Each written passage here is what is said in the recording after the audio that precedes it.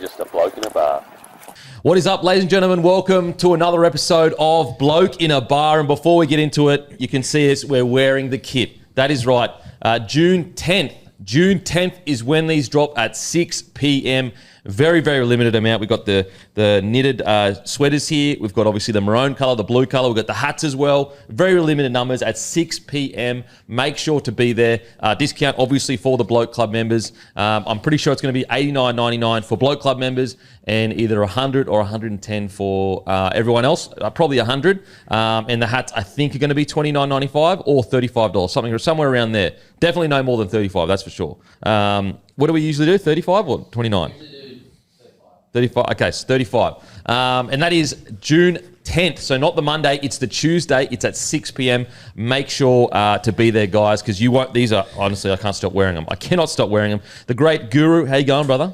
I'm good, mate. Origin week, very exciting. I was, can you imagine being someone that got 5 from 5 tips this week, showing up to work? How much carry? I mean, you tip someone different on every show, so I don't know what you're fucking carrying on with. But if you genuinely were someone out there that went 5 from 5 showing up to work this morning, it'd be insufferable. Cashed up. Big cash on the weekend for me. Big cash.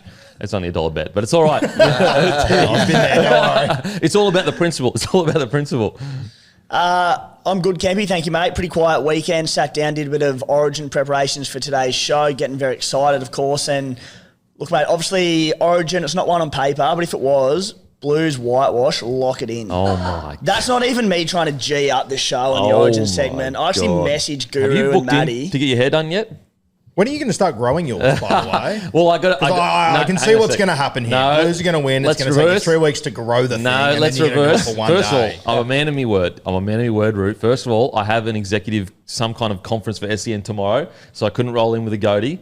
Don't worry, that I will make sure that it is blonde if we lose. However, have you booked in yet though? No, I haven't. No, okay. I am not as confident as Tim. But Mate, I don't know if you've done any prep, Campy, but are you genuinely worried? Because all signs point to sky blue. I'm absolutely, mate. We are battlers. We were lucky to field 17. We are. I'm going to be happy if they just get on the field and have a dig, because at the moment everything's against us. Everything, like if we just get to the game, that'll make me proud.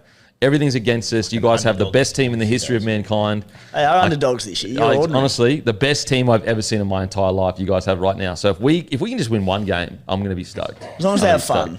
Hammy? Timmy, very lippy for someone who tipped against his own team, Face of Music. He's running last in Face of Music.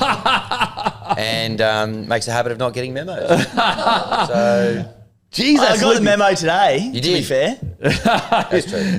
How can you be given lippy predictions when you're the worst predictor in the whole panel? Well, there's plenty of the season to go, mate. So I'm not officially the worst yet. I'm out of form. Can I give a first world problem? Yep. I'm going to be honest, and this is first world problems, but like the 5 games, it was glorious. I'm just going to say it was glorious for me personally, so I didn't have to watch the 8 games. Am I selfish? Am I being a sook and I could be doing much worse things? Yes, but I had to say it. It was pretty good. Sounds very Queensland, obviously. Okay, let's show the text. Let's show the text that were happening Queensland yesterday. thing to do, you would show the text. We would, because we're all about truth and honesty here. Just We're all don't about, get we it. don't lie to the punter. We tell the truth. Yeah. Also, guys, do not forget on the 7th of June, on the Gold Coast, the Wellness Warriors gathering. It's completely free to come down, and basically it's going to be a full day of some really, I guess, basically if you're struggling mentally or whatever, you need some things in your life to put in practice to help you with certain things, or if you just want to be able to put things in practice just to make you live a better life. We've got speakers from Livin', we've got speakers from the Australians Men's Mental Health, Anytime Fitness, Eating Easy, Outdoors Queensland, E-Safety. We've got a doctor to come down as well. Myself, I'll be speaking. Benny Hannett will be there. The guests, there's a bunch of guests. It's going to be awesome, and that's at the Warriors Gathering. That is going to be June 7th on the Gold Coast at the Gold Coast United Football Club. So go to the website to reserve your spot. It is completely free to join, completely free to come down as well. And it'll be at the Gold Coast United Football Club. warriorsgathering.com.au, guys. So that's June 7th. And as I said, myself, Benny Hannett, plus plenty of other people will be down there. It's going to be a great day, so make sure to get down. All righty, let's face a bit of music brought to you by our friends over at Sportsbet. Before we get into the music, if you're not following Dennett on the feed yet, now is the perfect time to do it because he went hard in the paint this weekend. He had he doubled down a couple of times on some of the outsiders across the weekend. Yep. You got him at 50. You got the Eels, the Knights, the Roosters, and the Raiders in a multi. 203 punters copied it, paying $50.20. Thank you. Outrageous. You also had, I think, those same teams a little bit earlier in the weekend at $73.22. Thank you. 14 punters copied that, and you had a same game multi. Cam McGuinness anytime into James Tedesco anytime, $27. 72 punters copied that. Absolute fill up for your weekend. I also had the three game multi, and that was $18 as well. Yeah. Yep. So thanks for coming. That's like all in 1 week, getting 3. And also right now, I've got Stephen Crichton, Jeremiah and I, Angus Crichton, paying 77 anytime try scorer in Origin. That's paying 77. Like that. Get around it. My best for Origin is also paying $77. I've got Latrell anytime. Yep. I think he's going to get across the line. Into Tino, player of the match, $77 as well. Okay, so give us a follow on the feed, guys. You can copy that straight away and get around me. I've got the hot hand right now. I've got the hot hand. But do I have the hot hand in tipping? That's another question. No, you don't. It's interesting because a lot of those things, if you had to put a lot of those selections into this, you would have been doing even better. But for some reason, you've gone completely against yourself in What face was that? music. Cam McInnes Tedesco. Yeah. How much was that one? $27. Wow.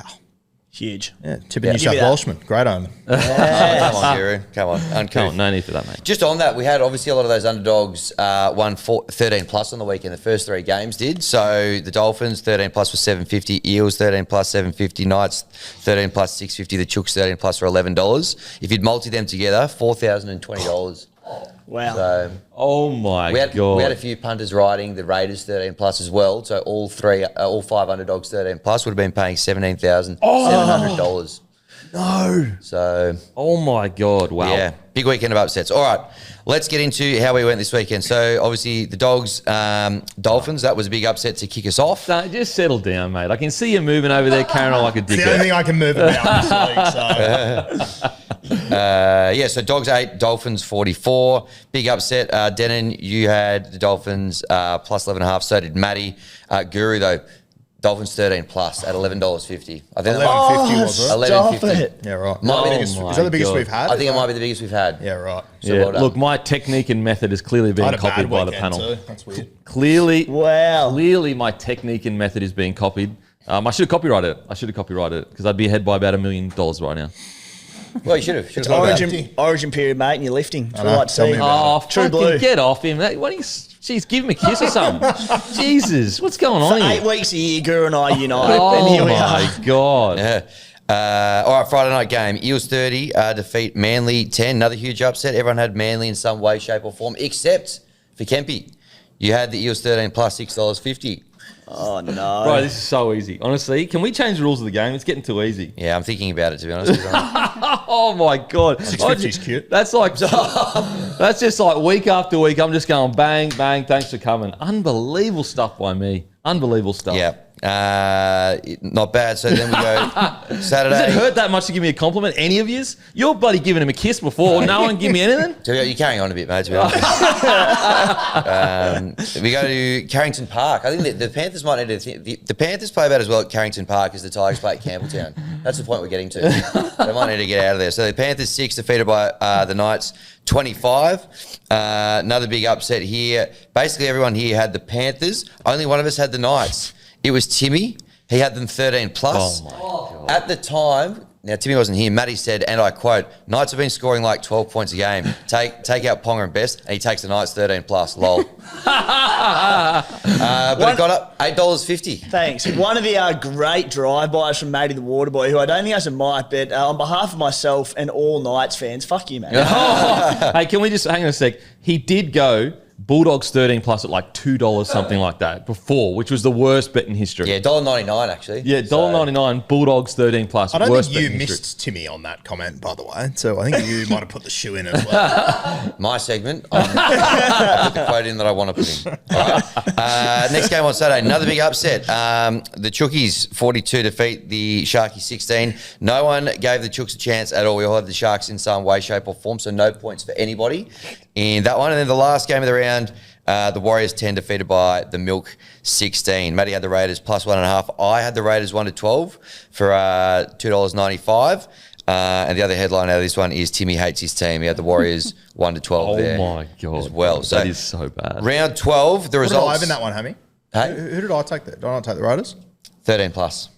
Dickhead. Yeah. Sucked in. Dickhead. You got greedy. All right, so round 12, Guru had $11.50, Timmy had $8.50, Denon $8.40, Matty $3.60, myself $2.95. So overall, Denon $114.09. Matty is the second of us to raise his bat, $108.45. Rue $92.82. Myself $74.98, and Timmy has closed the gap a little bit, $74.52. What are you? $74.98. Here he my comes. God. What has Here happened he to comes. you? You have just, wow. Hey, as Timmy said, it's a long season. You're damn right, Hammy. Oh, wow. that's So good. can you just, who's ahead? Who's at the top of the moment? You. Thank you. Thank you. This is why we don't want to give you a compliment. Yeah. You What's the wonder gap between me why. and Matty? Gap between you and Matty, $16. Thereabouts. I could do that in a Dolphins game. Oh, that is good stuff. So that is Face the Music, brought to you by our friends over at Sportsbet. Give us a follow on the feed. There's plenty of Origin stuff going on there, guys. Huge, huge week. Get around it. And as always, a massive thank you to Sportsbet for getting around us.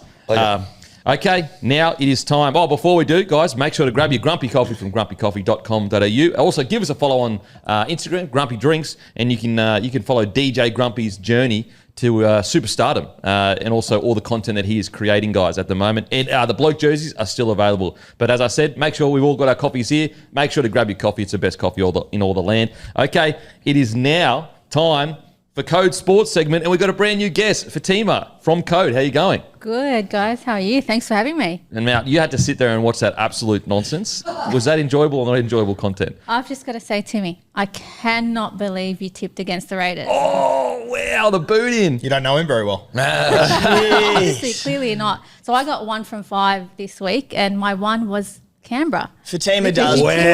Every She's week. one of the good ones. Yeah. Wow. Yeah. So you're the weakest on this whole panel. Pathetic. Pathetic. Bloody hell. Drive by from Matty last week when I wasn't here. Now you. I didn't even come last this week. Fatima, what is the big story? I think we can all guess what the big story is this week, but what have you got for us today? Well, we're probably supposed to be talking about Origin, considering what we're 48 hours, 72 hours from kickoff, but we won't be talking about Origin. We'll be talking about Lachlan Galvin. Yep. Because between now and when Origin kicks off, he's probably going to be signed, sealed, delivered on his way to Belmore. So that'll be the big news this week. Yep. And look, Para probably thought they had this one in the bag, and Gus clearly finessed that like he is known to do. And at this stage, it's June 30, so likely to be effective immediately. Those final details are being figured out today. 3.5-year deal, way less money than what the Tigers were offering him, but massive, massive signing for Canterbury in the context of their season too. So, yeah. I will say one thing, and look, I think we all agree, like how it was all handled probably wasn't the best. One thing it does prove, though, the idea of he truly believes that he's going for better development, in his opinion. I mean, he's proving it by taking such a massive pay cut. That is one thing that I think that you've got to give Galvin credit for. When it came out that he had that opinion, I don't think there's nothing wrong with having that opinion privately. It's probably just the way it was communicated to the fan base. You got to give him, as I said, you got to give him a bit of credit that he was telling the truth. Like he's going for, it ends up being what, 1.25 million less? So about 700-ish a season. Para went in with about 750 a season. Yep. The Tigers put, $6 million, I think, on the table for 5 years, which is ridiculous when you think about it. Took Jerome Luai 3 premierships to earn that sort of money. So they were really, throwing their faith in him. But, I don't necessarily know if he's taking unders. I think that deal was probably what he is worth at the moment. It's a fair enough deal. So, yeah, it's more... It's a $3.9 million pay cut. Yeah, it's huge, I'm sure, though, he's probably got clauses in his contract throughout it that, he'll get top-ups here and there. But, I don't know how much I buy into the narrative that he doesn't think Benji's the kind of coach that can help him develop. Look, I know Canterbury, because I've written about this. Gus, one of the first things he did when he got there was create this halves academy. Yep. So, maybe if you are looking to develop as a half, and Gus has got his fingerprints all over that, and he's got the connection with Luke Vella, who's the coach at the coaching staff over there. It'll be interesting to see, because now they almost have an excess of halves, right? Somebody's going to be squeezed out, potentially immediately. Yep. And at this stage, everyone's saying he's going to wear the number 7 jumper. And if that happens, the guy who's left out is Toby Sexton, which is rough on Toby, because he's had to fight tooth and nail to keep his side in that spot. So, it's going to be interesting. If you look at the way Canterbury plays, they're a fit team, and that's not coincidence. Ciro has worked them to the bone to get them to where they are. So every bloke wearing that jersey has earned that jersey. So Galvin comes into that side, and you're going to have guys looking at him going, what have you done to earn the jumper? Yeah. It's going to be a real culture test, isn't it? The other thing too, and I only thought about it this morning when I was driving here, I think they have the perfect captain to deal with that situation in Critter, because he's that inspirational captain. He loves Ciro. He trusts in what Ciro's doing, but he's also best mates with Jerome Luai and Api Coruscant. So he'll have the inside tea as to how this actually went down, right? Because we could just speculate. We can talk to people. We can talk to our contacts, but he'll know. Yep. He'll know from the horse's mouth exactly how it went down. And if you believe some of the chat that's still coming out of there, those senior blokes at the Tigers at this point are just completely off. Okay. Galvin. So it's got to a point where it's untenable. So after Magic Round, I actually spoke to Jerome Luai, and I wrote the yarn where he said about Galvin, after everything had happened, the bullying accusations and the rest of it, we don't have to be best mates to play footy. We've just got to play footy, which is fair enough, right? We're getting to that point where it's a workplace, they're professionals. But I also wrote that as soon as they started losing, that it would become untenable. 2 losses in a row, and he's probably going to be at Canterbury in the next 48 hours. And Galvin's form's also dipped as it well. It has, absolutely. Just quickly, and this is key, I think, in the whole situation, because Gus Gould has a tendency to get a club to a certain point, and then he starts meddling a little bit, and it starts getting all. You look at the Panthers; he was so good at that, building that foundation, but they needed to grow past Gus Gould, or not past, at least in a different direction. Is this Gus Gould's decision or Serraldo's decision to bring Galvin into a side? I reckon it's probably both. Okay.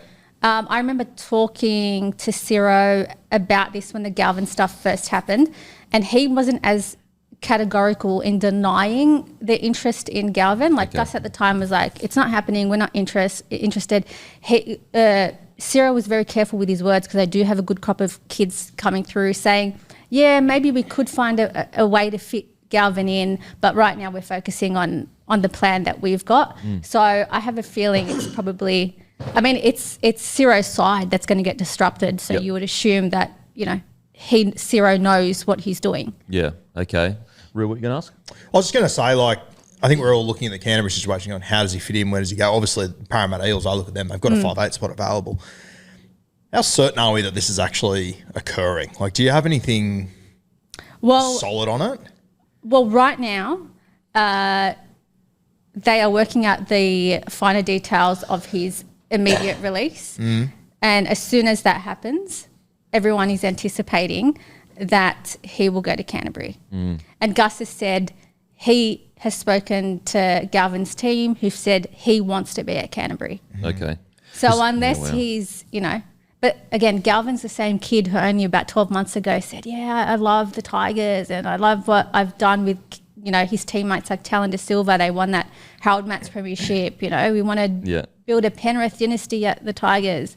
So, things change very quickly. I'll tell you, there's one bloke you don't want to piss off, though, is Gus Gould. It's one thing pissing off the Tigers, it's another thing. He doesn't hold grudges. Not at all. Well, you can imagine if he, let's say he didn't end up at the Doggies and he'd come out and said he wanted to be at the Dogs, and then he ends up at the Eels or another club. Then he's at another club. It's it just becomes even messier, doesn't it? So hopefully, all things being equal, he does end up at the Dogs. Do we think, obviously the Dogs are flying this year. They've done so well. They're sitting second or third at the moment.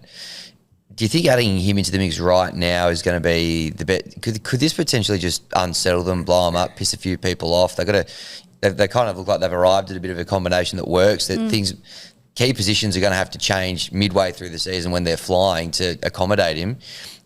I know I'm a bit of Tigers man that he's leaving, but wouldn't it not have been better to maybe just come and join us at the start of next year and get going then? Like, I feel like this could really unsettle him.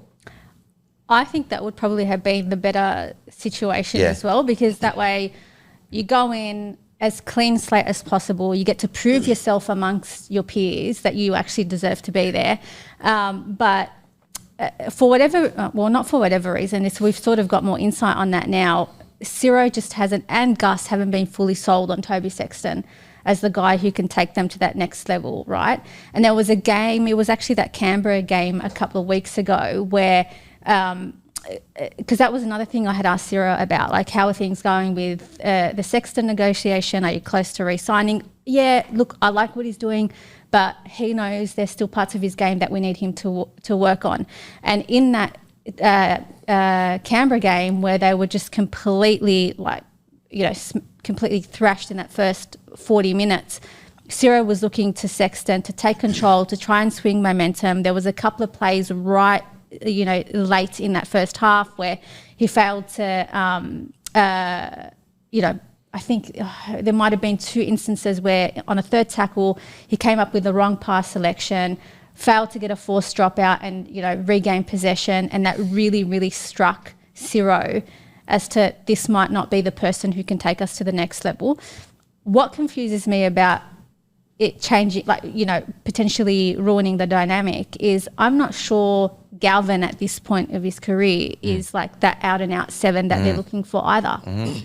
So does it have the potential to upset that dynamic? I think it does, but I also do think they have a good people manager in Ciro and a good captain in Stephen Crichton who can sort of make sure that, minds are where they need to be. Just following on from that, Hammy, my feel with this situation and how quickly it's all happened, and I understand that the situation has changed, as Gus Gould explained last night on TV and that, but I feel like the doggies, they've been quite public about this, the 3-year plan or a 5-year plan. They're building for the future and they're sticking to their guns and they've got these in place.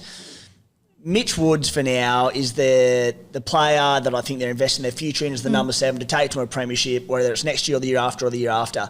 I think the way it's all unfolded and the way the doggies are sitting this year and probably the lack of genuine premiership threats, I think they're ahead of schedule and they've fast-tracked it and gone, shit, no, we can win a comp this year, whereas I think if you asked them that a year or two ago, and I might be wrong, they admit they're well ahead of schedule where they are. So to your point, Fatima, I don't think there's that much confidence in Toby Sexton, as you said, to take them to the next level and win a premiership. They've gone, all right, this potential superstar of our game, obviously he's not there yet, but Lachlan Galvin, if we can get him in and make him work, maybe we can win that comp this year. And it's all moved very fast.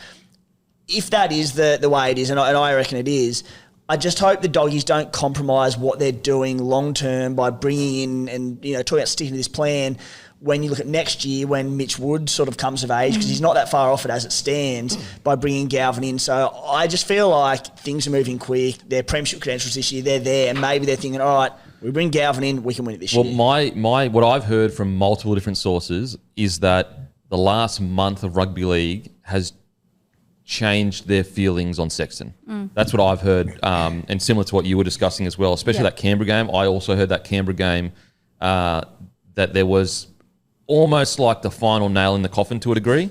And I think that's this last month. So even though when Gus Gould said we're not interested, we're not even going to, I personally didn't believe him when he said that. So I still think they were kind of interested, but I do think the interest probably ramped up in this last month when Sexton. And I think with Sexton as well, you got to remember the context. Like, you go back exactly a year ago today, he was about to play his first game at halfback for that season. They went with Drew Hutchison for the first 12 weeks of the season. They weren't convinced on Sexton from the start. I will say I've been a big believer in giving Sexton an opportunity this year, and I think that they have given him a pretty decent opportunity. I will say the good thing for Sexton is there are plenty of clubs that are going to want Sexton. Like, because is he a half that can win you a premiership? I don't know, maybe not, because I'm not behind the four walls that they are.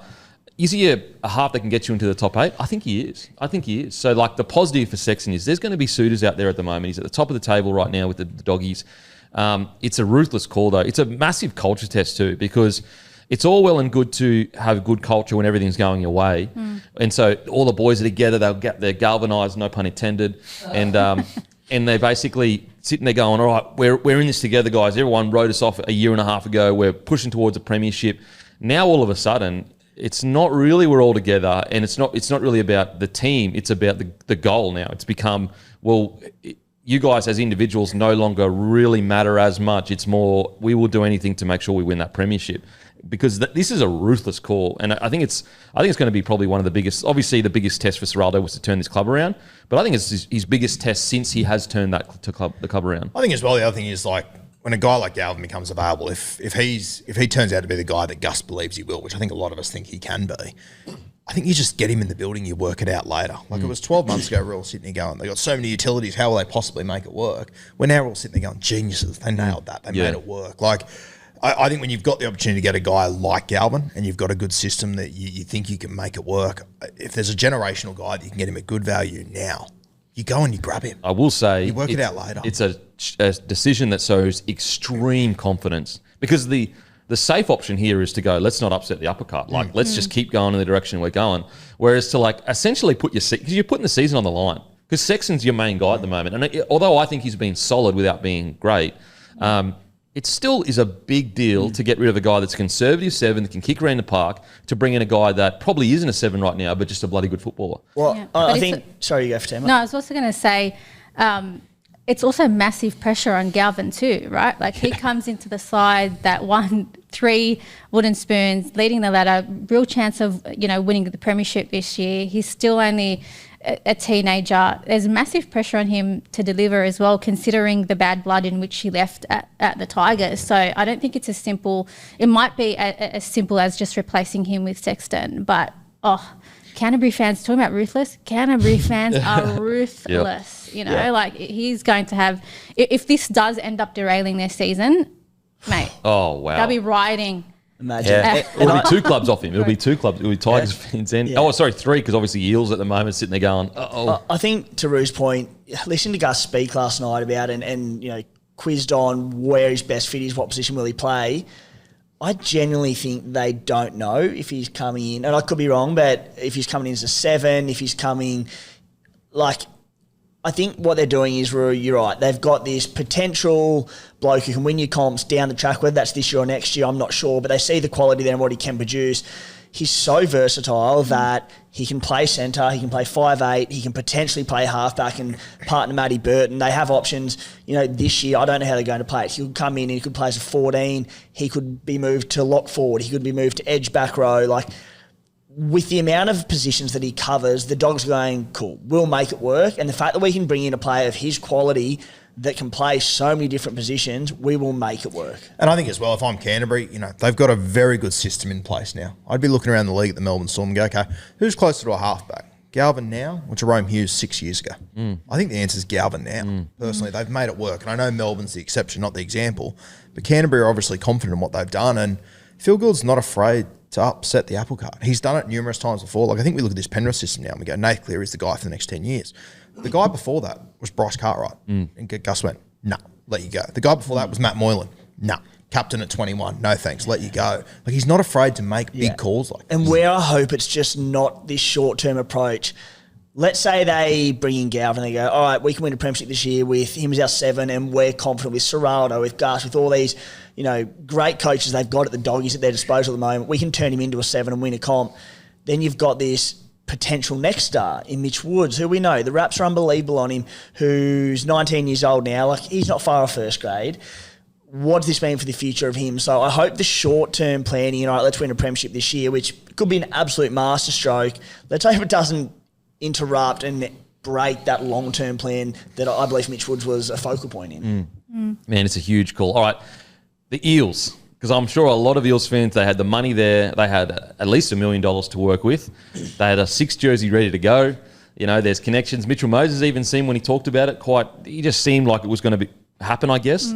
How surprised, I don't think the Eels would be surprised at Gus Gould being able to manage this, but surprised that they didn't land their man. Probably pretty surprised considering they're both Mitch Moses and Lachlan Galvin managed by the same person. They probably would have thought that would give them a massive leg up. I think even though Gus was saying what he was saying publicly. I think in the background, Para were worried that he was pulling the strings a little bit, and that if they were going to lose him to anyone, it would be the Bulldogs.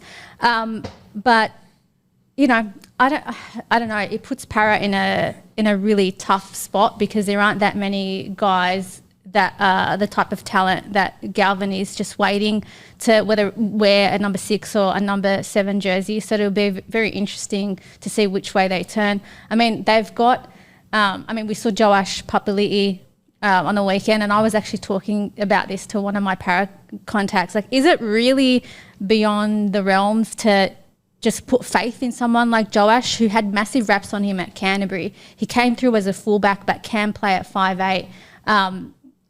You know, maybe, and he's already in that system. He gets a head start to sort of potentially learn the ropes behind someone like Mitch Moses and Dylan Brown while he's still there. That's if they want an option internally. I don't think after losing Dylan Brown and then losing Galvin, they might want to make a bit of a splash. But it doesn't really, in terms of star power, it doesn't leave them with that many options to turn. Yeah, wow. Jeez, I mean, I would have sworn that he was going to land at the Eels. I would have sworn Not ruling it out just yet. Yeah. It just all seems a bit strange, fitting all the jigsaw pieces together. I see where you're coming from, but I think we were talking about this before. But in terms of Galvin's reputation, like, you can't. I know he's just a kid too, but his reputation has taken a bit of a hit. And if saying, and Gus saying publicly that Galvin's told him that he wants to be there, and then he backflips on that, it's like, mate. Oh my God. Get the popcorn. I mean, to be honest, like, and this sounds dramatic, but like, if you were Eels, you would almost not want him to come to the club if that happened. I think there's an argument of that as well. If I'm Parramatta, I'm going, well, if he wants to wear that jersey, why do I want to spend a quazillion dollars on getting this kid here who's wanted to be a Tiger, then didn't want to be a Tiger, now wants to be a Bulldog, but then not happy to, like, I think also at one point wanted to be an Eel too. Yeah. That was so true. Team. So, okay, I've heard that, you know, Burton a fullback, Crichton a fullback, you know, Burton a 13, Burton a 3, all that stuff. Are you hearing 7? That's what you're hearing at the moment from the Dogs.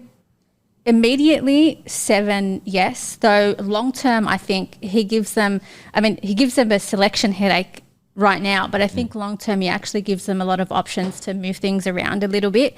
I still think, and I'm going to sound like an idiot if he wins a premiership in this position, but I still think Matt Burton's probably a centre. To me, in that 21 grand final, he's probably the Clive Churchill medalist. Like, he's just a ridiculously good centre. So Mitch Woods comes in. He's not that far off. I know he's still young, but he's developing quite well. So you've got a halves combo of Mitch Woods, Lachie Galvin. You move Burton to centre, where I think his best position is naturally, which opens up the opportunity to play Crichton at fullback. Crichton has initially publicly denied that he went there to play fullback, but he's on big money, and it would not surprise me if that's not a goal of his to wear that number 1 jumper. And I reckon he'll be just ridiculous at fullback. Well, it does solve the problem of stars in key positions, because like right now, although Connor Tracy I think he's outstanding, he gets through a million runs a game, all these meters. There is a question of, to win a premiership, you need stars in key positions. And like I actually think like Marnie at the moment, he's the starting 9, but Hayward, I mean, there's even whispers now that Hayward might be starting when they're at full strength. I think heading into next year, you might see a Hayward, Galvin, potentially Wood if he's ready, but Critter. That all of a sudden looks like a spine to me that, okay, maybe that is a premiership winning spine. But I guess Critter, does he have the motor? And I think he does. He's a super athlete. But that is a question. Like, you've got Connor Tracy making 25, 30 runs a game. Do you really want Critter to be making 25, 30 runs a game when he's a Ferrari? And I think as well, like, it's all good and well, you know, Critter might be a great fullback, no doubt. He's the best centre in the world. Yeah. Like, and, you know, Canterbury, their last year or so has been built off defence. He's the best defensive centre in the world. Like, I just don't know if I would be moving that. Yeah. It's such a big call. I mean, like, I'm trying to think of the last time a team that's on top of the table, because you could look at the Roosters, they weren't on top of the table, they were making prelims, and that was the issue, the fact that they couldn't make that grand final. The last time a team on top of the table took a key player and said, don't need you, we're bringing in someone else, I don't recall the Roosters being on top of the table when that happened with Cronk and... Yeah, the thing about the Critter to fullback argument as well, he'd get back there, he'd have almost immediately the best talk you could have in the game as a fullback, and his communication to his defensive line would be sublime. Fitness isn't going to be an issue. Maybe he's slightly more of that Latrell style where he doesn't necessarily have, as you said, can be 20, 25 runs a game. Maybe as close to 10 to 15, but I think his support play would be great. The fitness would be there. Probably need to see more of it and like get a bit of a sample size, but I think he could develop the ball playing if he doesn't already have it. Like we know he's got silky hands at centre. Can he turn that into a full-blown ball playing fullback? I'm not sure. I think he could probably make it work. But that's only if you move Burton to centre, and it could very well end up being a 13. But you look at the 13 options that they have at the moment, guys like Kurt Mann, who Sarah absolutely loves, Jamin Salmons, you know, he likes him at 13 as well. So they've got options. That's what I mean. Like it's just one of those things. They've got all the pieces of the puzzle. It'll be interesting to see how Sarah fits them all together. Alrighty, that is the code segment. Once again, thanks to Fatima for joining us. Also, guys, use code BLOKE. Go to codesports.com.au/bloke and use code BLOKE. And for the entire year, it's going to cost you $49. An incredible deal. And there's so many different articles that you can check out. Have you got any big ones this week coming through at the moment for Code Sport? Anything Origin related, keep your eyes peeled. Surely something's going to be dropping soon. Yeah, Galvin finally signed, sealed, delivered to Canterbury. Next 24 hours. Locked in. Backflips to the Eels. Alrighty, that's the Code Sports segment. As I said, guys, codesports.com.au/bloke. Use code BLOKE for your limited time discount. Thanks for joining us. Thank you. Alrighty, yeah. I mean, as I said, guys, we should be talking about Origin, but Lachlan Galvin to the Bulldogs. It's just... I will say, you know, with all the positivity around it, the fact he's a young gun and everything, it is still, yes, I understand the idea of like buy a gun, fit him in later. They've proven they can do it. They literally did it with a bunch of utilities or whatever. It still is surprising to me. Like I remember getting a message probably about a week ago saying, I reckon Galvin's going to end at the Dogs. And I was like, mate, I will be shocked beyond belief he ends at the Dogs. I just can't get that feeling of like something strange is happening here. But the Dogs have proven, when everything looks a bit strange, they've proven they can pull it all together. What do you reckon, roommate? Yeah, I can make sense of them going after him. I know it doesn't fit right now, but I just think if he's going to be as good as what Gus believes he will be, which Gus is a hard guy to bet against realistically. Yep. I just think the whole situation right now that we're looking at is if it's going to upset the apple cart in 2025, like if we're looking back in 6 years' time and they've won 2 comps, no one's going to give a fuck. Oh, for sure. I think that's the potential that Galvin has. That's why 26 would make more sense to me. Yeah, for sure. But I also do you want to leave him at the West Tigers for any longer? He's obviously not that's fair. Happy, wanted, whatever you want to call it. He shouldn't be there anymore, in my opinion. I said that from the moment he said he wasn't going to be there. So, we've got to do something about that contract-wise. Players just going, I don't want to be here anymore. And it's just like, yep, sweet, no worries. We've got to do something about it anyway. Sorry to do right. Well, from a content point of view, I'm all for it. Yes, it is all a bit fucked. But, yeah, I don't know.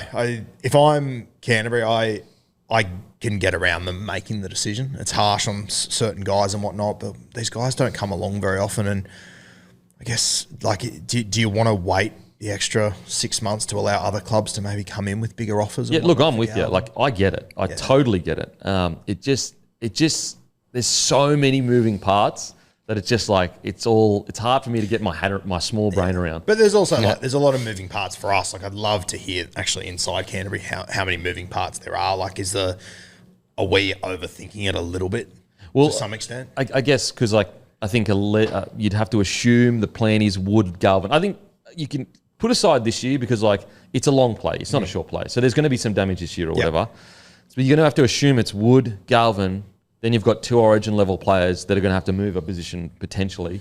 Is Critter a fullback? Does Burton want to play centre? That's on going to be on much less money on centre money rather than there's so many moving parts, and that's where I'm just like, geez, it's a lot of moving parts to fit in a rookie that's been good.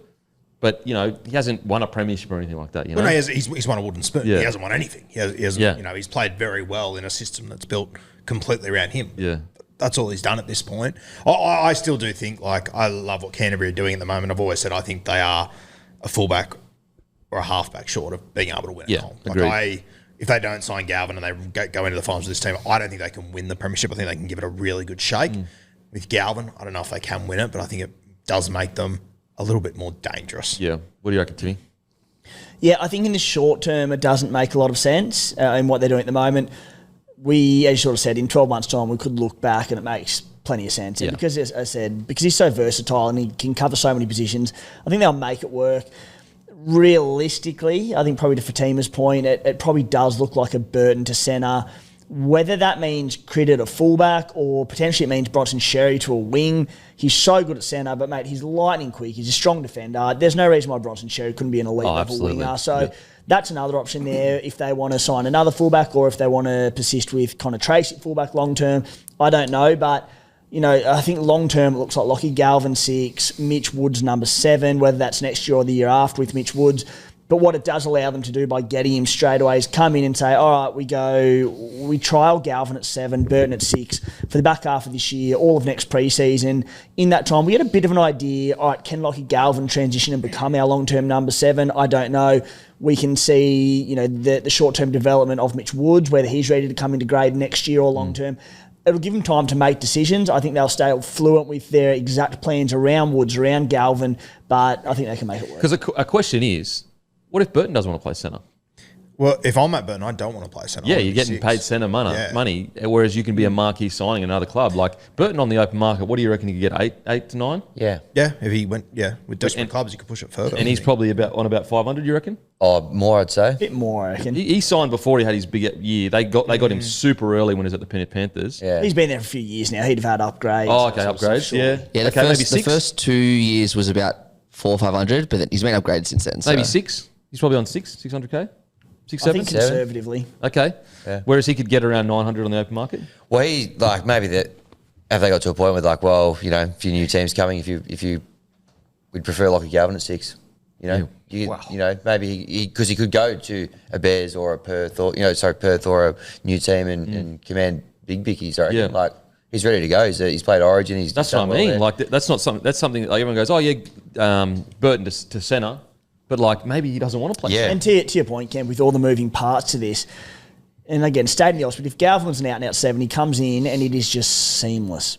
But he's not. To our knowledge, and he's young, he can evolve in one, he's a 6 in my eyes every day. Absolutely agree. So that is the flow and effect of that is like 2 or 3 key players changing positions. What if Critter's not a good fullback? Like, he has played fullback before and been solid. Solid, yeah. But not great.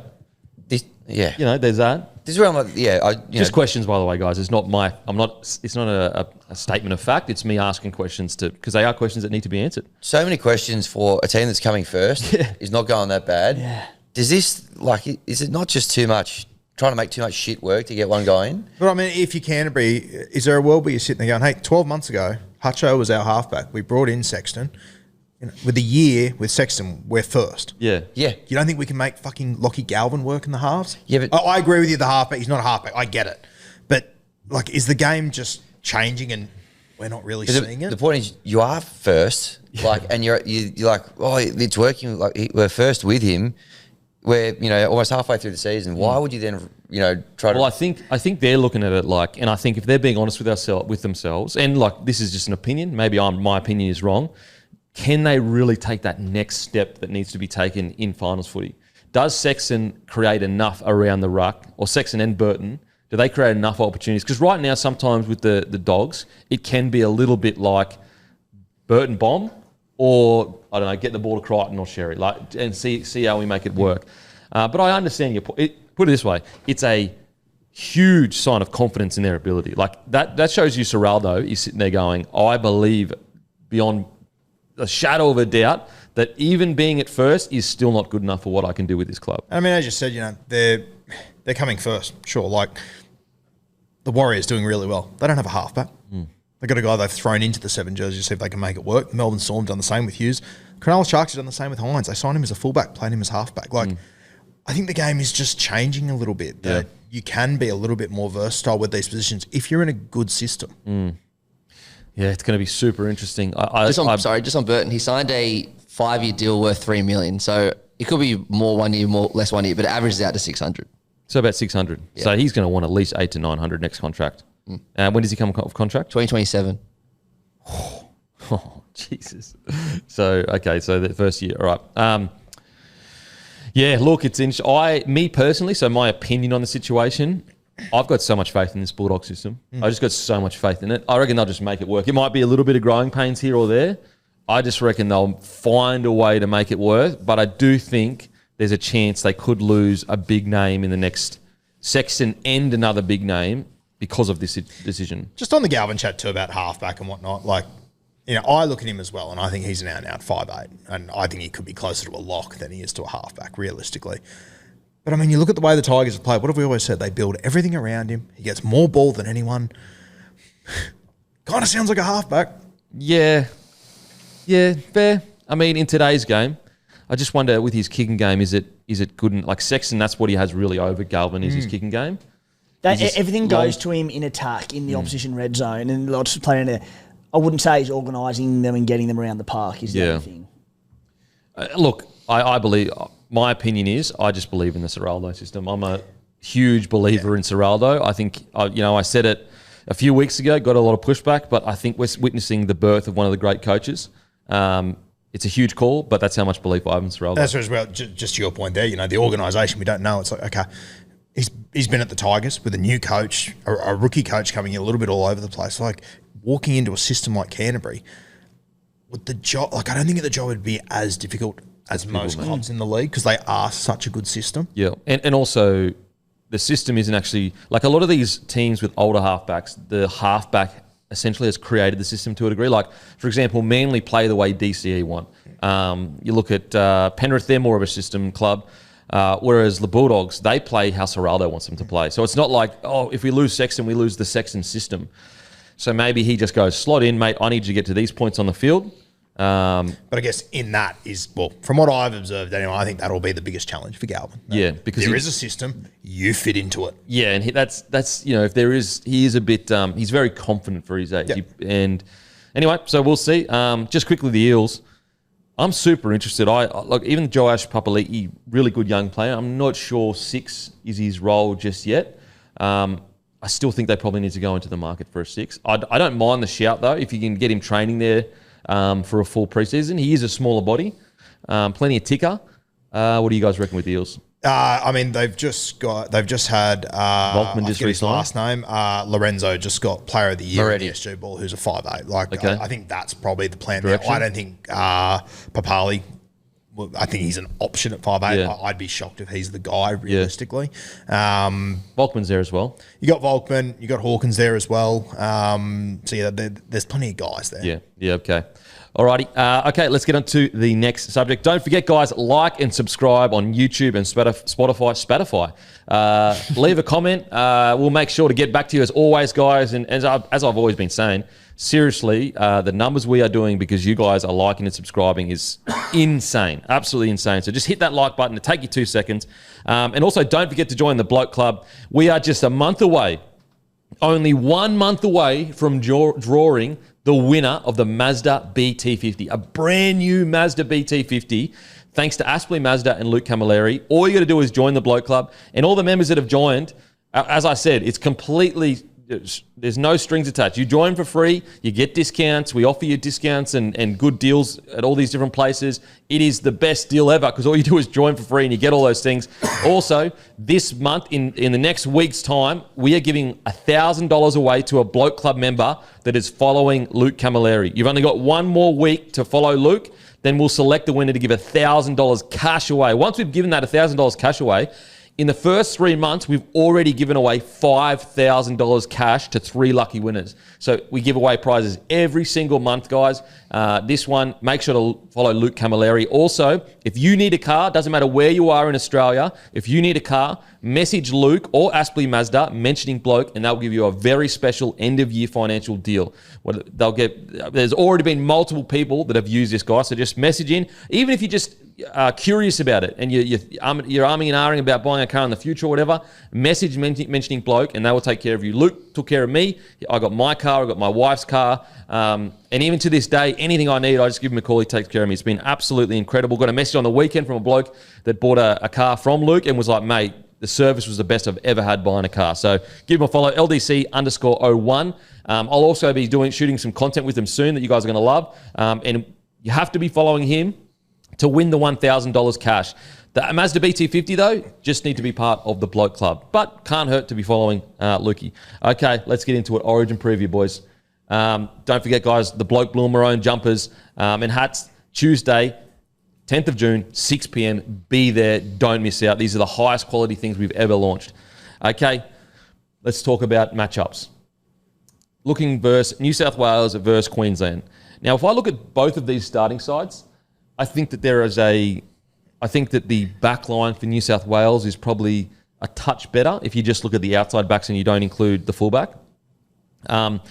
If I look at the starting forward packs, I actually don't mind the Tino, the Carrigan, the Harry Grant. Fodawaker is solid there for me. I think that their starting forward packs are essentially even. I would say, however, that Harry Grant is a real point of difference for Queensland. And then I would say maybe that gets evened up again with Angus Crichton and Martin on your edges. Now, depending if Nanai plays really well, all of a sudden he gets up to that level.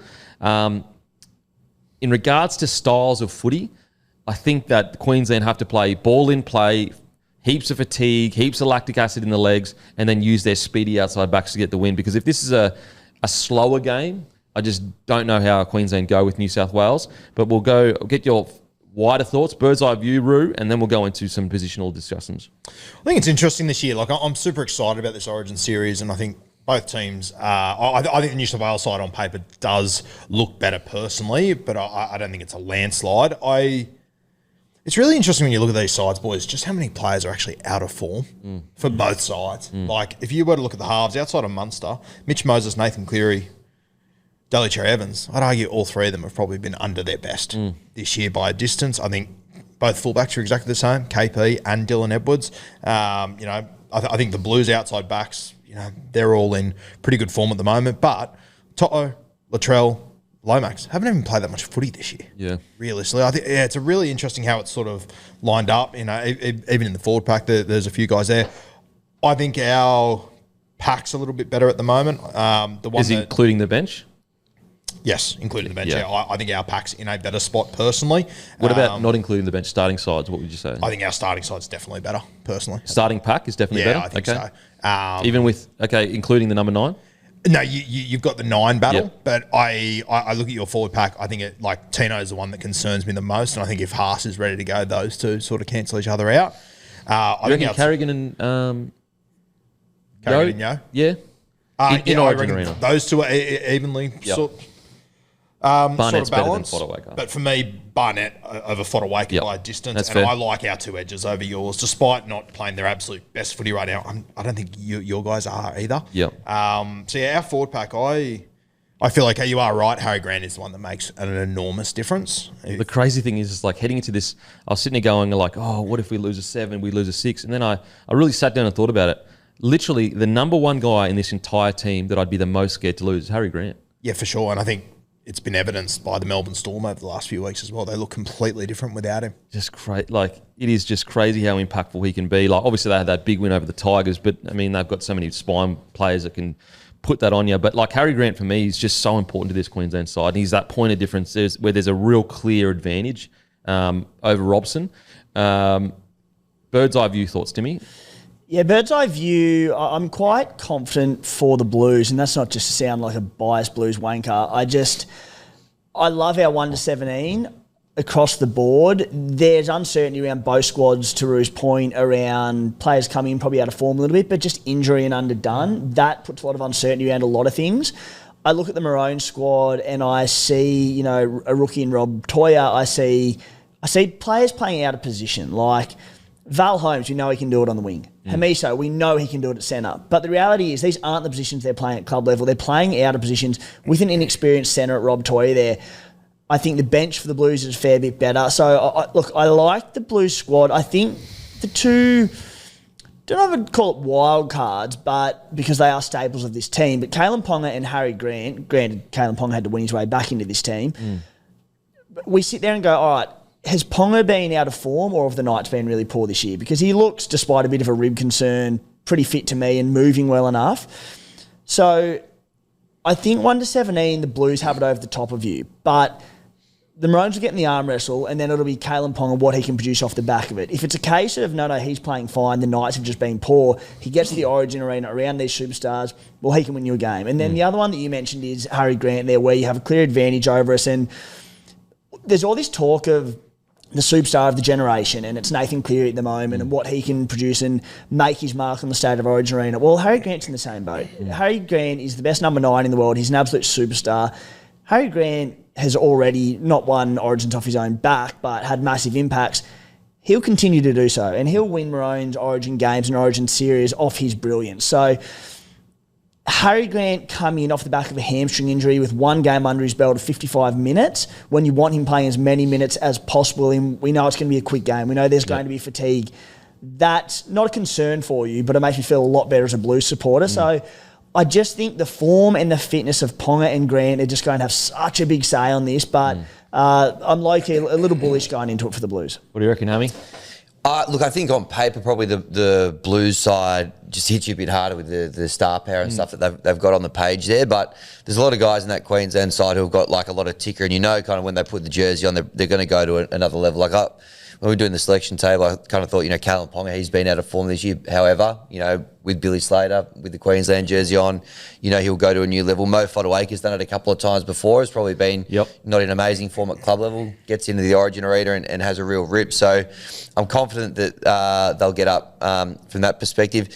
For the Blues, still the big question mark for me is the two halves. I just, everyone got, obviously Moses and Cleary, they've put their two ball dominant number 7s, and I hear a lot of kind of analysis shows and whatever. They're like, oh, they'll make it work. But like, will they? It's actually quite a deviation from one of their game styles. Whoever it ends up being, taking a bit of a backward step, you'd imagine Mitch Moses to kind of make it work. There's something to be said for, Luai. He's done it a lot of times at Origin level before with either of those blokes. He's been able to step back and complement them really well. That for me potentially feels a little bit clunky. I'm going to be interested to see how it actually plays out. So I tell you what, if they lose this series, Luai's stock just goes like through the roof, man. Because he's the one common denominator that has worked with both of them. Well, that's one area with the Maroons. You kind of it's Munster and DCE, but there's a very clear you see how that kind of works. You kind of get it right away. So that's one area where maybe the Maroons have got a bit of a better balance, I would argue. But look, Maroons, they're outsiders at Suncorp. They've won 5 of their last 6 when they've been outsiders at Suncorp. I'm sure they'll live for it. Oh, man, huge game. Alrighty. In regards to some specifics, one area, like I do agree with you guys, if you were to go, okay, starting side versus starting side, who is just better? I would say on paper, Blues right now. I guess the problem for Blues, I guess on the other side, is we do have multiple players that have proven in Origin multiple times in key positions that they can go to another level. So, for example, let's say DC hits his form. Let's say Harry Grant, Kalen Ponga and Munster all just go bang. Like, there's an argument to be made that they have, well, not even an argument, they have impacted Origin substantially more times than Edwards, Cleary, Moses and Robson. Like, by a country mile, like, heaps. I don't think there is an argument. Yeah, they have. That's the reality of it. And so that's where I go, and that's a lot of what ifs. That's, and maybe that's my Queensland bias coming out. So when you look at club form, you go, yeah, for sure, right now, this on paper is side's a little bit better. But if you look actually on Origin form, you could make the argument that our spine is substantially better. And again, that is a lot of what ifs. DC's a year older. KP, has he been out of form? Has he not been out of form?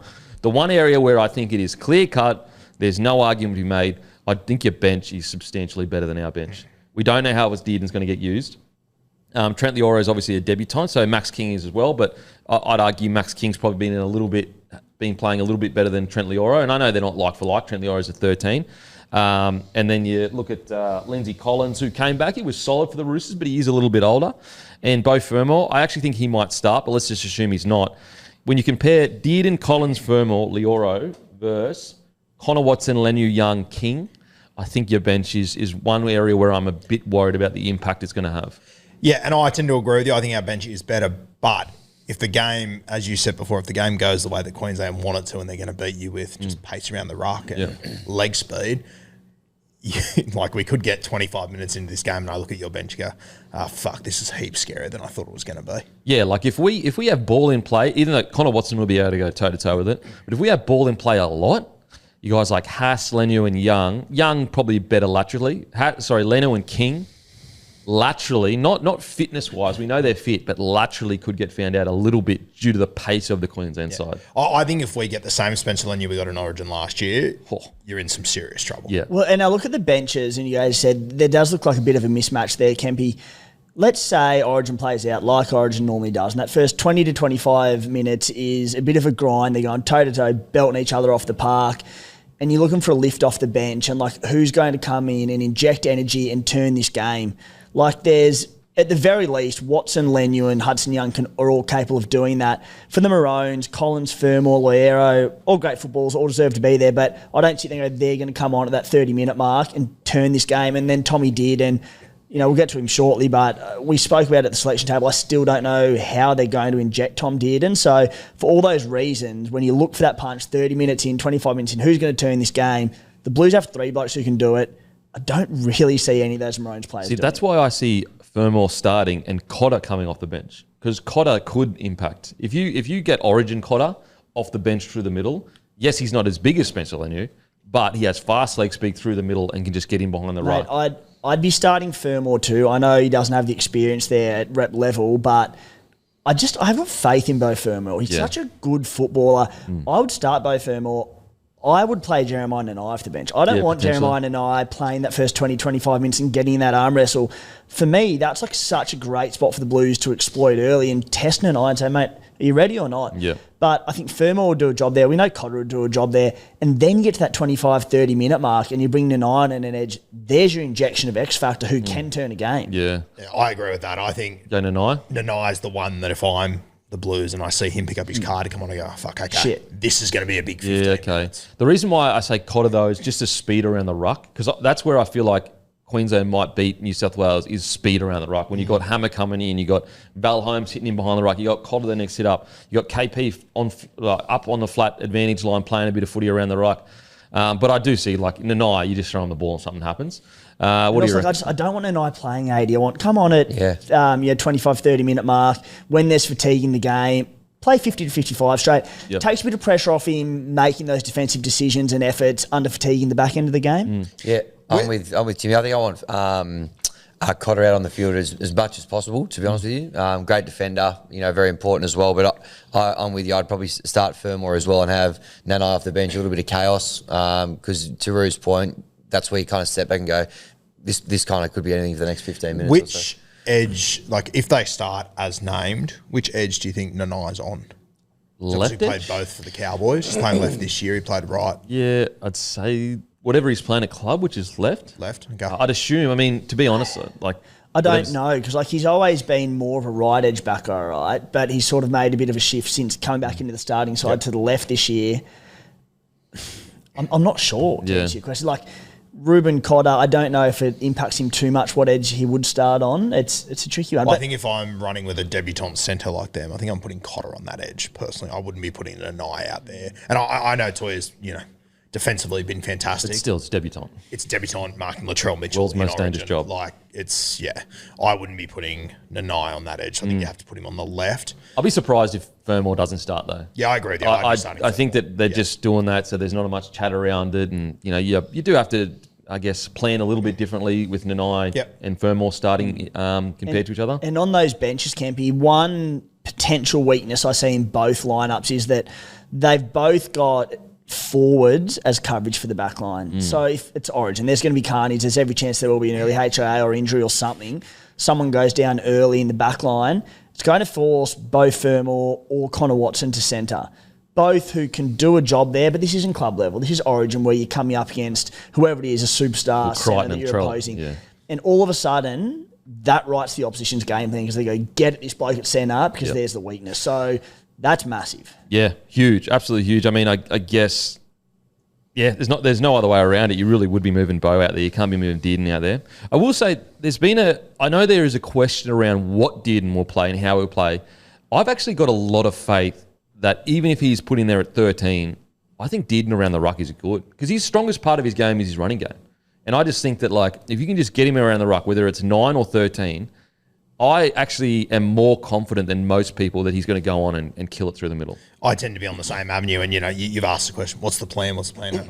I'll openly say I don't have an exact plan for him right now. No one does. No one. Well, except Billy. Billy would. I haven't been told by anyone this is what we'll do with him. Yeah, but I look at Dearden, I just think he's an Origin player. Yeah, I just think he, some of the plays he came up with last year, despite a losing series, I just wouldn't leave him out, and I'd be confident he can come on at lock or hooker and do a job for them. Well, if there's one person that you would have faith, let's say Connor Watson comes on, and you've got one person that's a Queenslander that you want to do a job on Connor Watson, it would be Dearden in this roster, because he's just a battler. He's going to go all day. He's got the fitness, the same fitness as Connor Watson, same kind of build as well. I think the fact that Harry Grant's coming back for that hamstring return, he's one game back, 55 minutes for the Storm in that game, suggests that Dearden probably has to come on at 9 and play around there.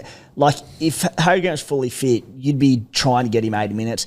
The alternative is, all right, do you give him a spell and put Cotter there at some stage? But it probably looks like he comes on and just spends time around number 9 and Harry gets a spell. And then maybe spends a little bit of time at 13 when Harry comes back on. But yeah, I think also Cotter, yes, he used to play 9 a long time ago, but he hasn't had ball in hand passing as much as Dearden. And I understand passing off the deck is different to passing, but it's just the fact that Dearden has been handling the footy every week, constantly passing. I just think that Cotter would probably be a little bit rusty at 9. Yeah, I love Cotter more than anyone. I think his days at 9 are over. I think when you can pick a 14 like Tom Dearden or like Kurt Mann, I don't think you even look at Ruben Cotter. See, I reckon you could go Carrigan gets his rest, Cotter could move into that 13 role, then Dearden could go to 9 for Harry Grant, because Harry Grant's going to need a break. Because Harry Grant's that kind of player, if you leave him on for the 80, because he does run, he can get fatigued towards the end of games. I think you'd probably take him off about the 30-minute mark,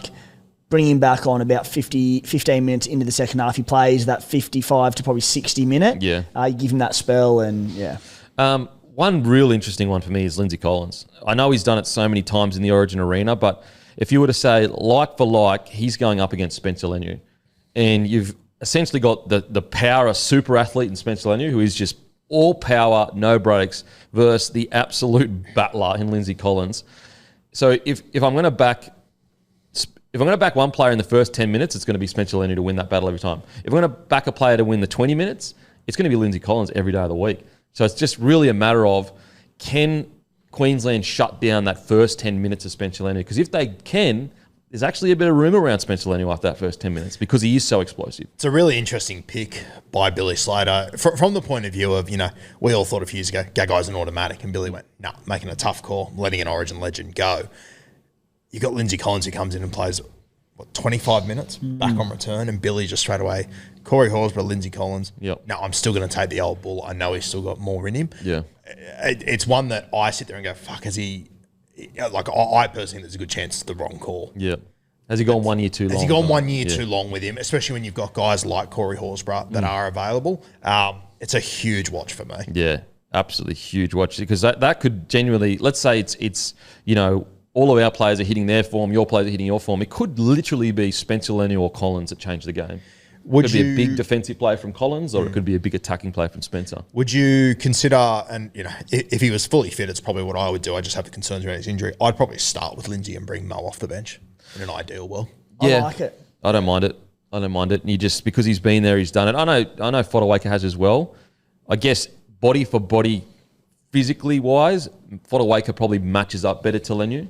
I'm much more confident that Fodawaker could go toe-to-toe physically with Leniu than Collins, just because of the shapes of their bodies. I just think you get Collins on that first 20 to do all the dog work, the grit work, fatigue stuff, then you get him off, and then you talk a bit of X factor off the bench. I'm not saying Fodawaker adds a heap of it, but you said in terms of a like replacement, quite good leg speed for a big fella. Fodawaker, thick as he's a thick boy. He can bring that on through the middle, so I would.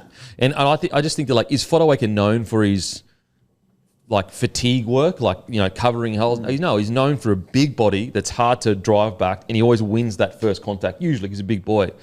And so I probably don't want Fodawaker making a million cover tackles and having to, be on the field for 20, 30 minutes straight. I'd rather him come on and just say, mate, get out there and give me 10 minutes of the hardest work you possibly can. Whereas Collins, on the other hand, I do trust him to, he might get bumped off the first 2-3 sets, but I know in the fourth, fifth and sixth set, he's still going to be there making those tackles kind of thing. The more we talk about it, the more I think maybe Fodawaker does come off the bench and Collins starts for that first 20. Yeah, I think so. I'd be surprised if I was even surprised with Fodawaker not being a part of the squad, but just named starting.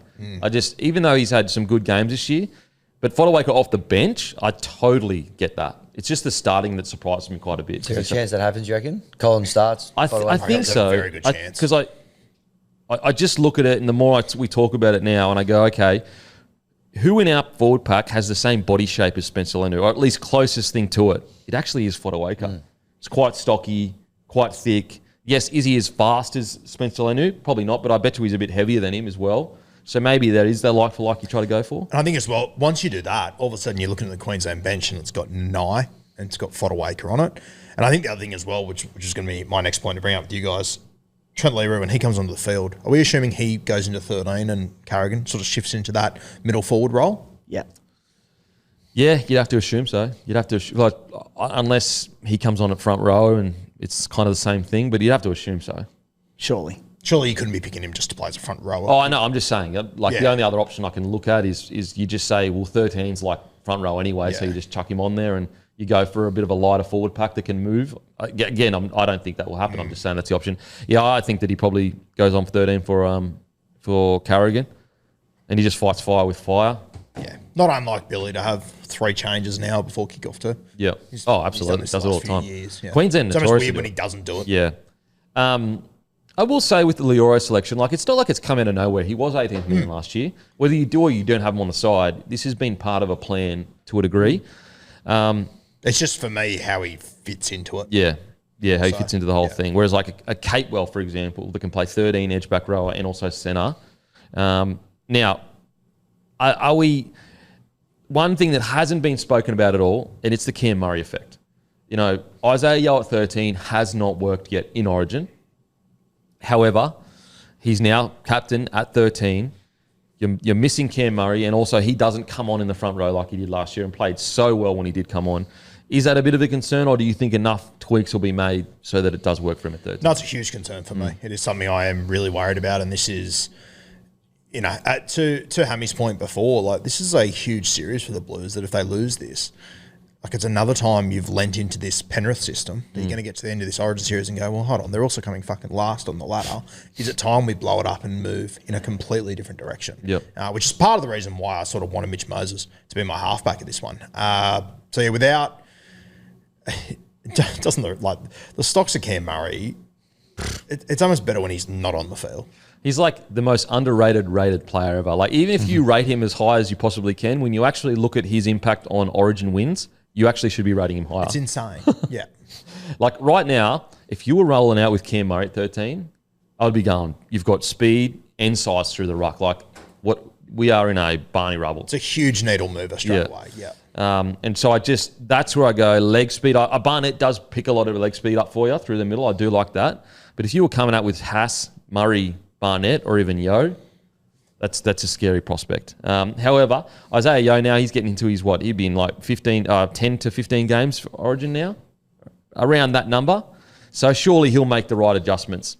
The reason why Paddy goes so well... This is game 15. Game 15. The reason why Paddy goes so well at Origin is because when he gets to Origin, he just thinks run first. He just goes, I'm just running. And then if I need to ball play, I will. Whereas I think Isaiah Yeo has gone in thinking, I'm just going to do exactly what my role at Penrith is, which is usually ball playing quite a lot. I think if he goes to run first, I think that he could be outstanding.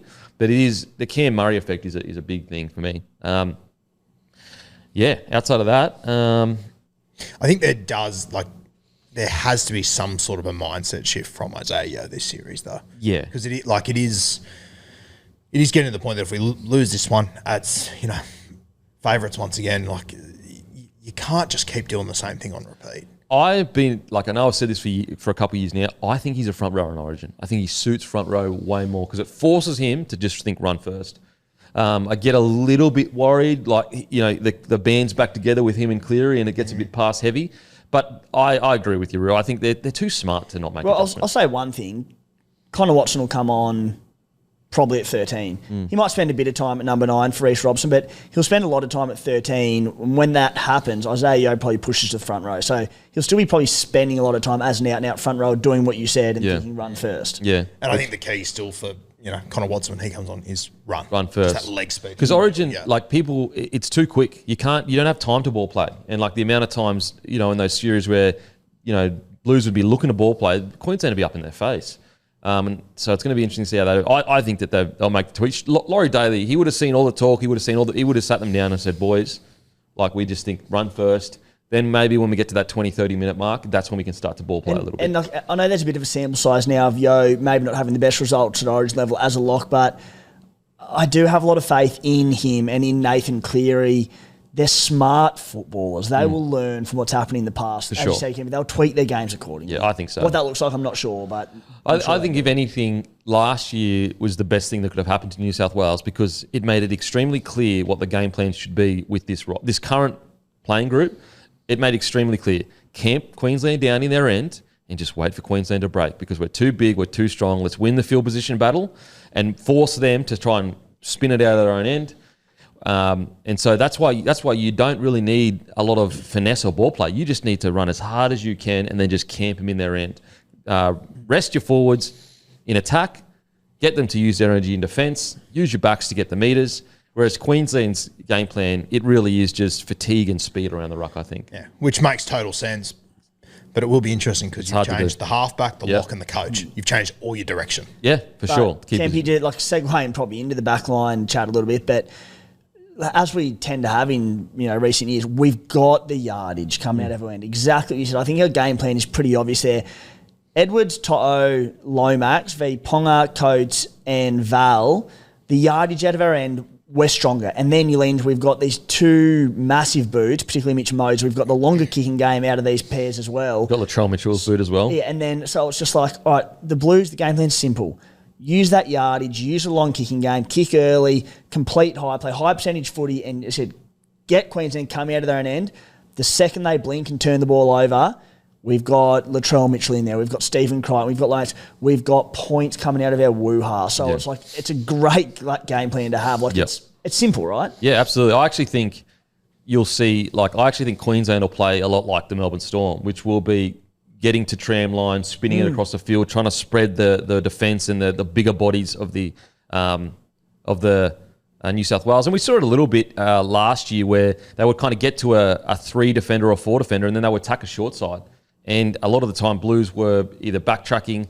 But a key for Queensland is they need to keep ball in play, because they have to be sitting there going, surely we're fitter than this opposition. If we aren't with the team we've picked, that's a little bit smaller, our outside backs are quicker, everything. Surely we're more fit when it comes to repeat speed efforts. Now, I know Dylan Edwards is fit as anything, but you could make the argument that. The speed of Hammer and Holmes, you guys don't come close to that speed at the moment with the players you've got in your back line. But size-wise, obviously, you've got us covered. I think another, we've spoken about it a little bit, but it's the Kalen Ponga factor. That's one area where, can Dylan Edwards take 25 hit-ups and be great? Yes, he can. But he definitely can't do what Kalen Ponga can do in attack, whether it's footwork or ball-playing ability. That's a special weapon that I think Queensland has at the moment. And also, it all comes back to it. Always does come back to it. But what Munster is going to turn up? Yeah, I think the KP one is enormous. I really wish he was playing for anyone other than Queensland. I'm so excited to see him outside of the Newcastle. So I'm excited to see KP in a different environment. I just wish it wasn't against us. The Munsters one is interesting, mate. I think it's fair to say Munster is an Origin legend. What he's done, I don't think there's any denying that. But let's be honest here, the last 3 or 4 years have been pretty quiet by Cam Munster standards. There was even, arguments from people at the start of the year that Tom Dearden had to be the 5'8" and whatnot. It's a big series for both Queensland. I mean, it's a big series for all the 7s and 6s. Yeah. It's an enormous, it's a real, depending on who loses this one, I think you could be looking at serious changes moving forward. I will say Munster this year has looked fitter than he's ever looked. Last year, obviously, huge issues with fitness because of his injury. Year before, what was that, 23, relatively quiet year. 22, what was the 22 year? I'm trying to think. Obviously, it was Eels, Penrith. Yeah. But yeah, he's looked the fittest he's looked in a while. So it's going to be interesting to see because he really is the one guy. If there is an Origin, a legend amongst these two teams, it really is Munster right now. DCE, you could probably make a claim for that, but I think Munster right now, like his Origin career specifically, it's up there with the greats in my opinion for Queensland. Yeah, for sure. And so you just depends. Just depends what turns up. A huge concern, obviously, it's the Critter, Latrell versus Toya, Hammer. You know, rookie guy playing out of position. I've got a lot of faith in Hammer, but Critter did have a bloody good game on him, game 3 last year. You know, Latrell Critter, you really can search the histories of Origin. You're going to find maybe 1 or 2 centre pairings better than them, but not very many. Not very many. On their day, there's not many scarier. Yeah. Yeah. And yeah, I just have total confidence in those two on both sides of the ball. You know, I don't know what the defensive stats say about Trell Mitt there, but man, and just from looking at some of those photos this week coming out of Origin camp, I don't know if there's ever been a player that you can just eyeball more and go, no, I know he's ready. Yeah. He's ready to go. And Latrell just looks fit and ready to go. And I said it a few weeks ago, like I think us bringing him in for game 2, just the confidence he gives the side, having him there. He only played the 1 game, but I feel like it was a real turning point in that series. Yeah, he brought Mongrel into the side, and that fear factor of like, he's the big dog. Latrell Mitchell, he's larger than life. He's this big dog that, you know, anyone that gets up against him, even when he's in terrible form, is sitting there going, please don't turn it on. Please don't turn it on. And I'm, you know, I want to see Trell Mitt at his best, but just also at his arsehole best. Yeah. I might give away a penalty early. Yeah, just go at him. set the tone early. That's what won it for us last year. Is we set the tone. You know, there was that moment with Reuben Cotter and Angus Crichton. There was that moment with Jerome Luai and DCE. Said it for a long time. I think over the history of the last 15 years, we give them too much respect. I want to see New South Wales go up there to Suncorp again and go, fuck you. Yeah. And that's it, where you sit there and like that's the mismatch on the field, right? It's Latrell on Toya, and poor old Toya, it's not his fault. Like if it was Latrell on anyone, it's almost a mismatch, really. Yeah. And I think that's where things, bode pretty well for the Blues, because as it stands, I've got Nanai on that edge with DCE. He could go either edge. He could come off the bench. We don't know, but as it's named, I've got him next to DCE, and I think that's where the Blues just go, all right, we know that DCE likes to jam and get up in the face of his back row or half, wherever it might be. It puts a lot of pressure on the blokes outside him. So I'm getting Crichton, or if Hudson comes on that spot, whoever it might be, just going at that gap between DCE and Nanai. And then what's that's going to do? It's going to force these blokes to jam outside. It's going to get Latrell one-on-ones with Toya. I'd go as far. Yeah, I'd just to further your point, I'd go as far to say is when I get down, if I'm Blues, when I get down in their edge, I don't want to know out the back shit.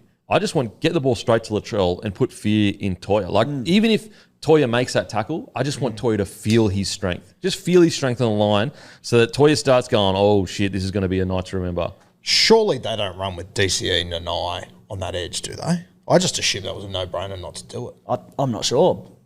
Well, Nanai spent most of his time in the NRL, and I believe rep level as well for the Maroons as a right edge back rower. As we said before, been playing left at the club level. I'd be putting Cotter or Firm or whoever. I'd be putting Cotter on that edge. Either way, I still like, because you've still got Cotter playing out of position going from middle to wedge. So regardless, I think it bodes well for them. And like they'll be having all these shapes, right? They'll jam on them. I think they'll have these shapes just throwing these big tunnel balls to get Latrell one-on-one with Toya. He's going to get peppered. Yeah, and as I said, like first time I'm down there, it will be early ball to Trell. Even if it's not on, get him the ball and I just want Toya to feel his physicality, because that's the one thing where you can watch Latrell play, but until you actually feel his presence, you're not going to actually realise what you're dealing with. And on the flip side, if I'm Queensland, I'd almost kind of want that, because I just want that first tackle out of the way. I'd be telling Toya, he's going to rough you up, he's going to elbow you, he's going to niggle you, it's all going to happen. Just keep calm, don't engage. There is Toya's quick over the ground. Like I know, yes, Latrell is absolutely the better centre and all that, he's generational player, but we do have speed overuse in our centres. So if we get to that 20, 30 minute mark and we get early ball, Queensland get early ball, with a bit of space on the outside, Hammer and Toya could do some damage out there. Yeah, for sure. And I think you think about the physical side of it of, Latrell, Stephen Crichton, these guys, but that speed has killed us on many occasions. Yeah, like Hammer is, arguably the fastest on the field. And so, yeah. And that's it, mate. Like the Maroons and Billy Slater, they'll look at that and go, all right, well, we think Latrell can be a defensive liability as well. And with our speed and with Ponga sweeping out there, you know, if they get Hammer roaming a little bit as well, they'll go, Latrell playing at centre, bigger boy, we can exploit this. Yeah. And I think Toyo marked Trell at centre when they played the Rabbitohs. Now, I know it's a different beast, but I think he did. And then finally, Hamiso? No, I think you've covered it all off pretty well. Obviously, there's a bit of chat about Payne Haas injury cloud, and Laurie Daly's come out and said if that's the case, Stefano comes straight in.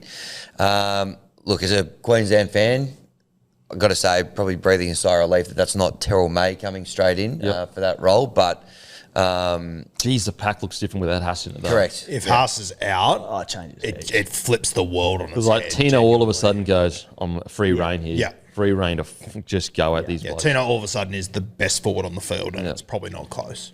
I like that. It's a huge turning point if Haas isn't available. He is the foundation of that pack, really, when you think about 100%. it. And even to the point now, like it's Monday, we're 2 days away. He hasn't trained yet. So if he does play, you know, he's probably not going to be at his absolute best. It is an enormous concern. That's something that we haven't spoken about yet. Payne Haas versus Tino.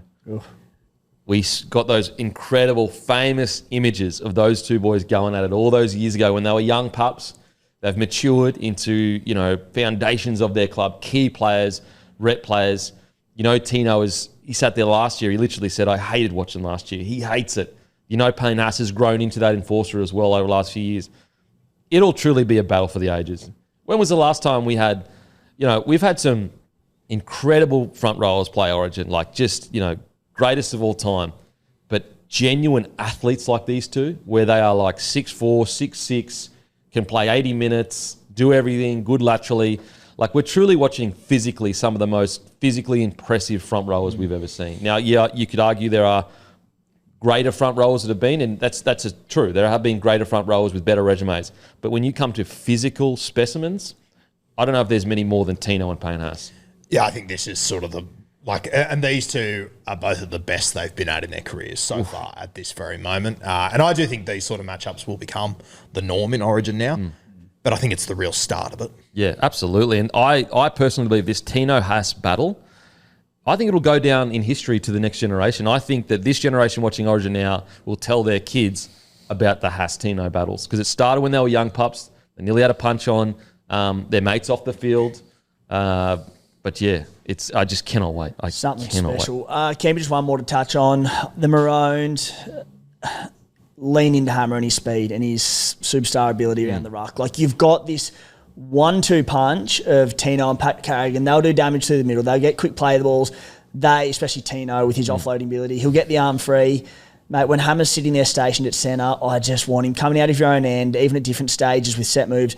Get him around the ruck, get him off Tino's here because you talk about game breakers and just, you know, shake up the norm. One offload, Hammer's away, gone, try, game turns on its head. Yep. Like, we know how easily that can happen. You have to utilise that. Him and Val. And Val. They're just quick, lightning quick. I'm with you, mate.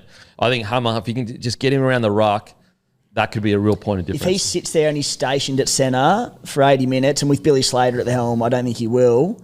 It's just a waste. Oh, absolutely. Absolute waste. Even if you get him around the ruck with KP hovering there with him, just to that in-tight ball playing. But yeah, I mean, Harry Grant to KP to Hammer, like that. If I'm Val Holmes, I'm just asking Val Holmes, those carries where you're off the back fence in behind the ruck, I need them all day long. With your back three there, and like you'd lean in and say, all right, Xavier Coates averaging about 150 metres per game, so you're not bad. Xavier Coates' numbers and his yardage is getting better. They're skewed by a lot of runaway tries at the Melbourne Storm. So Val Holmes, he needs to be big. And he said doesn't need to be a superstar in what he does and produce big plays. He needs to run for 200 plus metres. Yeah, absolutely. Absolutely. And I think that's partly the reason why Billy had so much faith to put him on the wing because his running game is so strong. Just on Cam Munster too, before we move on, like if we get to the end of this series and he has one of those, those series again, these numbers here. So he's played 10 games this year, Cam Munster. He's had 14 try assists, right? 6 of them have come in the last 4 weeks. He's had 23 tackle breaks. 17 of them have come in the last 4 weeks. He hadn't ran for over 100 metres 4 weeks ago. He's gone for 100 metres in every game since then. those numbers suggest Munster is definitely warming up and is well aware of the rugby league calendar. Coming in State hot, of origin. you could say. Coming in hot, yeah. If he goes out and has an incredible series, like, where do you rate him for Queensland? Like, I know people don't want to because he's currently playing and we always have these rose-coloured glasses on. But if you actually look at his highlights in Origin, they're ridiculous. Yeah. And, yeah, if he has another series where he's the guy coming out of it, it builds a huge legacy for Canberra, especially, and it's the same for DCE as well. If he has another one of these series where he kicks the Blues to death and whatnot, to be the guys that bring them out of the greatest team we have ever seen, and in my opinion, we will ever see, against a Blue, like, you know, like I think there's a fair argument when you look at the team that went 8 in a row, the Blues teams they went up against were nowhere near their level. Like, it was a mismatch. It hasn't been the last 7 years. Well, New South Wales should probably, out of the last, if you're just looking at on paper, like, look at the depth you guys have. You could have Bradman Best. You could have Kiraz. Preston's not in the side. We're moving blokes to wing to fit a debutant in. We got no depth. Hammer's not even, we got no depth at the moment. Over the last 5 series, you should be at least 4 from 5. Like, maybe even 5 from 5 when you just look at them on the paper. We should have more than we've won. Yeah, and it's all been around DCE Munster, really. To do what they've done. Alrighty, that's our Origin talk. Make sure we'll be doing a live review as soon as the game finishes, guys. We'll be live on YouTube as soon as the game finishes. Rue will also be doing his yearly podcast after the game, so make sure to tune into those. That'll be as soon as the whistle blows. We'll go live on YouTube, and Rue will also be doing his one as well. So won't be live, but it'll go straight up on the podcast. Go straight up, yeah. Have you got a hairdresser in here for that one, or? Wow, we will see, son. We will see. I'm back in the Queenslanders. And I'm being brave here. We're $2 underdogs, mate. I'm the one being brave. Brave. 225. 225, mate. That's bravery right there. Unbelievable. You're $1.05 favourites, essentially. Yeah, pretty much. Essentially. And I'm the one going, putting everything on the line. Unbelievable stuff. But it's typical New South Wales. No bravery there, that's for sure. Okay, it is time for Menulog Hungriest Player. Menulog Hungriest Player. This week's Hungriest Player. It is Fletcher Sharp. That is right. Fletcher Sharp is Menulog's Hungriest Player. Use code SHARP, SHARPE, for free delivery. Minimum spend is $30. As always, a massive thank you to Menulog for getting amongst us at the podcast and supporting us for the last few years. We really appreciate it. And use the code SHARP for free delivery, minimum spend $30. Now, you know what? I want to save us talking about Sharp for the Newcastle game because I just think he was so instrumental in what he did there. But let's just say what an incredible performance from Sharp. And I think, a lot of us kind of knew he was probably right now a better fullback than 6. I didn't think he'd break 18 tackles or something like that. It was unbelievable, his performance. But we'll get to that in the Newcastle segment, guys. But as I said, Menulog's Hungriest Player, Fletcher Sharp. Use code SHARP for free delivery, minimum spend $30. Okay, time for the Grumpy Team of the Week. Grab your Grumpy copy from grumpycoffee.com.au. The best coffee in all the land. We've got multiple blends. We've got whole bean. We've got ground. We've got pods. We've got it all. And it arrives to your house in 1 to 2 days. It's the best coffee. You will not be disappointed. We've got like a 70% return rate, guys. That's how many people, once they buy, they don't change coffees because that's how good our coffee is. Okay, at fullback, we've got Sharp. At wing, Joash Papali. On the other wing, Tupou. In the centres, Farnworth, Nwanga Nitawase. At 6, Gamble. 7, Hawkins. 8, Junior Paulo. 9, Donahue. 10, Blake Steep. Lucas on the edge, Katonga on the edge as well from the Eels. Radley at 13, Hugo Savala at 14, Francis Molo 15, Tarpaner 16, and Iongi at 17. Alrighty. It's time now for the Kayo can't miss moment of the week. And the Kayo can't miss moment was this. Kurt Donahue, who we have been such a fan of heading into this season, breaks his nose, essentially sideways, comes off the field, comes back on in horrendous conditions, whilst also his nose has been straightened up. He has a try-saving tackle, then he also scores a try. When you talk about ticker, it doesn't get much tougher than that. This bloke got his nose straightened, decided to come back on the field, saves a try, scores a try. And if there's one thing that the Dolphins have had, it is ticker since they've been brought into the competition. But Donahue was a young player in a key position. And it just shows you, I never forget, we went up to the Dolphins and we had brought to you by Kayo. We had a live show, and we were lucky enough to have Ray Stone, who, by the way, Ray Stone currently playing with AC sprains in both shoulders, getting needled for every game. He's supposed to be out for 2 to 4 weeks, but he's playing with that. Anyway, we had a live show, and we were asking him about different players in the squad that he impresses him and that he likes to play with. And for most of it, he just, usual respect. He was like, yep, he's a good player. And as you do in a squad, as soon as we said Kurt Donahue, what's he like as a player, his eyes lit up. He couldn't speak more highly of Kurt Donahue as a player, and I think that was a good indication of what kind of player Donahue is and his ability to play multiple positions. I mean, he was playing fullback in the trials. He can now play 9. I think long-term he's probably going to end up at 6. I'd love to see him there. An incredible performance, and I don't think Wolfie gets enough credit for how he's managed to get some of these players, someone playing career best footy. Yeah, they obviously re-signed him a few weeks ago, which I think is a great get. I think there would have been a lot of clubs going after him and a lot of new clubs as well. Especially Perth and PNG. I went up Magic Round last year, did some content with the Dolphins, and I didn't really know too much about Donohoe at that point. And man, I remember seeing him arrive, and as he was walking up the stairs, he was taking the piss out of Tom Gilbert. He was just giving it to everyone. I sort of thought, interesting sort of where he fits in, because he wasn't really a big name at that point. Yep. But then you see, just sitting with him for half an hour or so, he's just got something about him. And then, at that point, I actually thought he was just a hooker that had come to the club. But the more you watch him, I don't know what he is. If it wasn't for Jeremy Marshall-King, Max Plath being injured, he would have been the fullback this week. That was the plan the entire season, that when Hamiso was out, he'd jump into fullback. Instead, he jumped into hooker. Almost sacrificed his face in the opening 15 minutes and still manages to come out with a game like that. He spent a lot of the preseason at fullback. I know. It's incredible. The difference in position, it couldn't be more different. On one, you've got aerobic fitness that where you run 7 to 8 Ks. On the other, you've got essentially anaerobic wrestle fitness, which is totally different to long distance run fitness, and he can play both. It's absolutely incredible. Timmy? It's almost unheard of being able to switch between fullback and hooker. The great Jakey Granville. Except for Jake Granville. The goat. Outside of that, I just, at least not regularly happening and be a genuine thing. And play well in both positions as well. Exactly right. It's not like, you're filling a hole. And just when Granville played fullback, it was because they were short there and they need him to do it. He can, by all reports, play fullback and go well there. So the versatility offers the Dolphins. And he said, what a re-signing in that he's starting to have big impact on NRL games early on in his career. He can play a multitude of different positions. He wouldn't be costing him too much either. No. So a great get for them. And there'd be a lot of clubs that would look at a guy like Donahue and go, get him in my squad. I don't think he would have been struggling for suitors. And I just think Christian Wolf deserves a lot of raps for. There's a lot of players in that team playing career best footy. I mean, Katoa's playing career best footy. Yeah, and then when Marshall King's back and is obviously their starting number 9, and you imagine Donohoe goes back to 14.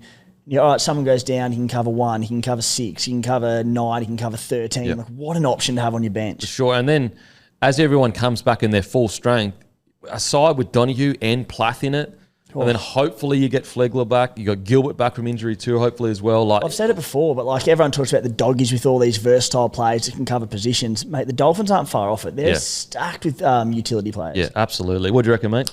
Yeah, well, the poor bloke Donahue, we've been kind of calling for months for him to just give him the 6 years. You let him have a good crack at it, and I felt so bad when he went off in the 10th minute with the busted nose. He will be absolutely spewing, but to get the toughness to go off, get it broken back into place, get back out there, defend his ring off and score a try, unbelievable. So not only is he a very handy player, but just shows he's got bucket loads of ticker as well, which is going to serve him well down the track. But he was outstanding and deserving winner. Alrighty, our KO can't miss moment. It was Kurt Donahue from the Dolphins. It was a round of upsets in round 12 of the NRL. Fox League exclusive games in round 13 are Titans v Storm, Saturday 3 p.m. Cowboys versus West Tigers, Saturday 5:30 p.m. Sea Eagles versus Broncos, Saturday 7:35 p.m. Rabbitohs v Warriors, Sunday 2 p.m. Roosters v Raiders, Sunday 6:15 p.m. Bloody Raiders, always getting 7-day turnarounds, a joke. Oscar Vietri finished third, while his McLaren teammate Lance Norris came first in Monaco overnight, which has cut Piastri's overall lead. Tune in this weekend to watch every practice, qualifying session, and the Spanish Grand Prix. Race live on Fox Sports. Race is on 11 p.m. Sunday night, Australian Eastern Standard Time. Also, a quick shout out to Jamie Lee Price for coming on and chatting on the show last week. This Super Netball season has been electric so far, and you can watch every game live and on demand on Kayo. Get on board today. Alrighty, time for the round 12 review. The Dolphins defeat the Bulldogs 44-8. I look at this, and look, it's only been a couple. But I tell you what, if I was, let's say the Dogs make the grand final, and I'm looking at the weather forecast and it's raining, I get a little bit nervous because this is a second game where that system just doesn't seem to work. Now, that doesn't mean it's definitely, the rain are the problems. They had all these players out. They played a red-hot Broncos, at least for that first half, and they came back in the second half. But it is a little bit of a common theme that they truly do rely on ball in play, speed of the ruck, fatigue and everything like that because... Yeah, it was relatively close for a period there, but the Dolphins in the end just blew them out. And I know they were missing quite a few players, but it's a really good win from the Dolphins. Like, they're missing players too, and probably not as many, but they're missing players as well. It was a bloody good win from the Dolphins. Yeah, I don't have it in front of me exactly how many each team was missing, but the Dolphins go close to missing as many, wouldn't they? Like, well, I think the Bulldogs missing 10. Marshall King, Platt, okay, yeah, maybe not 10, but I think... When you have a look at the depth that Canterbury have, though, and the amount of guys that can fill spots, like the Dolphins missing a lot of key players. And you're talking about a team that's sitting like 13th, 14th versus first.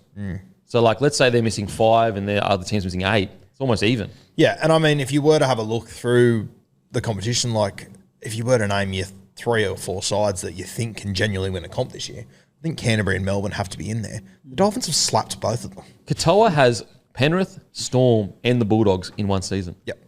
Like... Mate, there's a lot of players that don't even have that on their resume at all over the last 5 years. And I'm pretty sure for the Melbourne game as well, he didn't have a hooker too, and he still managed to carve them up. It's such a good win. And that's the interesting thing with the Dolphins. If they can just play 80 minutes, like they're actually a highly skilled team, much more skilled than I actually give them credit for, because they were like offloading in the wet, playing edge to edge when they needed to. Like there was a lot of skill there. And I just think Wolf deserves a lot more credit than he's getting. Like usually... Bennett leaves, it's a disaster. So far, it hasn't been the best, but at the same time, they had those first couple games where they struggled a little bit. Ever since then, they've been in most games. He deserves so much credit because, all in all, it should have been a disaster. It genuinely should have. When you looked at the injuries I've had this season, the way the season started for them, moving home, all over the place, like this should be an absolute tyre fire. And they're killing it. They're going well. It's so good, so good. Timmy, what do you reckon, mate? Yeah, look, hard to be too critical of the Doggies, with so many players out, the conditions, all of that. But I don't think it should overshadow how good a win it was for the Dolphins. Like, they're coming up against the Doggies side, top of the table, and in those conditions, as we all saw, they were horrific. They completed at 80% in this game. Their goal line defence, like the Doggies threw a fair bit at them. Yep. They didn't really look like busting through. They conceded 1 try in the game, which was off a cross-field kick, which was like a tap back. It was all a bit messy, the Hopoy try. They didn't concede a line break in this entire game. So I think the Dolphins, the way they won this game, the professionalism they showed, the discipline they showed to complete at that in those conditions, it was a tremendous win. And as you said, talk about Doggies players out, Dolphins are missing players as well. And in those conditions, they didn't win by 6 or 12. They smashed them. Yeah. And that's the difference. Like, if it was a close game, you could be like, okay, Doggies are missing some people, but they actually smacked them. And they played, to a degree, almost a bit like the Doggies play, where it's just crazy defence, where you get no gimmies, no line breaks. And that's the thing with this Dolphin side, that if they can just get it together, like consistently play like this week in, week out, they absolutely can finish in the top 8. I'd make an even argument that this year, their ceiling of how well they've played is better than any previous years.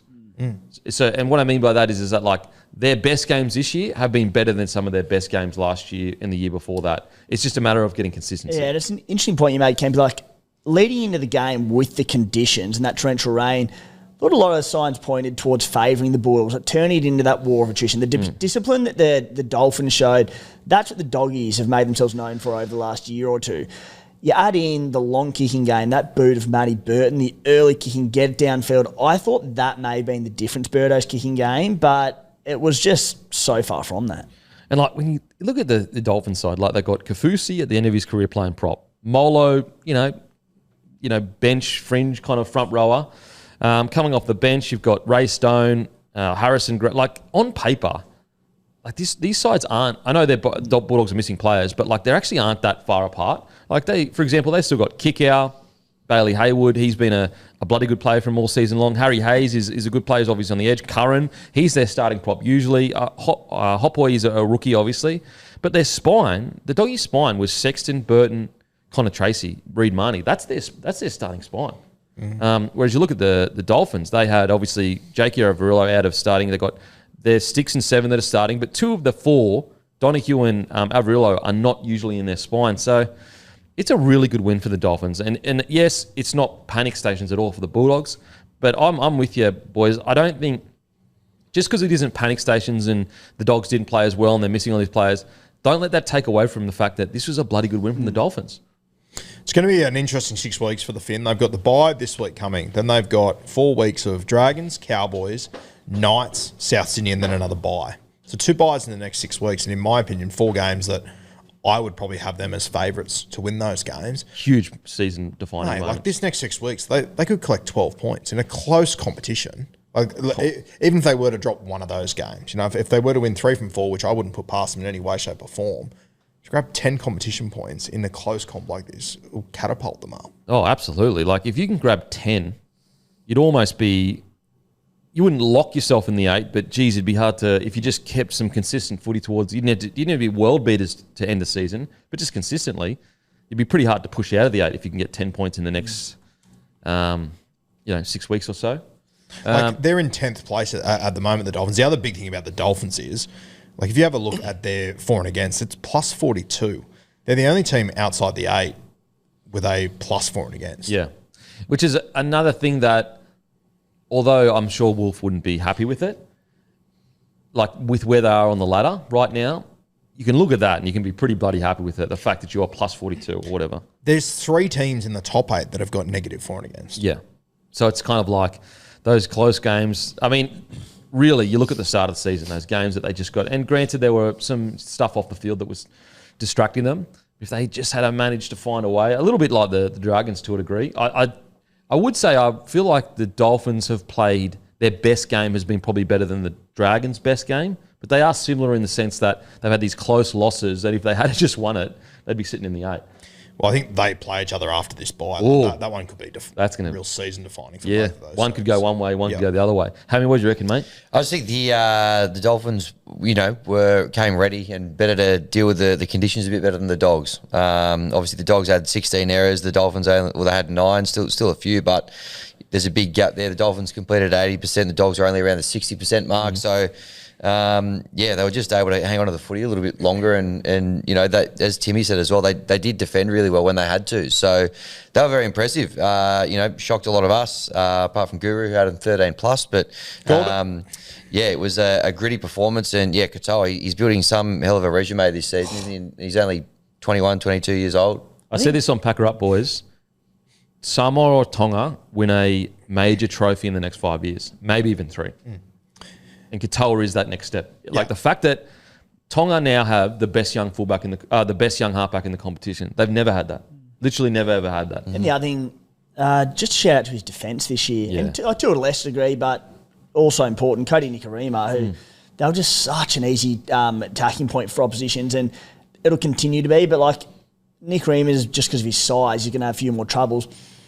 Katoa just going into his body naturally. He's a young man. He's getting bigger, but his defence just been a lot stronger this year. Yeah, I think all of their defence, even Averillo's defence has been better. Yeah, and Wolf deserves a lot of raps for that. Maybe it has happened and I'm just not aware of it, but I haven't seen anything about it. I would have loved to have seen Isaiah, that was on Thursday, and I would have loved to have seen him just go straight into Blues camp after that, with a bye this week. I assumed he would have. I assumed he would have as well, but when you have a look at the guys that they were bringing in there, I think it's fair to say they probably weren't bringing in guys that probably outside of Jacob Preston that are genuine depth players for the New South Wales Blues. It just would have made total sense to me. And I understood him not coming in before Thursday. He had a game to play. But with a bye this weekend, already in Sydney, and then flying back up to Queensland in 3 days' time, I just thought it would make complete sense to bring Katoa in. That's a really good point. Really good point. Even if, it doesn't necessarily mean he's next in line, but you just don't know what, what's going to happen in the next 5 He years. could be next in. You don't know what's going to happen in the next 2 weeks. You've They've had 3 got- injuries. He's up all. I reckon the only explanation would be that the Dolphins have got the bye in round 18, which is Origin 3. So maybe okay. they've earmarked going, all right, the Dolphins are off that week. Let's get him into camp that week for Origin 3 and get an experience. But like, it would have made sense to me. I mean, it would have been, instead of him getting a flight to Queensland on Friday, he would have got it on Sunday or Monday. I just think it would have made sense. Well, there was a report that came out that Galvin was going to come in Game 3 for the Blues, but that's no longer happening because the contract situation. Again, that's a report. We don't know how real it is. He would have been in camp if it wasn't for everything going on the outside. So I wonder whether Katoa takes that spot in Game 3. Hope so. And they're prepared for it or something like that, maybe? He might make himself eligible for Queensland, better for his development. So It is. That's true. It is Bella for his development. Hammy. He's taking it well. It's good to see. Oh, that's one of your best, Hammy. One of your best, mate. Definitely not salty at all. nah. That was the most hollow laugh I've ever heard.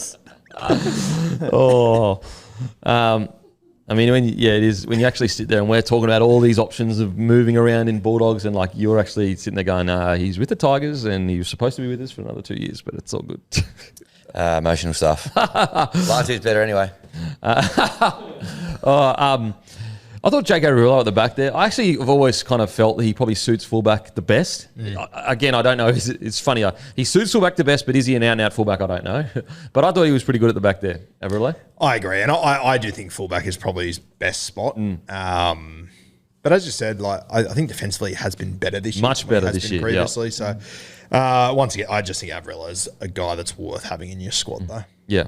Nice little moment for him too against Canterbury as well. Yeah, absolutely. He was the Absolutely. halfback for 2.5 years. Yeah. I thought Avrilo was really good. Obviously, Katoa. Francis Molo, who made our team of the week.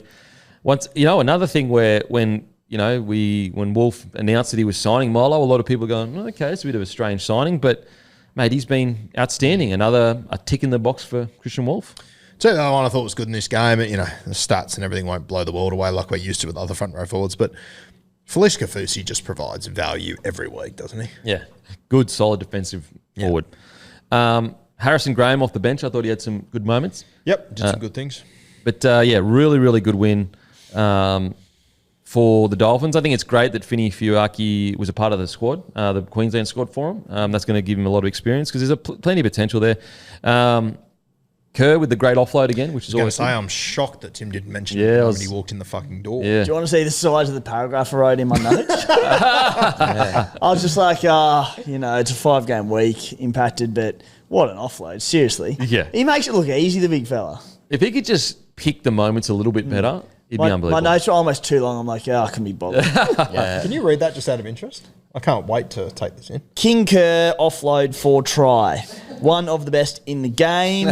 Probably needs to pick his time and place a bit better. So strong in contact, he stands in tackles and gets a lot away. Attacking the line, it's one of the biggest weapons in the game, especially when chasing points.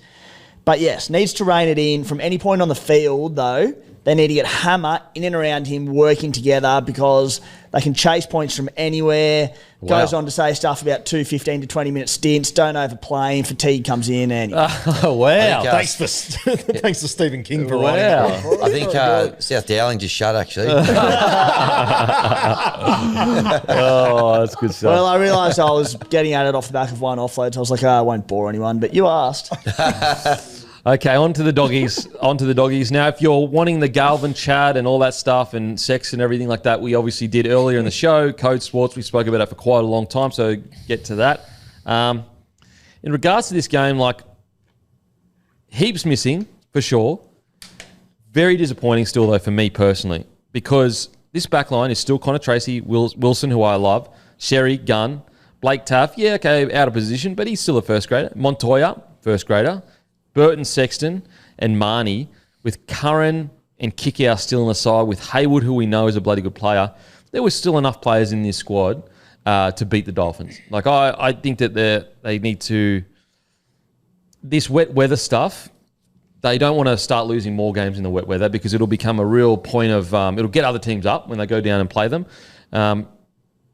Definitely not panic stations at all. They've been up. They've been playing really well. I did like Sorrell, though, after the game when he was asked. The journo was a softball kind of layup for him to basically say, yeah, we're fatigued. So the journo was like, oh, mate, you've been up. You've had all these big wins recently. Obviously, fatigue's going to play a part. Sorrell, though, just shut it down straight away, said, nope, Fatigue is not a reason why is not an excuse for the way we played. It's the errors that they kind of came up with. So although not panic stations, definitely not good enough in my opinion. Yeah, completely agree. And I think the score doesn't really reflect how close this game was in the first half. Like, I think it was 8-8 with 3 minutes to go in the first half. Like, they were well and truly in this game. Yep. And just got blown away in the second half. It's interesting what you say about the wet weather, and I think you sort of alluded to it before, but like, I just look at Canterbury and I would imagine that wet weather would be their bread and butter. Well, I think it doesn't, because they're about speed through the ruck. They're all about line speed and smaller bodies. And once you get into that water where the game slows down, or it's just torrential rain, I think their system just struggles a little bit. Now, and look, it's only 2 times, so maybe that's not true. Correlation doesn't mean causation, guys. That's a scientific term. Dr. Beak. However, I look at it and I go, you look at the Panthers, for example. Sometimes they used to struggle a little bit in the water as well. They got beaten by the Tigers in that torrential rain game out at Bathurst, was it? Yep. We deal with it very well, the wet weather. Yeah, you love it. Slow the game down. Whereas a team like the Raiders would probably love the wet weather. Yeah, I mean, it's the great leveller at any time. No matter how big, how favouritism is in a side, when it rains like that, it just brings the two teams and it gives both teams a massive chance. It is an interesting point you make, Campy, and you're not going to jump to conclusions off the back of 2 games. But the point is the Doggies like a lot of ball in play because they are fitter than most teams. Their pack is a bit more mobile. You mentioned like wet weather should, in theory, suit a squad like the Raiders, this big forward pack. Because there's not as much ball in play, because there's knock-ons, there's just a lot of turnovers, it slows down a little bit. I wouldn't say it takes the attrition out of it, but it puts fatigue in the legs, but players get breaks. Yep. The Dogs love when there's ball in play. They go, we are fitter than you, we have more heart than you, we will chase blokes down more than you. Like all those little 1%ers, which when the ball's turning over and there's scrums and kicks going out, probably works against them. Well, 16 errors for them, and was it 9 for the Dolphins? So it would have been a slow game compared to a normal game that has both teams have 6-7 errors. And so, look, I'm not fully in the camp that it ruins their system, but if I was a team and I wanted certain conditions to play them in a grand final, it would be wet weather footy. So it's going to be interesting to see how Serraldo, I don't know whether is it the system or is it the players making the errors? You know what I mean? Like if let's say it was the same weather on the weekend, but they made 4 errors, would they blow a team off the park because they're so fit? And to be fair, like, there's wet weather and then there was torrential what it had at this game. Yeah. Like, that was so bad. It is so unlikely they'll get anything near those conditions again. Yeah. But yeah, just something to kind of look at. And I'm sure probably Serraldo is aware of if we make a lot of errors, our system doesn't work. I think it's more that than the weather, really. If we make a lot of errors, our system doesn't work. I thought the game plan was good. I just like the early kicking of Burton. There's midfield bombs, all these sorts of pressure they were putting on off Burton's kicking game. It was effective and they had turnovers off the back of it, as they should. Just things like 2 of their biggest strike weapons in this game, Viliami Kickout, Bronson Sherry, bringing them under in the wet conditions, forcing people to change lines and slip over and all that.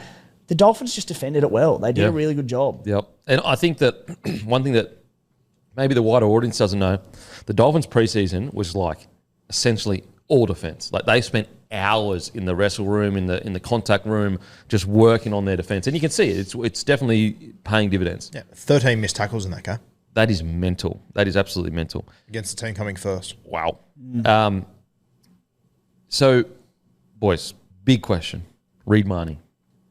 Reporters come out today. Could you check, please, for me, Matty, that potentially when they're at full strength, Hayward may get that 9 jersey. Now, that's just a report. We don't know. But once again, discipline-wise, probably cost a few big moments in the game where Marnie just went a little bit over the edge. I love Marnie's passion. I love the fact that he gets the boys revved up. They can all get on his back and just play some bloody good footy. But Serraldo, if you're a coach that's all about discipline and ball in play, there may be some frustration there. What do you think, boys? As president of the Bailey Hayward fan club, you know what I'm going to say. Yeah. I think Hayward is the better 9. Okay. Personally. I think Right Hayward, now? Yep. And I'm so high on Hayward. I think he could even be the better 7, to be honest with you. Oh, Timmy? Yeah, I mean, long term, It's a tough one. long term, even short term, maybe Hayward is the better 9, but I feel like it's bloody stiff on Reed Marnie, who came when the Dogs were a rabble, took over the captaincy. All right, he's not the captain anymore, but he's still a leader within this club. He's an 80-minute hooker for them more often than not. They're leading the comp. They've turned things around. Look, he might not look as good as he did in 2022 when the Eels made a grand final. Might not be his utmost best, but fire, he's not doing much wrong. Like for all this chat to come in about potentially on the way out. The concern, I think, because I'm with you. I think that be careful what you wish for. I think sometimes a player like Reid Marnie, like, it's very easy to overlook all the little tiny things they do. And Serraldo is much better than me, but like he's still a really good service, gets through a bunch of work, heaps of ticker. But there have been big moments in big games where he's, you know, I think in the final series last year, he made a big error.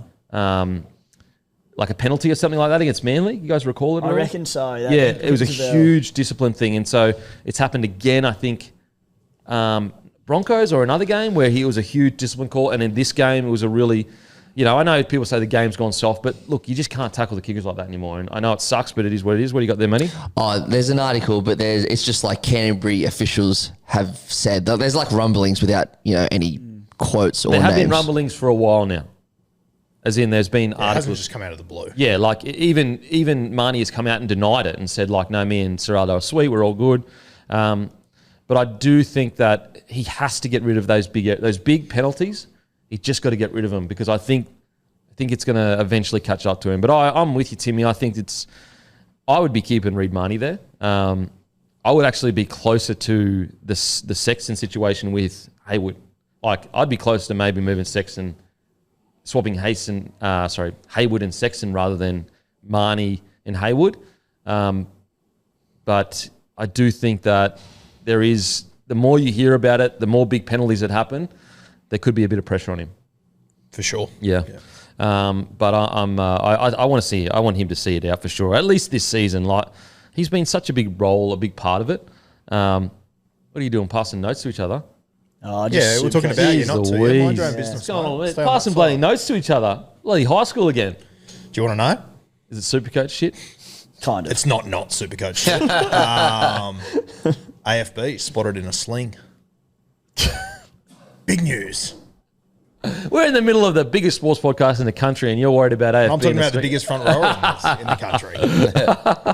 It's just funny because Timmy was like doing like the real on the low, trying to like sneak it across as if I was like a teacher or something. I was a little bit, yeah. I was just, you're on a good roll there, mate. I didn't want to disrupt you. But I was also devastated at the same time. See me after class.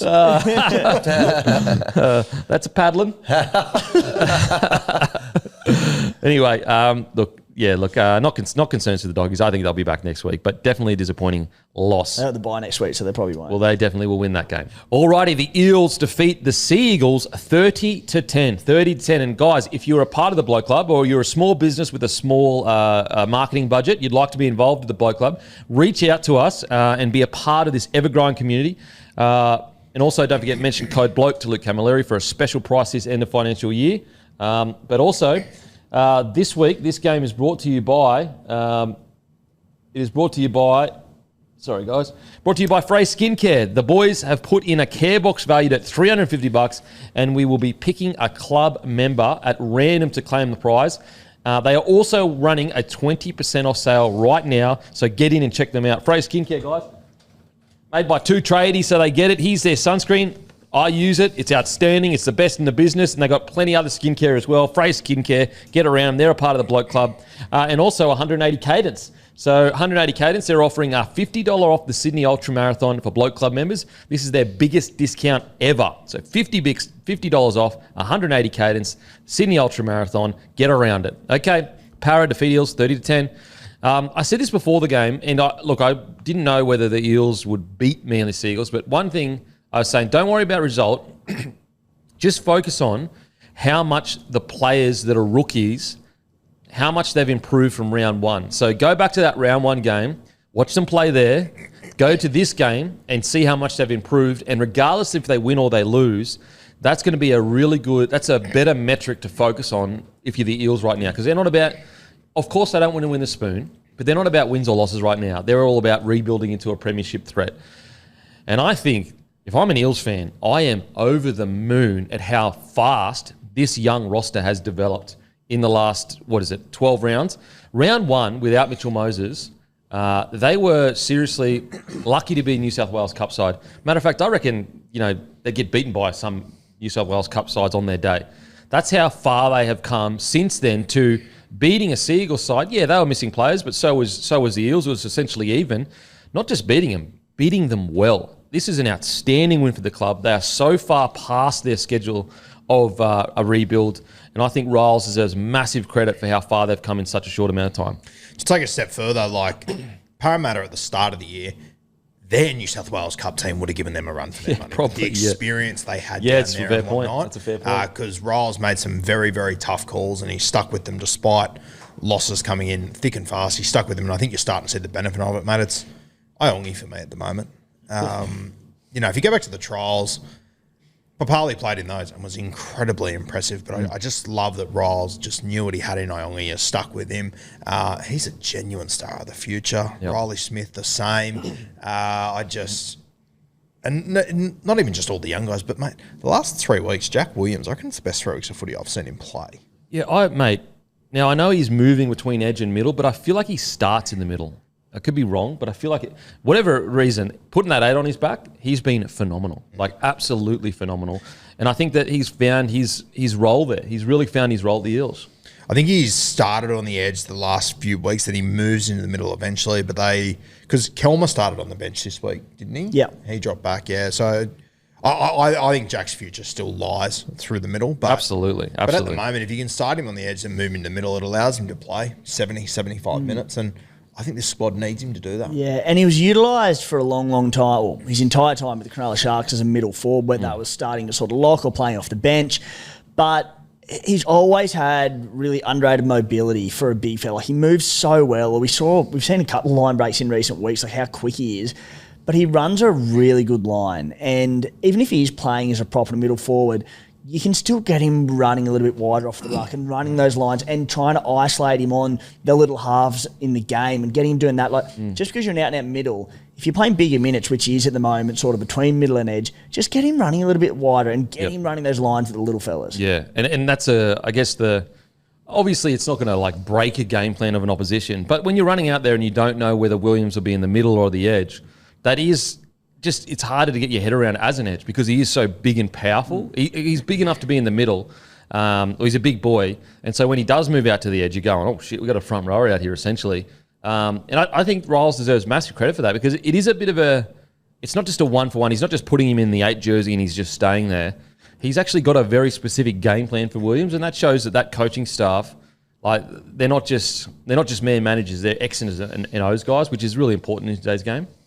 Yeah, for sure. And I just think the improvement in him and just, you go back to the preseason, he arrived there and was put straight into the leadership group. Yeah. It was always going to say something and, put into a leadership group as well where he's got, I don't know, would you argue Riles isn't picking 3 of his 6 most experienced forwards? Yeah. Realistically, most of them are playing reserve grade, Joe O's left, et cetera, et cetera. I think he's doing really well. Riley Smith's another one that, if you've watched him coming through junior grade, he's got attacking upside. He's not using it at the moment, but he's making 50 tackles a week and just his little effort areas on, kick chase, on just putting pressure on kickers, just all these little things that Parramatta are ticking boxes on that I think are going to pay huge dividends. Yeah. He's the heart of the forward pack, Riley Smith. He's all the energy. They all get around him, the little fella.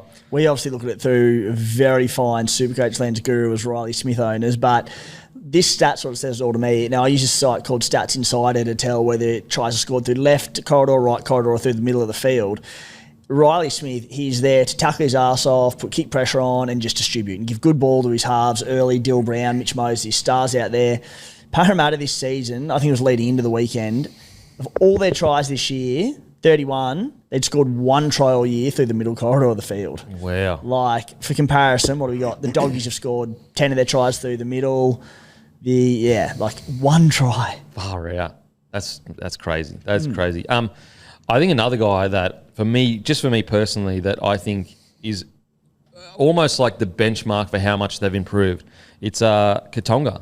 When he first came in, he had so many shortcomings, like offside on a kick chase or a silly drop ball or mate, he has improved so much over the last 10 rounds. So much. He has, and I still think he's quite rough around the edges. For sure. Still. Absolutely. He's still got a lot of improvement in him, but you're right. Just how far he's come in those 10 weeks. And by the way, like, he came from Canterbury. Canterbury decided, no, you're not the sort of guy we want to have here because of those shortcomings. And Riles has managed to bring him in there. And yeah, there were some moments there where you sort of shook your head and go, what the fuck is going on here? There were some moments where you would go, those errors, you wouldn't be in New South Wales Cup. Yep. And yet he has come so far. And it's a sign of a bloody good coach who says, no, I'm going to stay the course. I'm going to give this guy a fair opportunity to really get the game plan. And look, I don't know, will he regress? I'm not sure. But what I do know is his last few rounds, he's been absolutely outstanding. Yeah, and put it this way, like, he played 80 minutes. Like, Kelma Tuolangi, who's meant to be the next big thing for the last 5 years, would we say, played 28 minutes in this one. Yeah. He's putting full faith in this kid, and I think he's starting to reward that faith. Yeah, absolutely. Well, Emma was saying, like, certainly the early part of the season, then Mitch Moses comes back and you see the difference that Mitch Moses makes to the team. Now, this is going up against a Manly side with Tommy Turbo back on deck, missing a few players to injuries, obviously, but I think DCE was the only one to origin duty. Yeah, Gerbo's injured, Burbo's, but he was the only one to origin. And Olakuatu came back. And then you're like, all right, it's all on Dill Brown. What's he going to do? Has a quiet game. Terrific defensive job on Olakuatu, but attack, barely unseen. And Dean Hawkins comes in, 4 try assists, tears him to bits. Joey Hawkins, you mean? Joey Hawkins. Jeez, unbelievable. Yeah, we'll get to Hawkins, but I want to talk about Joash Papali.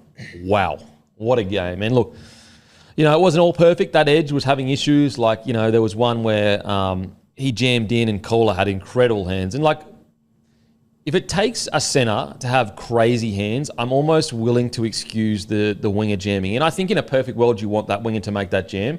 But if you force them to play crazy tap on, like, I think that's the best of a bad situation. And so there was that you could say was maybe his fault. The second one wasn't his fault. The second one, the centre and the 7 took the easy route and just slid on their line. And when a winger sliding on his line, like even the try-saving tackle he had, the winger and centre were essentially saying, I don't want to be the one to make the bad call here. I'm just going to leave this to the winger. So the second try I didn't think was his fault.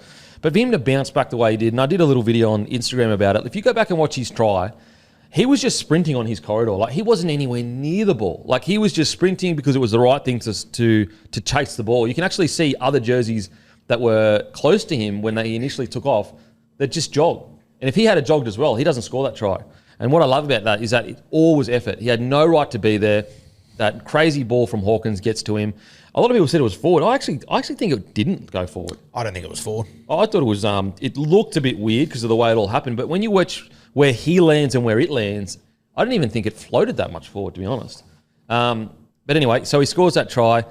And then I think that, and then he had that read or whatever after it. But when the game was on the line, literally on the line, to make that try saver against Lehigh where his foot or arm went out or whatever, absolutely outstanding. The Eels go up the other end of the field. They score a try. It's a 12-point turnaround. It locks the game away. Really, really good performance from Joash Papali'i. And think about, you know, he's sitting there on the bench as a fullback. There's an early injury from Benzini, goes off with a Category 1, I think. Gets shoved onto the wing with another rookie as well, with another guy, Hawkins, who hasn't played much footy. Like that side had no right to be scoring the tries. With Tom Trebojevic, Tolotau Kola and Leo Hopewade come out. You're like, yeah, good luck, mate. Like, they're ripping teams that play together every single week. Anyone. And so they managed to just somehow hang in there and get the job done. And I think there was a really, really good performance from Joash Papali'i. And he's one of those players where it's going to get to a point where it's like he's too good to be playing reserve grade. He's too good to be playing reserve grade. It's just a matter of Iongi, mate, he's playing so well that, like, he might find himself in Origin camp at some point this year. I think he's a very good chance to find himself in there. If not this year, I think next year for sure. The way that he's developing, you know what I love most about him, mate, is that it's been Parramatta's problem for the last half a decade. If Moses isn't there, it goes to shit. He plays the same when Mitch is there and when Mitch isn't. It's just that he gets better opportunities when Mitch is there. Yeah, absolutely. Absolutely. Try assist, 25 runs, 265 metres, 70 post contact, 4 tackle breaks, a line break. But here's the key one. 9 tackles, 0 misses for a little fella. And we're just getting started with this kid. He's 21 years old. It's a crazy spot that they're in now. That they've got two, like Joash Papali, he's 20 years old. You know, like, so you've got these two young gun fullbacks, and that's exactly what you need. In any good side, you need pressure on key positions. Even Samrani in this game, like, start of the season, he was playing centre. Apparently he's been training as a back rower since he went back to centre. I think that's the best game I've seen him play at centre. How valuable That is it try. going to be if Samrani can become a regular first grader and hit the standards week in, week out and just fill that hole that, Ben Trbojevic does at Manly, Dill Lucas at the Knights, Bo Fermor at the Titans. Capewell, just the value of having that edge back row or middle forward, whatever it might be, that can slot in and cover your back line. Geez, it makes picking a bench a lot easier for a coach and gives you so many more options. So if he can be that man for the Parramatta Eels, be invaluable. In this current climate, because most centres can probably play wing, most centres. So in this current climate, if you lose a wing or a centre, to be a back rower that can play both, you're right, it's so valuable, so valuable. So yeah, like Iongi for me, like he has just gone leaps and bounds. And what's crazy with him is like I think there's more in him as well. Like I think there's more in him, so I can't wait to see him develop. What do you reckon, mate, about the Eels? Yes, I'm glad you touched on Sam Rani. I thought he was really good. Stood out to me. Try. Bit of a beak junior as well. Yeah, well, he's a bit taller than me, but I'll take it. Yeah. Well, similar beak though. I had a few people. There's only one beak. There's only room for one beak in the jungle. You know that. That's true. Anyway, cut from a similar cloth. It's just funny though, the amount of people that come up and be like, "Bro, I got a beak too," and then we measure beaks as if it's like normal to be doing that. Yeah. And I'm talking about beak on my face, guys. Come on, let's go. But he was great. Yeah, obviously got the try as well. I thought Junior Paulo was outstanding here. Double ton, 200 metres, 60 post contact. He just, obviously over the last couple of years, he's kind of changed his body shape a little bit. But I thought, they were obviously down a couple of players, but he was excellent through the middle on the weekend. 250th as well. Yep. One of the game's great, nice guys too, Junior Butler. Absolute legend of a bloke, great family. And he's had to adjust himself too. You're right. It's a great point. Like Ryle's come in and, if there's one bloke that you would look at and go, okay, massive wicket, a little bit older, Junior Bowler would probably be the first on paper you'd be looking to move on. But clearly, Riles has seen, no, this guy's a key to our forward pack. He's still got plenty left in him. I'm keeping this guy around. And I think it's paid dividends because I do think, yes, on paper you would go, okay, on a lot of money, bit older or whatever. However, even though it's been great, this improvement from this young Eel side, they still need a guy that's played Origin, been there, done that, brings a good attitude, bit of an enforcer if he needs to be. I mean, there's not many people that fuck with Bolo on the field. So, yeah, mate, great point. I think as well, like, they won this one 30 points to 10. Mitch Moses didn't play. Dill Walker only played 37 minutes. Like, he's been so important to them and he was so good in this game. But if you give me that scoreline with context, I would have assumed Dill Walker played 50 or 60 minutes. Yeah. They're just playing well as a footy side. Yeah, I thought, seeing how influential he was on that game, that short passing game for, because I thought he would play heaps more. And it was good to see Jermaine Hopgood played 50 minutes in this game, scored a try. I think he laid on another one. I think it's pretty obvious he's not at his absolute best at the moment, but definitely heading in the right direction the last few weeks. It was his best game of the year, I reckon. He was very, very good. Yeah, definitely. In regards to other performance for the Eels, it's just the most exciting thing. It's not the 30 to 10. It's the improvement of this roster. It's the fact that they put 30 points on a Manly side with a lot of starting guns without Mitch Moses. With Dill Brown also relatively quiet. Also, Joe Ash was good. Pensini was gone in the first minute. Crazy. And then Dean Joey Hawkins comes out and puts a 4 try assists. Guys like Hawkins are so important in squads. Because, maybe they're never going to be a regular 7. Or they could develop into it. But you just need them. You need a proper 7 ready to go. And that was my biggest critique of the Eels over the last few years is they had Sanders, but they didn't want to use him because he'd signed with other people. And they just didn't have anyone there to replace Mitch Moses. Now at least they got a guy like Hawkins. And I get it. Some games he's going to come in. It's not going to be great. But at least he has this in him. If you can just... how much different does their season look right now if they didn't get this win right? So I think Hawkins was outstanding. It's interesting to see them re-sign Volkman this week and... Hawkins is still the guy in front there, or you would assume if he's getting picked this week. Is Volkman injured? Or is he good to go? I don't think so. I think he played New South Wales Cup. I could be wrong, but I thought I've always seen Volkman as more of a 6, to be honest. Yeah, okay. I've always seen him as 6, but, he can play both. He's the face of the knock-on effect New South Wales Cup recap this week, so I'm going to assume he did play. I just have to look at that. Volkman's such an interesting one. First of all, absolute legend of a bloke. Bought a bloke jersey too. Really appreciate that, legend. But he's just that guy. He has all the talent. He just needs to land in the right space mentally, I think, and it'll come together for him in first grade. Still, what, 22, 23? Yeah, he's still young. Super so young. much Got upside so many years left in him to improve on what he's doing, and it's good that they re-signed him. And also, it's a great story, Volkman. You know, to come back from what he did at the Dragons, that would be quite huge deterrent. Like being treated like that, everything that went down. How did he go on the reserve grade on the weekend? Yeah, they won. He had a try assist or two, kicked a few goals. Nothing to blow the world away, but It's still a good. good win. Yeah. Good when you're winning in reserve grade when you've got a lot of your key players moving up to play first grade. Exactly. Yeah. You know, and Hawkins is also playing really well. It's a good spot to be in as a club. So really, really well done. I thought Dylan Brown in attack was pretty quiet, but go and watch them last time they played the Manly Seagulls. When was that? It was like round 3 or 4, I think. And I think he had 9. It was one of his not as good. Like one thing Dylan Brown usually brings is good defence. He actually started the year and his defence was a little bit off. Man, the job that he did this week was outstanding. Ola threw so much at him, and he had an answer every time. Oh my God! There was one there that was like near point blank on line 20. Ola was in for all money. Yep. And you never see it. Some bloke just go in between him, cut him in half. Yeah, it's Dill Brown. Of course he is. And so, yeah, I mean, he's another guy. Start of the year, he was a bit rattled with everything. Seems to be coming back into it. He didn't miss a tackle on the weekend with Ola going at him. Like, that's unheard of. That is actually unheard of. I would love to get a stat of an opposing half against Ola, how many tackles are averaged missed. Just trying to look here. Here we go. So last time they played 26-12 to Manly. Here we go. Dylan Brown. He had one miss last time, so it's still good defence. But yeah, he was on the weekend. I thought he was phenomenal, and it really did halt there because they've thrown to Olakwatu so often to get some momentum, and he really did halt their momentum. Alrighty, on to Manly Seagulls. Really poor loss. Like wow.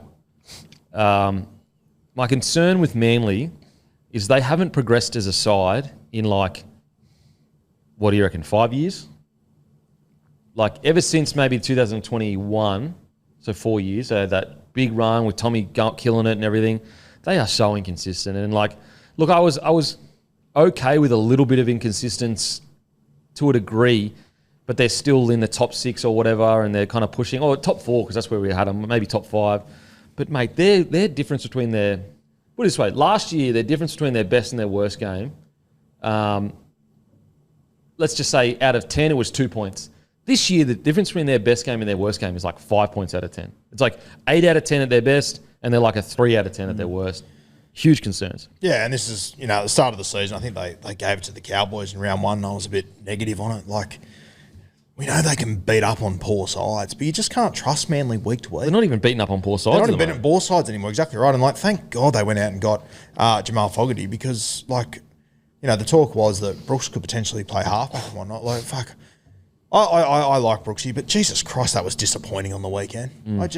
He's just not a 7 no matter what. Just not a 7. Sometimes I was even questioning if Brooks was on the field at times during that game. Like, so strange. I just thought a guy like Brooksy, who's like, he's not young anymore, so he'd have to be 30, 31 by this point. Yeah. I just would have thought he would have looked at that game on the week and gone, fuck, this is my chance to show what I can do. And you look at the start of the season, he's playing both sides of the ruck, and I sort of thought, okay, that's preparing him for this origin period.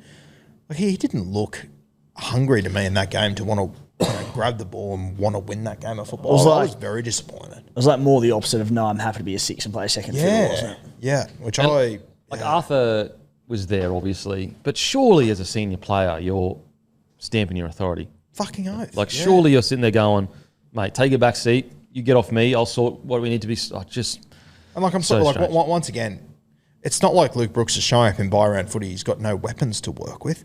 Saab, Kohler, Garrick, Hopawate, Takiaho, like, heaps to work with there. Turbo. I'd argue he's got more to work with than what Hawkins on the other side of the field did. And I don't think Hawkins is, a champion player or anything like that, but fuck, he looked keen the other night. Looked like a guy that wanted the ball in his hands and wanted to try and win the game of football. And I think that's good coaching. Yeah. Like, the fact that Riles could get Hawkins in that mindset of, I'm going to take this game by the scruff of the neck and win it. Whereas, I'm with you, mate. I thought Brooksy was really disappointing. Did Bullimore get a HIA? Yes, he had that great run. I think he did. He had that incredible run where they scored the try. He set it up. He threw the middle there. Great speed. I think he got a HIA. Because he had 2 stints of sub 20 minutes, both of them. So I hope it was a HIA. But in saying that, like, Mate, they're Unless forwards he through the had middle. two HIAs, he's still one of those stints was a lot shorter than what I'd expect out of him. Mate, those forwards through the middle.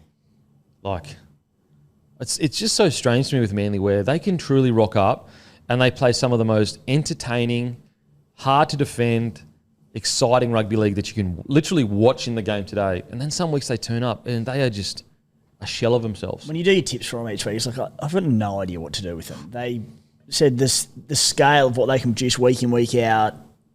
Like you say, on their flat track bullies quite often, they can be, but they can also put scores in recent years on the best teams in the comp. Like I think they beat almost every top side last year for a period. In they did. Melbourne and all that. Like they're not. They can be flat track bullies, but they're not only flat track bullies. But just week to Well, our week. biggest issue was the biggest question, and what we spoke about earlier in the year, Roo, was can they do it in the business end of the season? That question has now changed to they can't even do it in the normal season. Can they do it? Yeah, can they even do it? Yeah, and I do think the DCE stuff has played a role in that as a whole, sure, but I think this has been the issue with Manly for a few years. It's just been magnified at this point. I think people get a little bit overhyped when they do blow teams out of the park when they're at their best on a good track. Just on that too, Ethan Bullimore, unless NRL Stats has got it wrong, like twice he was interchange was just an interchange. It wasn't HIA. So for him to play 35 minutes, I cannot get my head around that. And that was my next point.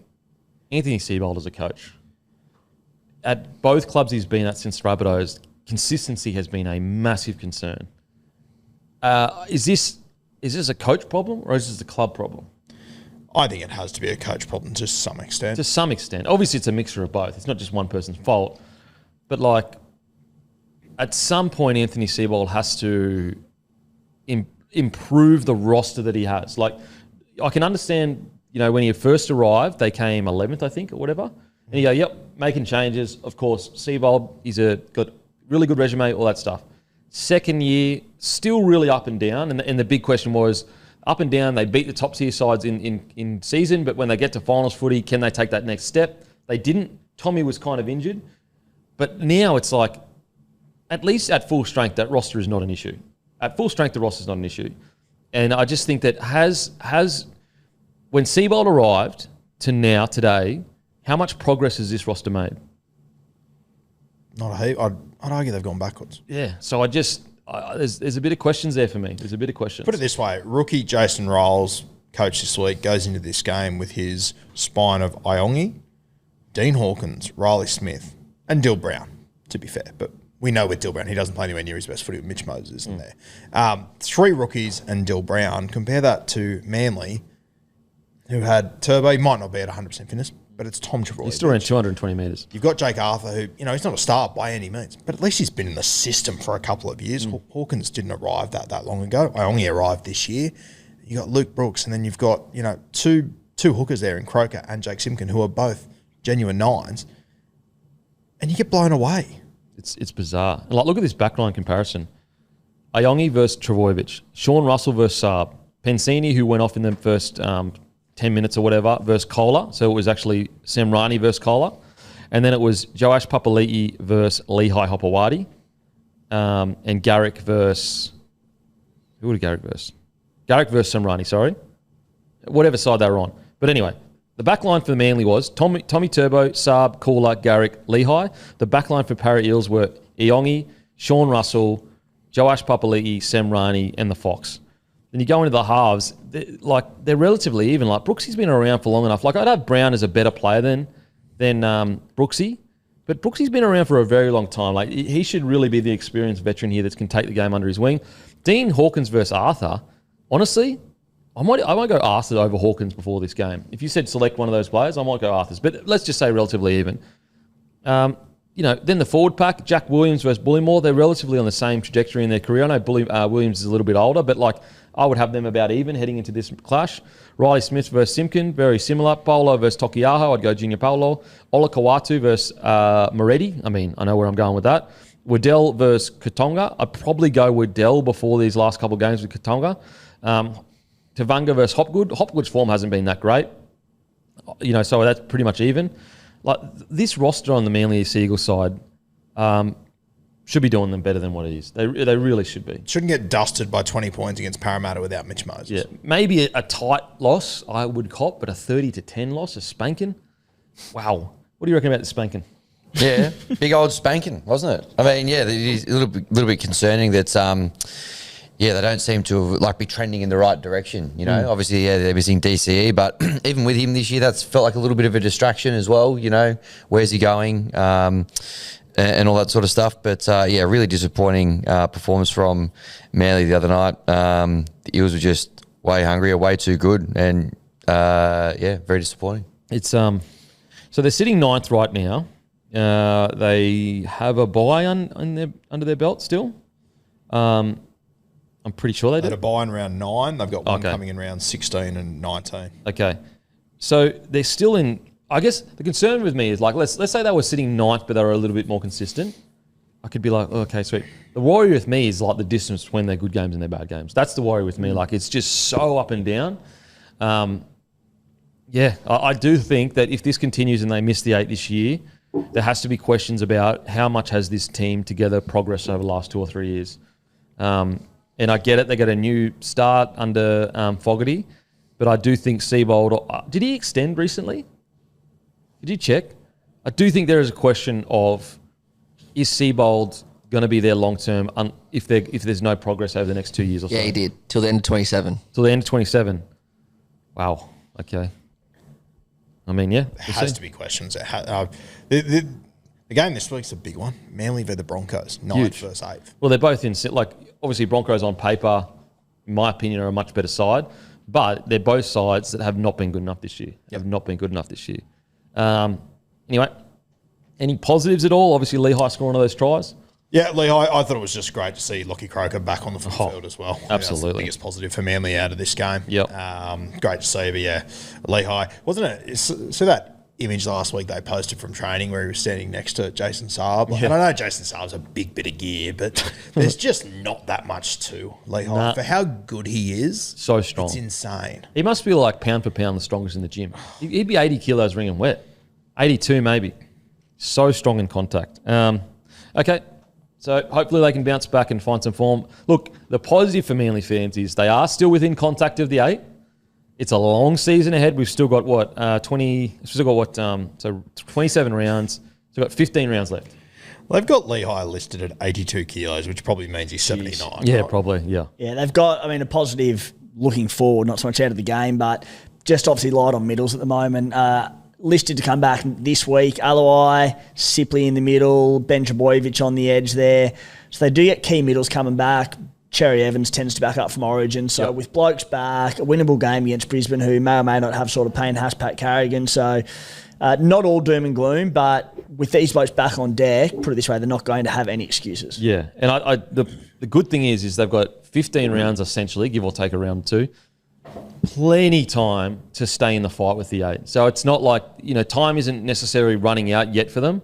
As I said, the biggest worry for me is just the distance. If they were playing at 8 out of 10 and a 6 out of 10, I'd be like, that's fine. They can work towards the season and maybe they're going to make their run late. Maybe Tommy Turbo, as he gets more fit, we'll see all that. But anyway. Just the other one too, Joey Walsh, he was on the extended bench this weekend. I think he was the 18th man for the Cowboys game.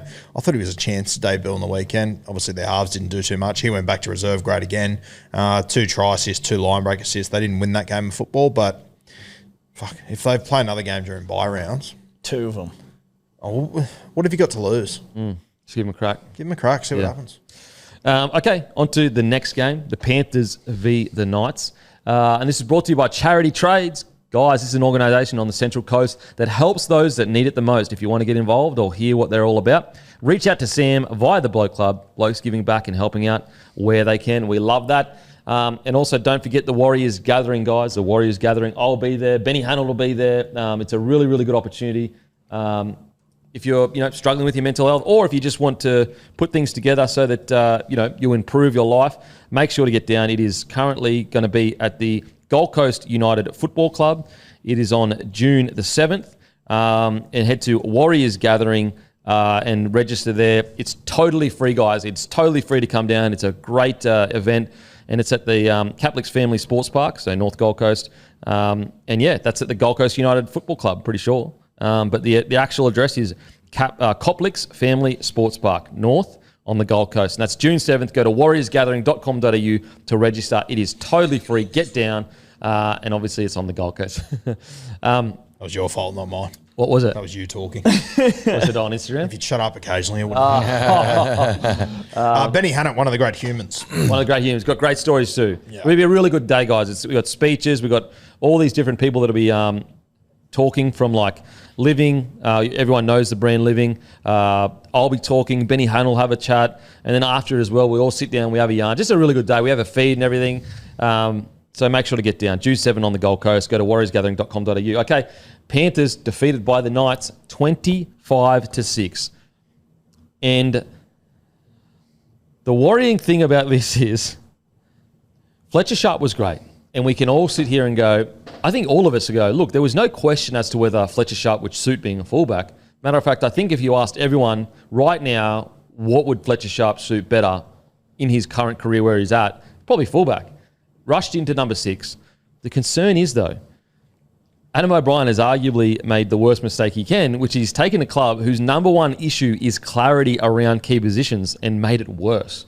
Because now what do?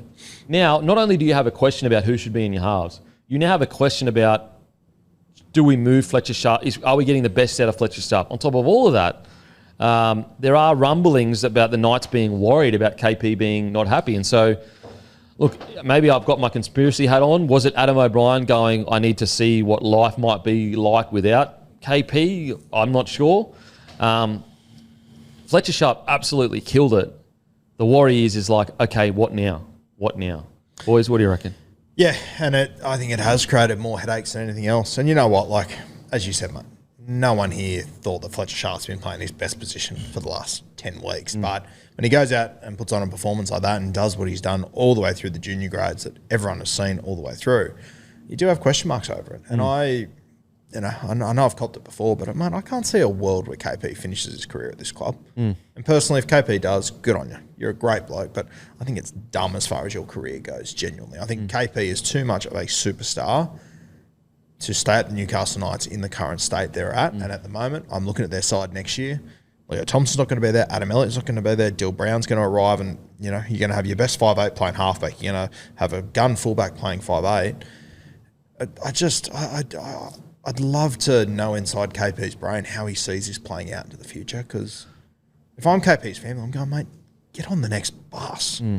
It's not worth being there. Yeah, honestly, it's a tough one. I want KP to stay and win a premiership for the Knights, but we just heard so much noise around him. And the worrying thing I have is this, is like, so the Knights go out and they put on, like, they score all these points really early on. Well, you had a 7 playing 7, and you had a 6 playing 6, and you had a fullback playing fullback. Like, what do you know? You can put points on. It bewilders me. It absolutely bewilders me. What do you reckon? Yeah, I don't think it does create headaches for them, boys. Where KP's long-term future lies, I have no idea, but I won't get into it for now.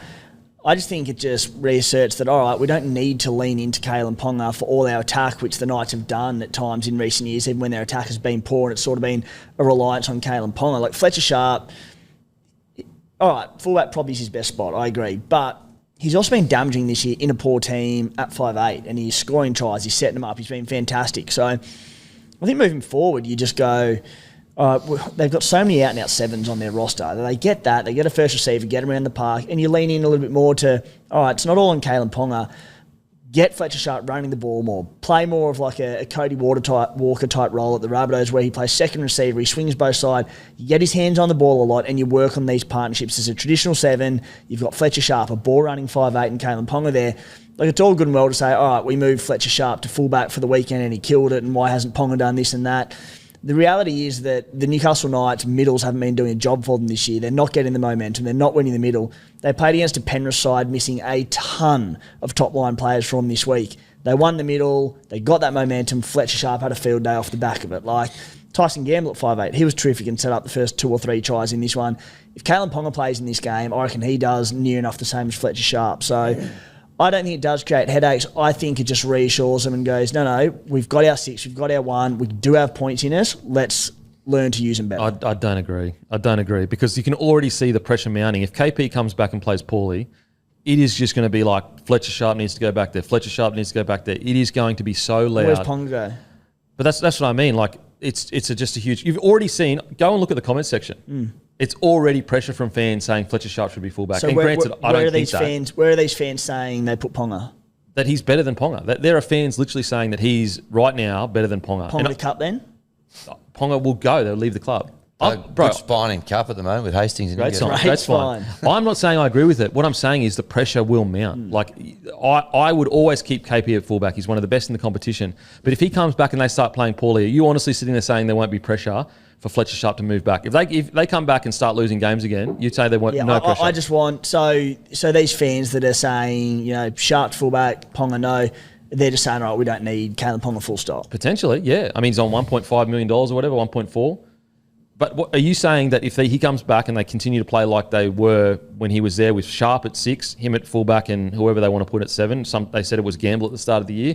Now it's Cogger, I'm not sure. Yeah, well, you're saying there wouldn't be pressure? I was speaking short term. Like when I opened up, I said, like I'm looking right now and I don't think there's any dramas. Long term, if you're looking at people not wanting Ponga at the club, maybe that's a different story. That's something to hold. I reckon that if they come back and they struggle, I reckon there will be a lot of pressure from fans saying, we saw how they looked. We looked much better here. We did this. Fletcher Sharp back. I reckon there will be pressure. I think he's created more questions. And also, like, the other question now is Gamble at 6. Like, is he a better... Because, by all reports, he was supposed to be the out-and-out 7 at the club starting this season. He goes to 6. He kills it. That's another question now.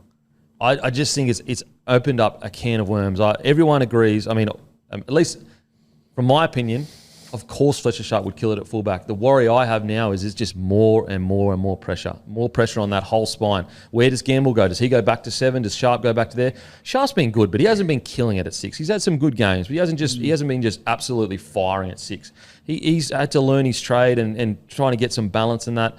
I think it has created more questions. I really do. I think as well when you look over the last, let's go the whole 12 weeks for Newcastle. Like they've had 2 shining light games, this Penrith game and the South Sydney game. I think all fans are sort of hanging their hats on. Like that South Sydney side was a reserve grade side. And the Penrith they side had was fucking no one. And this Penrith side is last anyway and was missing all their rep players. Yeah, absolutely. Like this hasn't turned the ship around in any way, shape or form. And I tend to agree with you. I think it has created more issues because you built this entire season around Fletcher Sharp being your 5'8", and then KP's not there and you move him out. You bring in the other guys. Gamble goes to 6, and then not after 7. Win, it shits me as well. The coach sits there after. He's like, everyone keeps talking. We've got full faith in these halves. It's like, fuck, are you serious? Yeah, that's what I mean. I'm with you, mate. I'm with you, mate. Like, why couldn't those Sharp... halves know you don't have full faith in them. You're not going to trick me. Yeah, it's crazy. It's crazy. And it's insanity. It's the opposition to me, Roo, like to that point of if this was on a week where Ponga missed out, and like long term in that big pitch camp, it probably does create some headaches. I was thinking short term in their best 17. If it was a week where Penrith were full strength, Ponga missed out, Sharp went to fullback, and they did this to a full strength Penrith team, I'd be like, all right, now we got headaches. But I just find it so hard to read too much into like a completely new look side, get them pumped off the park. Well, here's my point to that. Why didn't you have enough confidence to leave Sharp at 6 and put a fullback? If you have so much confidence in your halves, like you said at the post, leave Fletcher Sharp at 6 and leave Gamble at 7.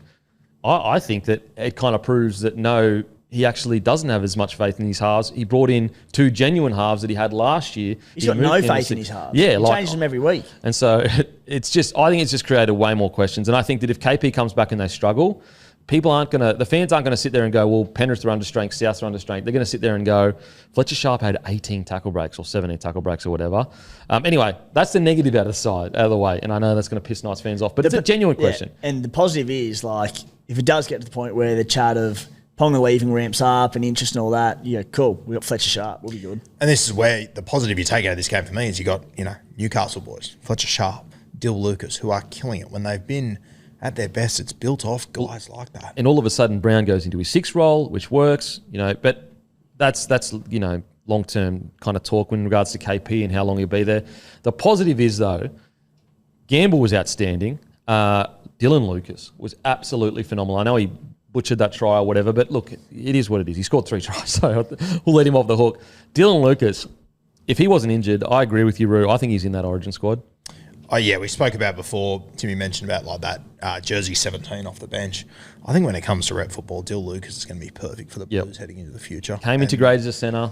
If Hudson Young had scored, I don't know, 7 less tries this year, which is a lot. But if he wasn't just absolutely braining it, I would be more than happy to have Dill Lucas in there. It was my 18th man 2 weeks ago when we picked sides. Yep. I think he's just destined for it. Mate, he's got to be in the camp at some point. He was absolutely, like, his speed, his footwork, his ability to finish, like, he was absolutely phenomenal. And that's the one area where I totally agree with you, Timmy, where, like, it's like 2 parts of the story. It's this whole half situation that has just gotten so murky. Like, does Gamble go back to 7 or whatever?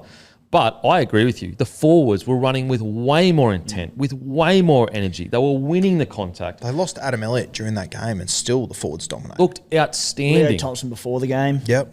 And a little worry is like, why this week did they look like that? Whatever they did during training, whatever the G-up was, whatever it was, do that every week. Because when you watch the Knights, the weeks before, it's lethargic, it's no energy. This week it was super aggressive, fast, strong, powerful.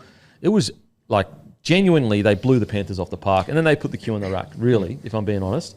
It was a dominant performance. And I know that the Panthers are missing some players, but it's not like, the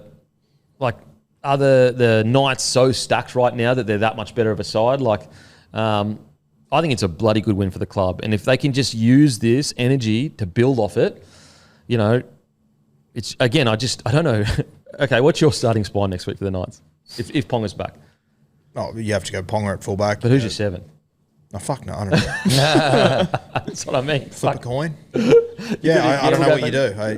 I mean, if you read into what they're saying up there, Tyson Gamble's the first choice halfback, so I guess it's Gamble. Doesn't matter. He's got full faith in everyone, can he? He was so good at 6, and he's a good 6. Anyway. But it's the whole thing. Like, Gamble, I thought he was really good on the weekend. I was happy to have him in my team of the week. He played on the left edge. That's the side that Fletcher Sharp has to go back to now. Yeah. Like, it's a clusterfuck, the whole thing. At the same time, all 3 grades of Newcastle Knights beat Penrith on the weekend. Yeah, we'll get to Penrith. It's, oh my God. But yeah, in regards to his performance, I thought it was absolutely outstanding. I really did. And I just thought their forwards, it's the most explosive. And yes, I know it's against a team that's under strength, but like, Frizzell running for 175 metres. Kai Pearce-Paul had his best game in a very long time. Dylan Lucas, 212 metres. It was a bloody good performance. Brody Jones comes on, runs for 118 metres. Thomas Kahn, 139 metres. Then they had their young battler, Paul Bryan, comes on, dislocated shoulder, pops it back in. There's some talent in this roster. When they get it together, they're bloody good. And on the weekend, I thought they were phenomenal. Absolutely phenomenal. I really loved the way they played. What do you reckon, Hammy? Yeah, they were great. A couple that you rattled off there. I thought, Frizzell was excellent through the middle. Just such a great leader of the club, and he was excellent on the weekend. Dill Lucas. Matty Johns had him for a hat-trick last week. Didn't have him this week. Oh, for another probably 150 to 1 sort of collect.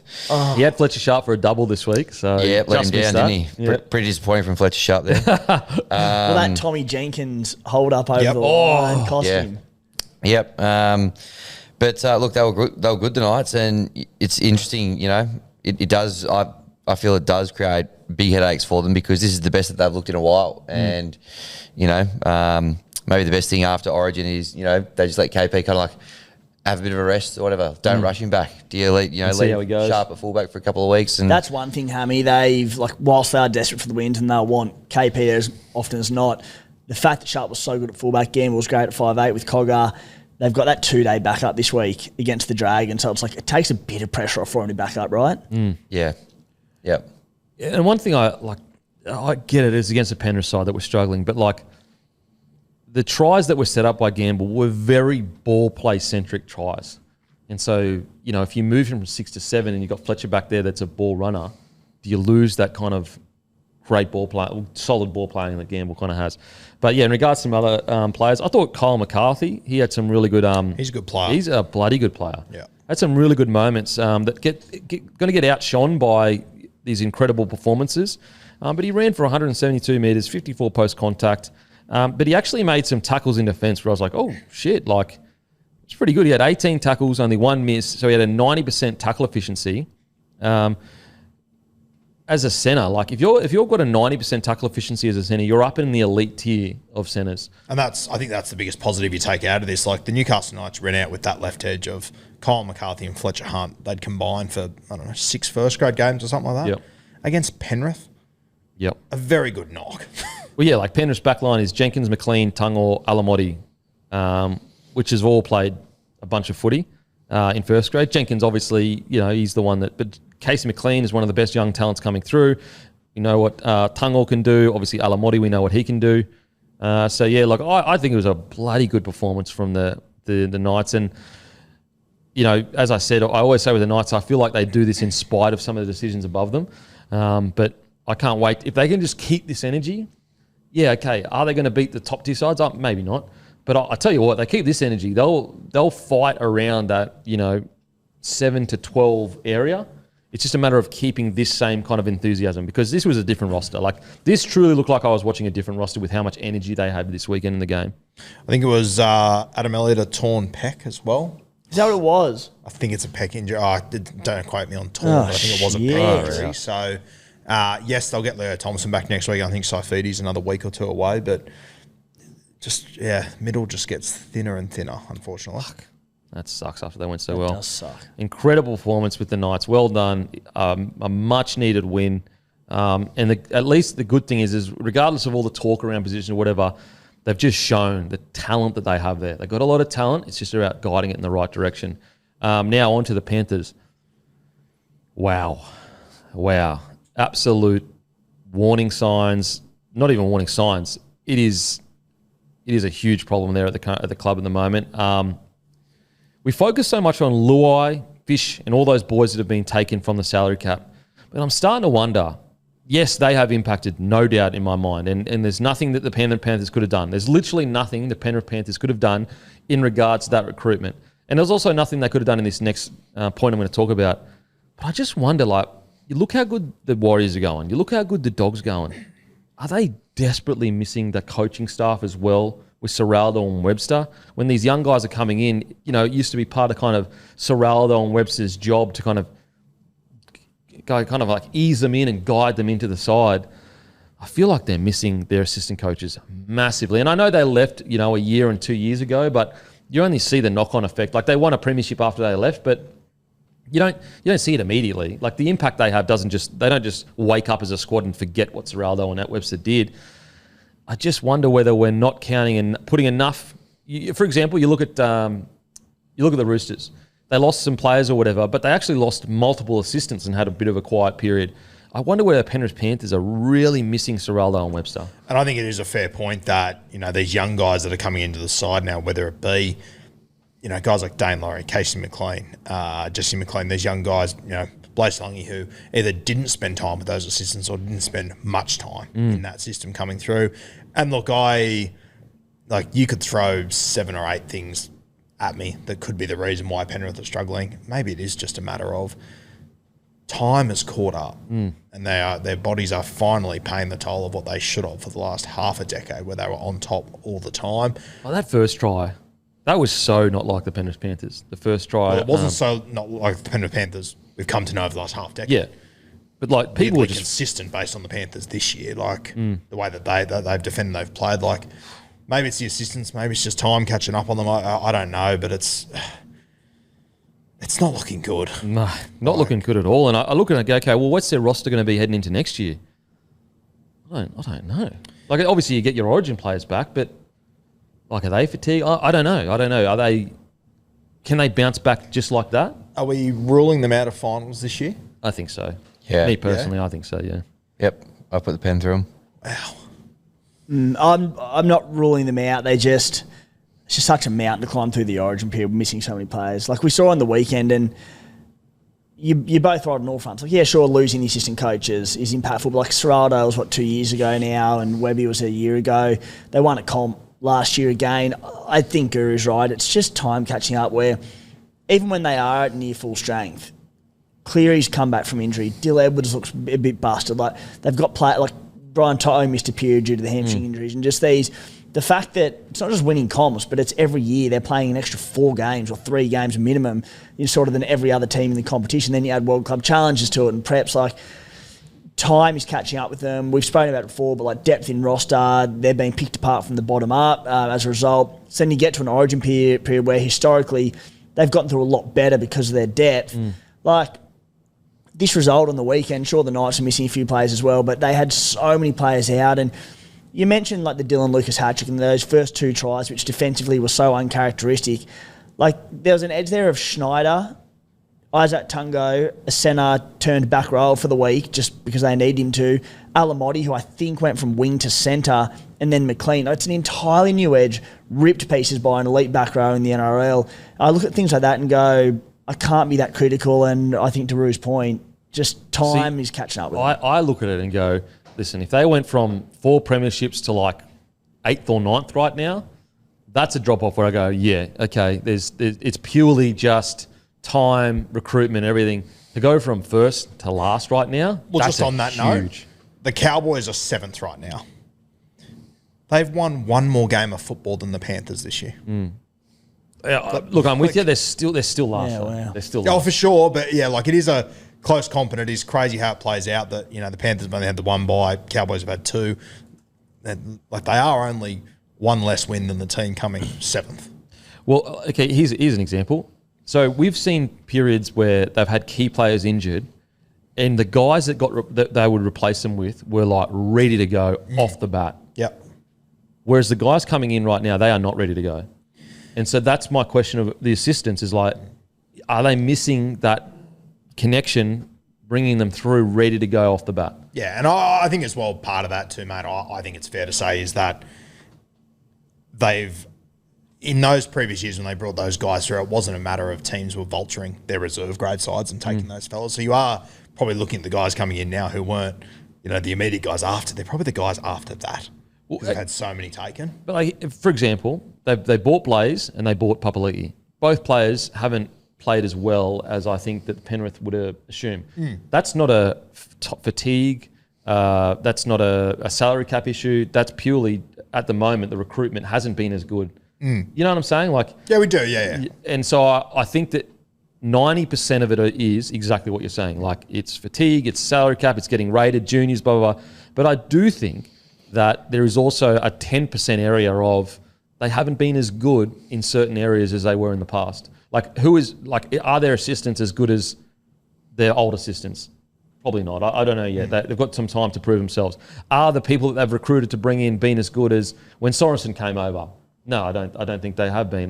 So I think they've missed a few areas where they're usually pretty good at. Oh, yeah, if we're talking in that 10% sort of range, I completely agree. There's no denying it that they are obviously missing those guys. And when you look at what those guys are doing, like those assistant coaches are 1 and 3 on the ladder. Yeah, it's crazy. Yeah. It's crazy. I would be a little wary putting a pen straight through them for finals just because we know what they can do and what they're capable of. Just based on last year, they need to win 9 of 13, and that's based off last year. So they can only drop 4 more games. So looking just immediately at that Origin period coming up. So they've been 2 of the 3 games backing up from Origin. They've got the Sunday 4 p.m. game. Parramatta this week, a game they should be winning. The following week, round 14, the Tigers, a game that, again, if they're going to play finals footy, they should be winning into a bye. They can potentially notch, I think most Penrith players will back up from Origin, barring Knox. Round 15 bye, they've got the Warriors in NZ after Origin 2 in Perth. That will be absolutely brutal for them. Doggies tough after that, but they'll be full strength. A round 18 bye, round 19, they've got Parramatta again Sunday afternoon at 4 p.m. Very winnable. So the draw pans out okay. It's not like a devastating look where they go. They've got quick turnarounds. They play the major Origin weeks. It can be done. It's not going to be easy. I think the days of Nathan Cleary backing up straight after Origin on a 2-day turnaround are done after what happened a few years ago. He came back and did his hamstring. It's a You don't want 5-day long. turnaround. You don't want. You They've don't got a want 5-day turnaround from Origin 1 and Origin 3. That's what I'm saying. I'd almost still consider it. Then, like, if they're not going to win a premiership this year, do you want to increase the likelihood of him getting another soft tissue injury by making him play, that many games this year?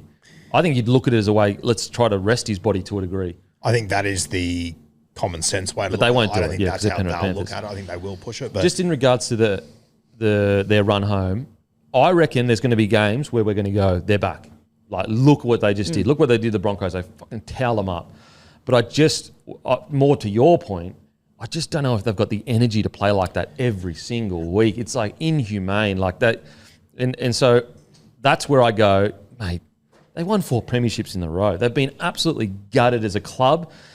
Playing roster, I just don't know whether they can get up and play that good for 9 games to get 9 wins. Yeah, and I'm not saying they can, but I'm saying the draw's there that they can. And to your point of restings and backing Cleary up, etc., look, if he gets through, I'd imagine he backs up this week. If they drop a game to the Eels or the Tigers in coming weeks and they go, all right, we're not playing finals footy, then you get past Origin 2 and 3 and you sit there and go, do we need to back them up? Let's give them rest. It's a long year. Let's start looking at 2026. For right now, though, while they're still in the hunt, they'll be doing Okay, can they win a premiership this year? No. Nah.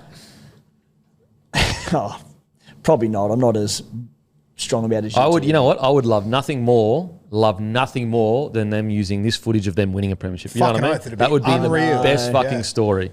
But I, as I said, I just think at some point the body has to give out. At some point they have to get fatigued. Like Cleary hasn't hit these straps this year.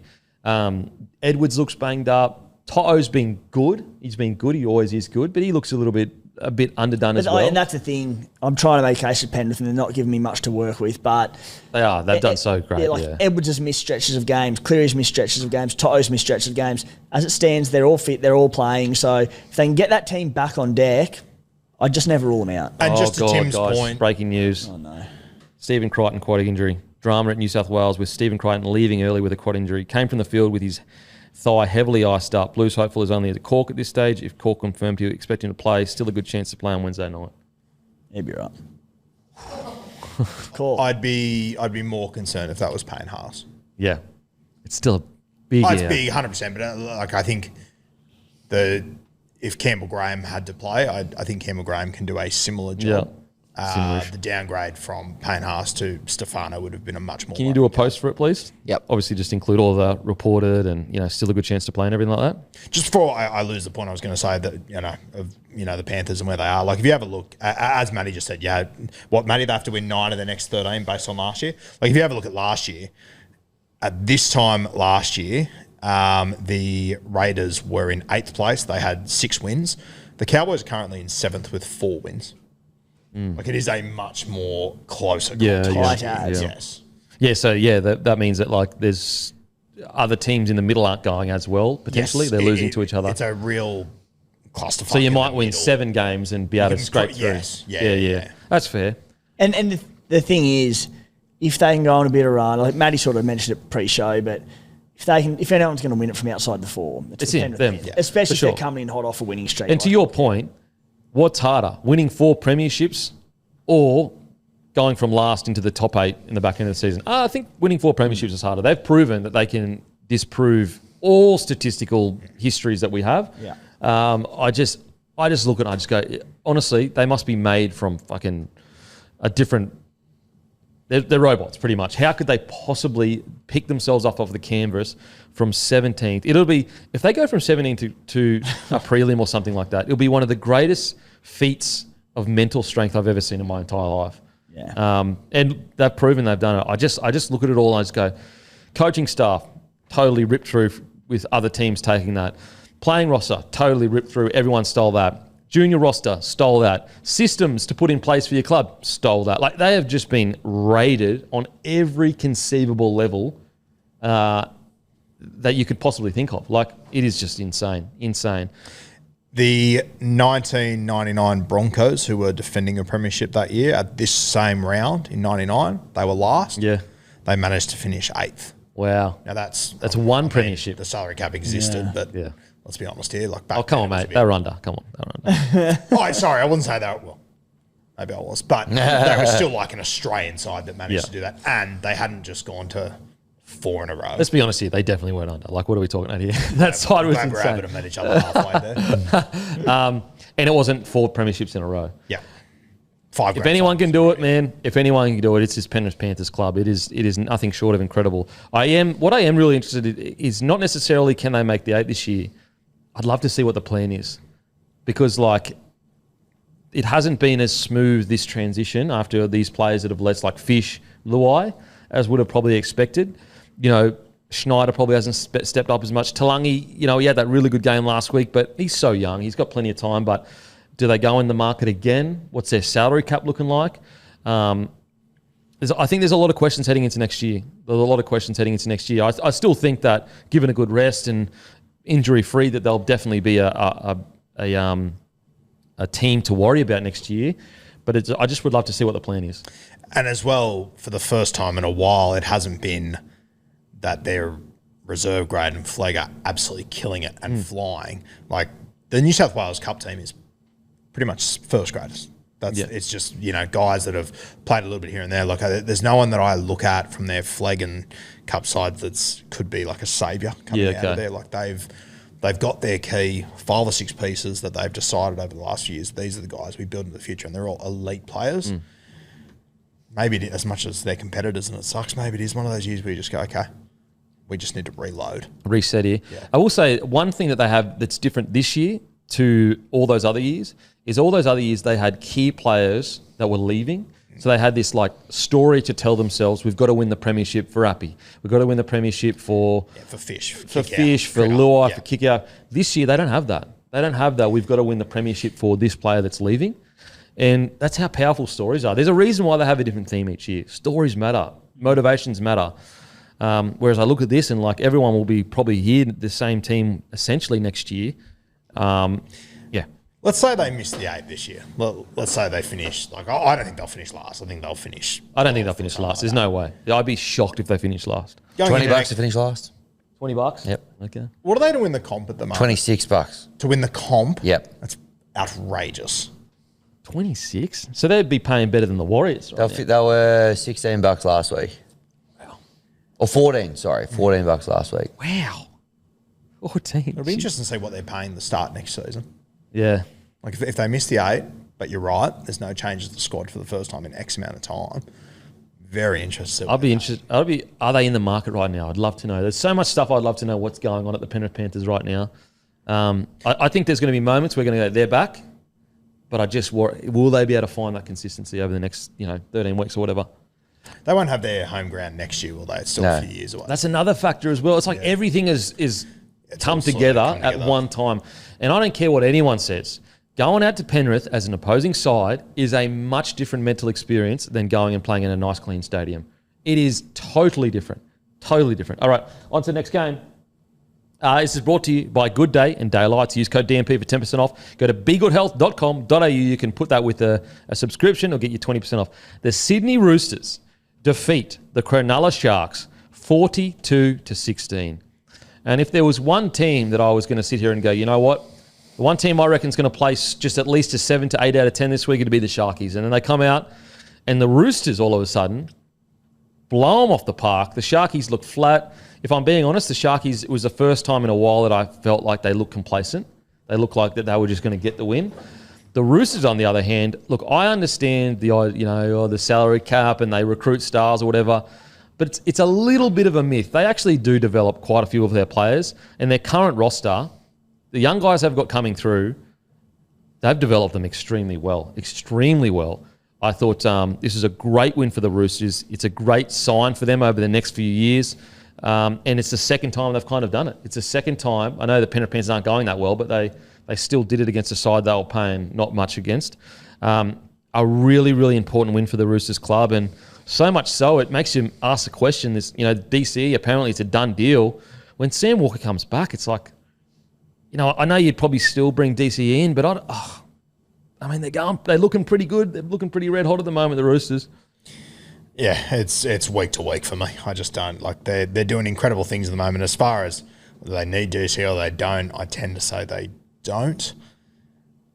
But are you guys over the line with the Roosters that this is who they are? Like that they're. I think they're building into the year nicely. Yeah. I think so. Anyway, because even the games where they get beaten, it's the last 20 minutes, and that's easy to fix. Like, if they just fix that 20 minutes in the end of the game, they would have won. And I know that's easy to say they would have won, but even the Bulldogs, they had them done. They just, that last 20 minutes killed them. Where are you at with them? For this year? Yeah. Playing good footy, Sammy Walker due back soon enough.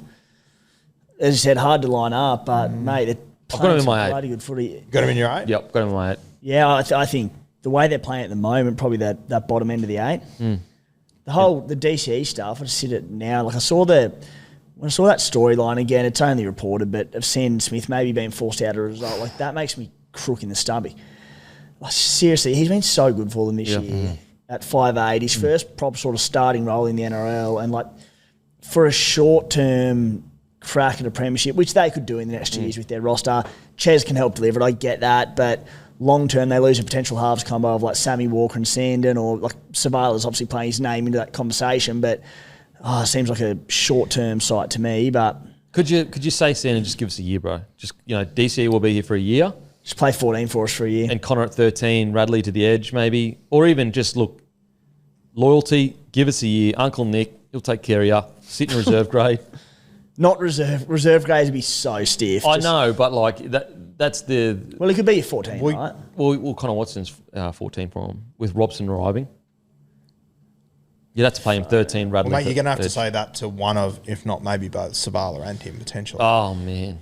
Savala's been so good. He's been good. Since Kicking game. Yeah, great kicking game. So Savala's been the real dagger in the sand on. Yeah, game, 100% he has. And you've heard kicking game, and Robertson has come out and backed Savala in quite a lot. But since Savala has taken over from starting 7, they're 4-2. Yep. Yeah, the 6 games, they've won 4 of them. One of them against the Broncos when they were top 3, I think.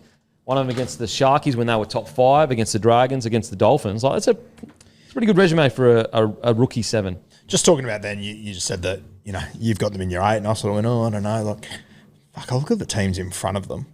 Like in 6 is South Sydney. I've probably got them in my 8. Do we all have them in our 8? Mate, South Sydney to be 6 is one of the greatest fucking feats of coaching that I've seen in a very long time. Yeah. They're playing the top 4 in the next 4 weeks, so it'll be a big. That'll be telling. Big test. But like under them is the Cowboys. I'm far from convinced having them in my top 8. Brisbane, I'm not convinced I have them in my top 8. Like Brisbane could get bad, could get ugly. Eagles, they're not in my top 8. Dragons, what's doing? The Dragons. Yeah. That's what I mean. I got them in my 8. And I think that when all these boys come back, that forward pack, when it gets rolling, it just blows team off the park. Yeah. And if the Roosters play those 5 teams above them and they play 80% of their best, I think they win those games of football. Yeah. Yep. That's fair.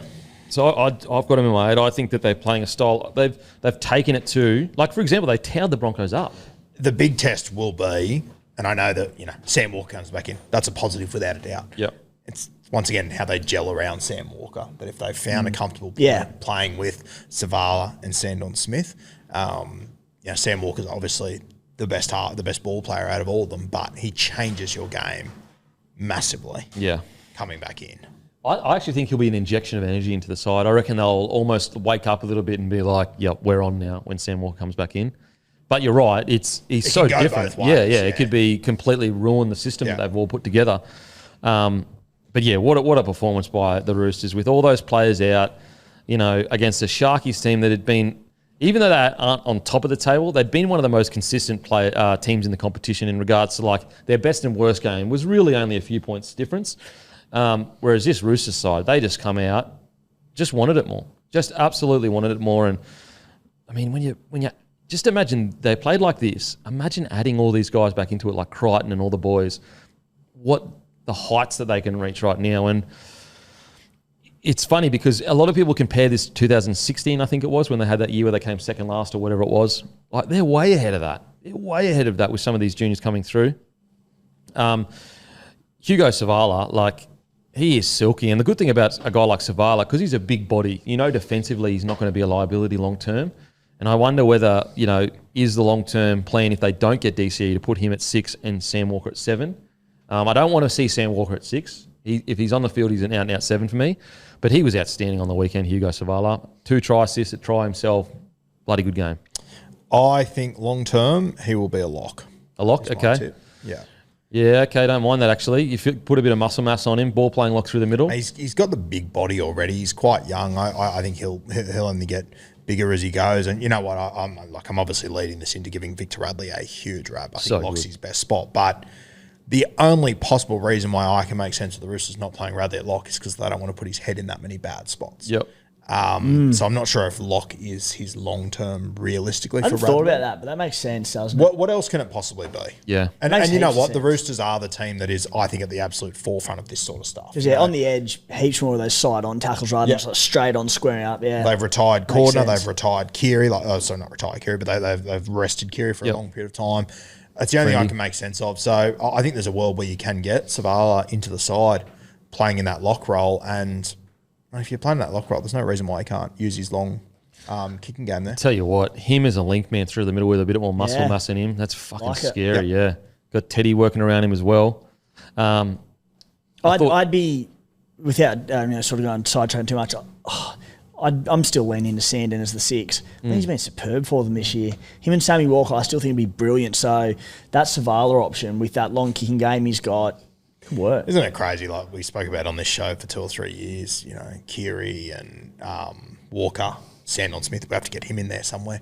Kiri leaves, you go, okay, it's clear, and then Savala just pops up. Yeah. Now you got a DCE name floating around. And don't they have another young 7 or half in the... Man, they've got a heap. Like even Sam Walker's younger brother, like he just won the SG ball. They love him. They'll take care of him. Like there's 2 Rodwells there. Like when you see that on the team list, it's not a mistake. There's fucking 2 of them floating around.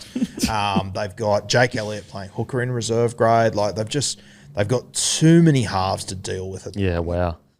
I mean, they've clearly identified it's the hardest position to get right, so get a lot of them and hopefully one of them lands.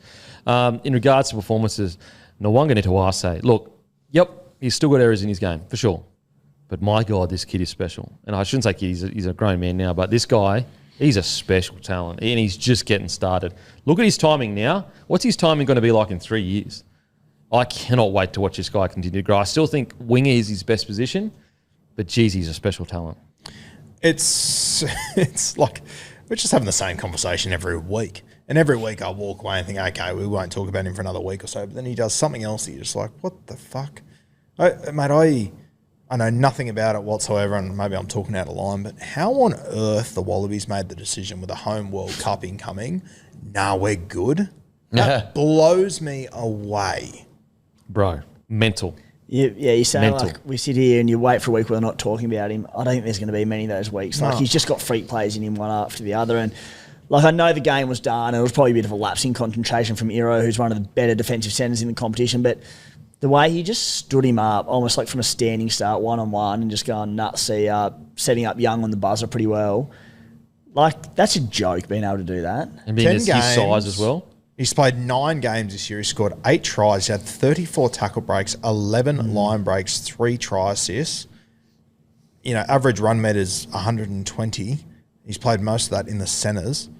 And, I think sometimes his reads can be a little bit hit and miss, but I also think we hyper-focus on that because he's come from Union. I personally think if he was in the league the whole time. If he was a rookie coming in, we wouldn't talk about that. But also, back into last year, he got a game there and a bit of cup, and even at the start of the year, this year, there were some defensive issues.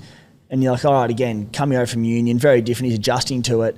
They're getting few and far between. Yeah. Like the way he's progressed defensively with those reads, which is natural in the space of those 19 games, is remarkable. And I know it's more so his reads, but he's missed 10 tackles this year. He's missed 10 tackles in 9 games. And he was playing centre for the majority of them. He played centre on the weekend. He played the first, 6-7 rounds there. Mm-hmm. Pretty. And just back to your point that you made at the start too, Kempy, about how it's a bit of a myth that Roosters don't recruit guys. Like Dom Young came into this side this week because a junior, Rob Toya's from Queensland, I know, but Toya's played at the Roosters since she was in Harold Matthews. So because one of those juniors they recruited very early has come out of the side, it is, and you've got guys like Blake Steep who have come through the system, all these guys. There is a lot of junior talent there. And then, correct me if I'm wrong, Roo, but he's played right wing, obviously, when he got moved there. He played right centre in this game, but when he was playing centre earlier in the year, Rob Toya would have been on the right, so he would have been left centre. Correct, yep. So he's gone both sides across centre and wing, defensively trying to adjust to the new game. Yeah. Ridiculous. So he can play both sides, not to mention he's come from a different fucking sport, and played 2 different positions. Craziness. Just where is his ceiling? That's where I want to know. What's his ceiling?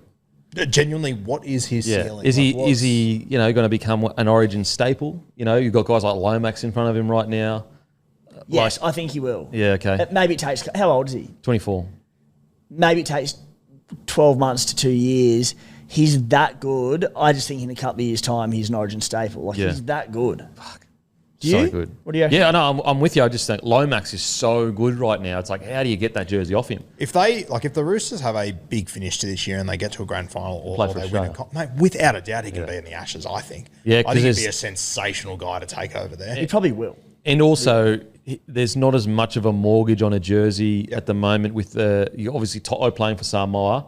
Coates and Lomax would be the wingers at the moment, I think. Yeah, he definitely in the squad. He could sneak his way into the squad for And sure. you get to you get to that time and guys have surgery, they have opportunities to present themselves. I mean, even centre. You go Trell one centre. Let's say you leapfrogged Holmes. Who would be the other centre at Origin? I've got Australia, Bradman Best. Well, Turbo did it last year. Turbo. Turbo, maybe Campbell Graham. So if you're going on Ashes to England, you're probably going to take 28 dudes. Yeah, you'd bring him. Like, And he can play fullback, centre, wing. Anyway, it's a definitely good discussion. Okay, in regards to some other players, you made our team of the week, but Blake Steep. Is it Blake Steep? It's Blake Steep, isn't it? Yeah. He was outstanding. And he's just another forward coming through the ranks at the moment for the Roosters. I think even right now, if you look at the current roster that played on the weekend, I'm pretty sure most of them, except for like one or two, are Roosters juniors.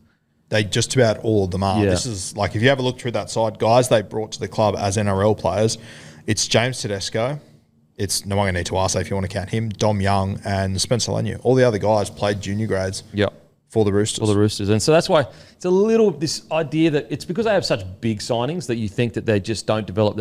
It's a myth, to be honest.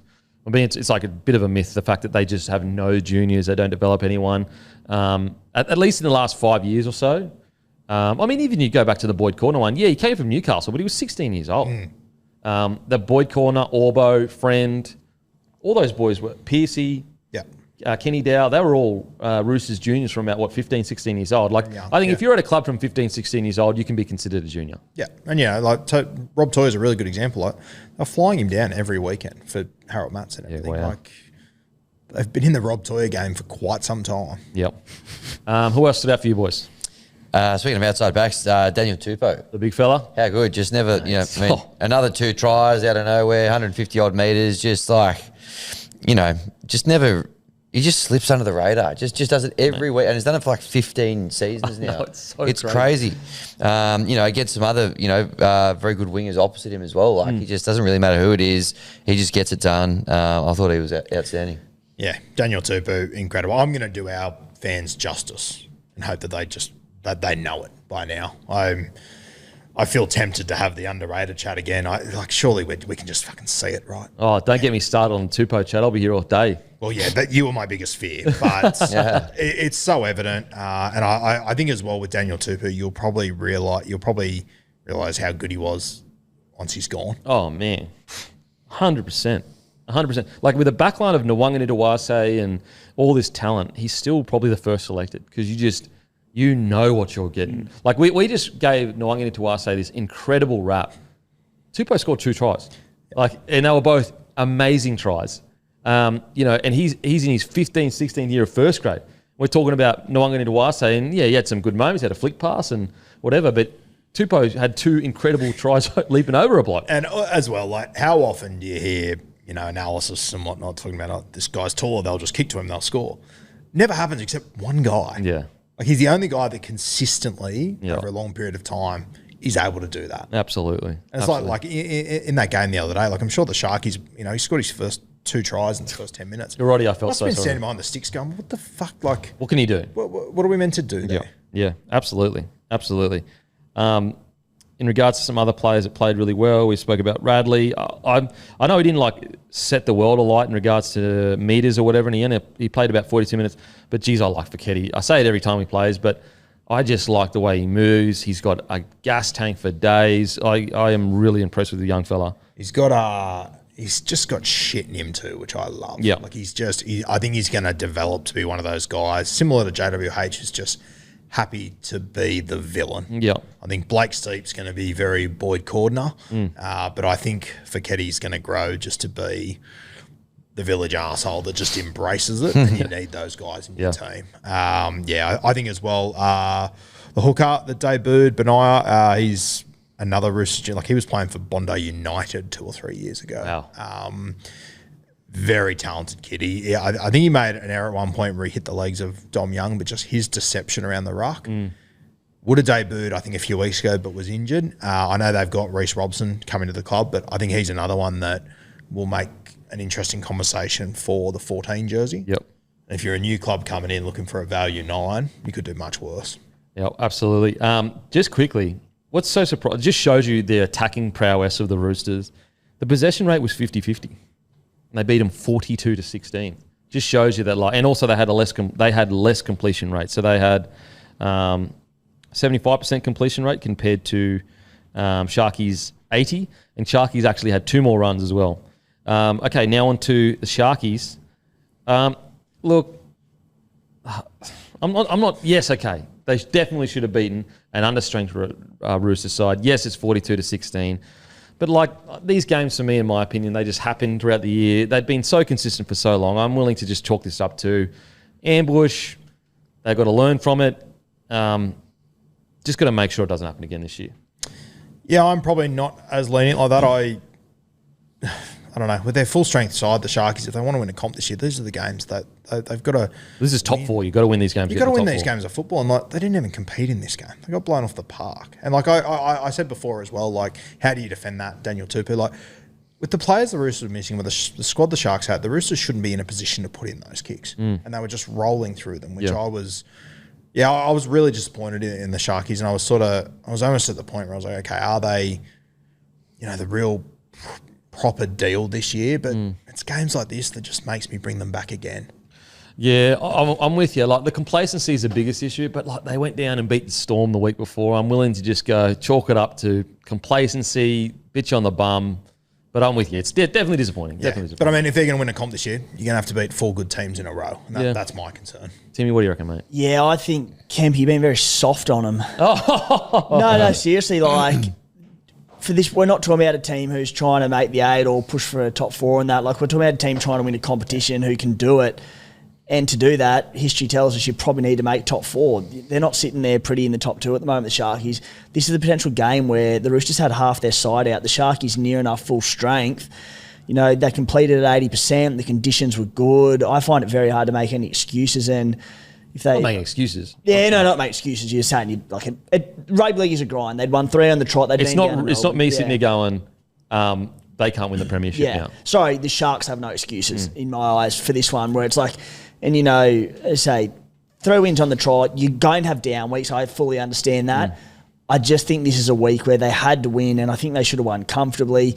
Credit to the Roosters for the squad that did turn up and played outstanding, but I thought this was a bad miss by the Sharks, not only to lose, but to be belted. The belted bit definitely stings a lot more. They are going into a bye this week. Is it their first bye this year, I think, as well? They're sitting 5th, so they're still within striking distance. First bye, yep. Yeah, so they're having their first bite. And that's where I just go, were they running on fumes a little bit? They built into the Melbourne Storm.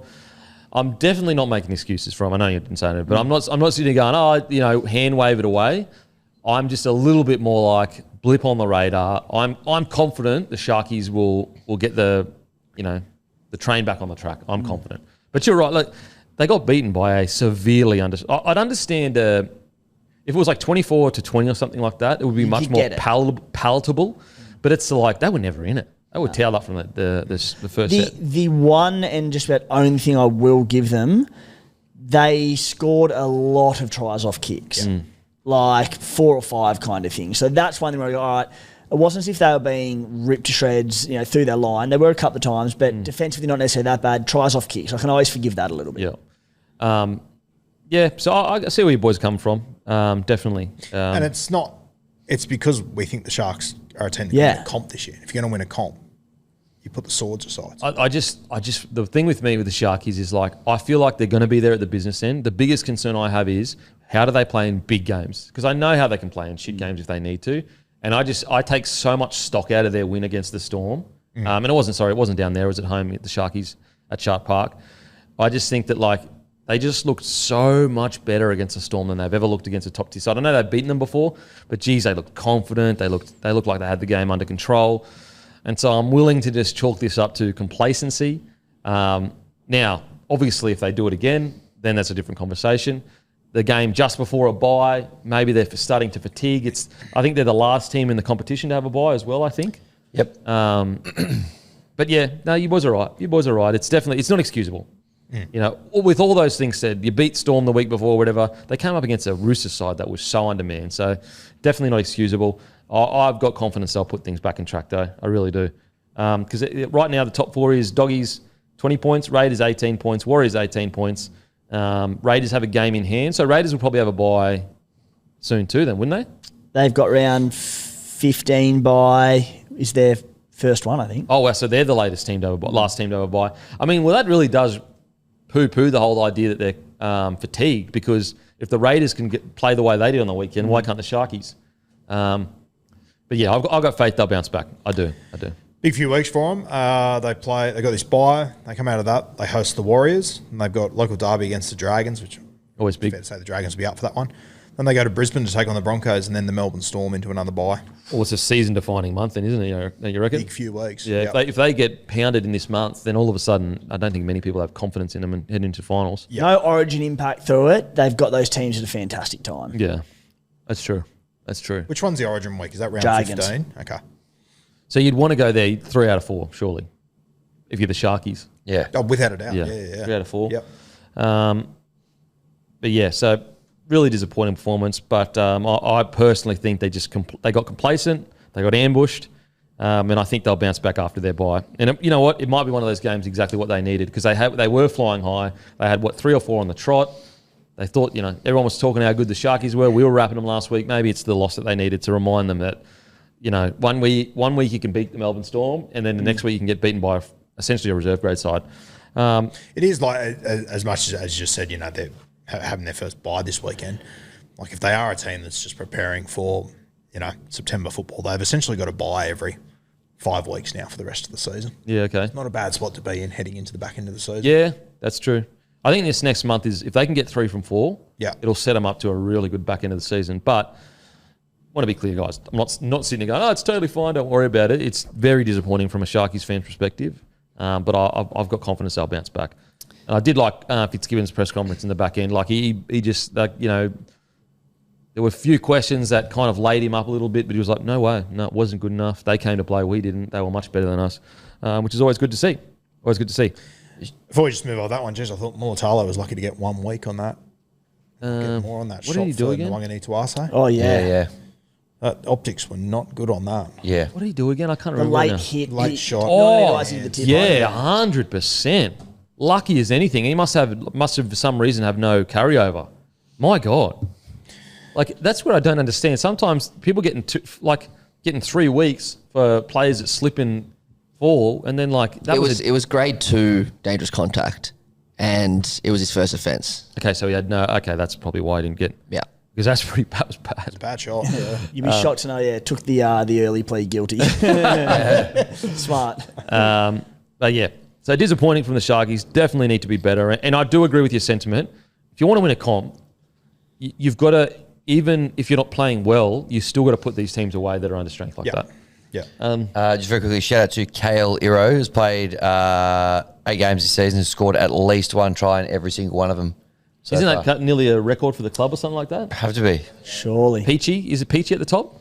Something like that. Anyway. Well, for most tries on the trot. On the trot, yeah. Alrighty, now on to Canberra Raiders defeating the Warriors 16-10. And before this game happened, I was saying it's not getting enough attention. It's going to be an absolute belter of a game.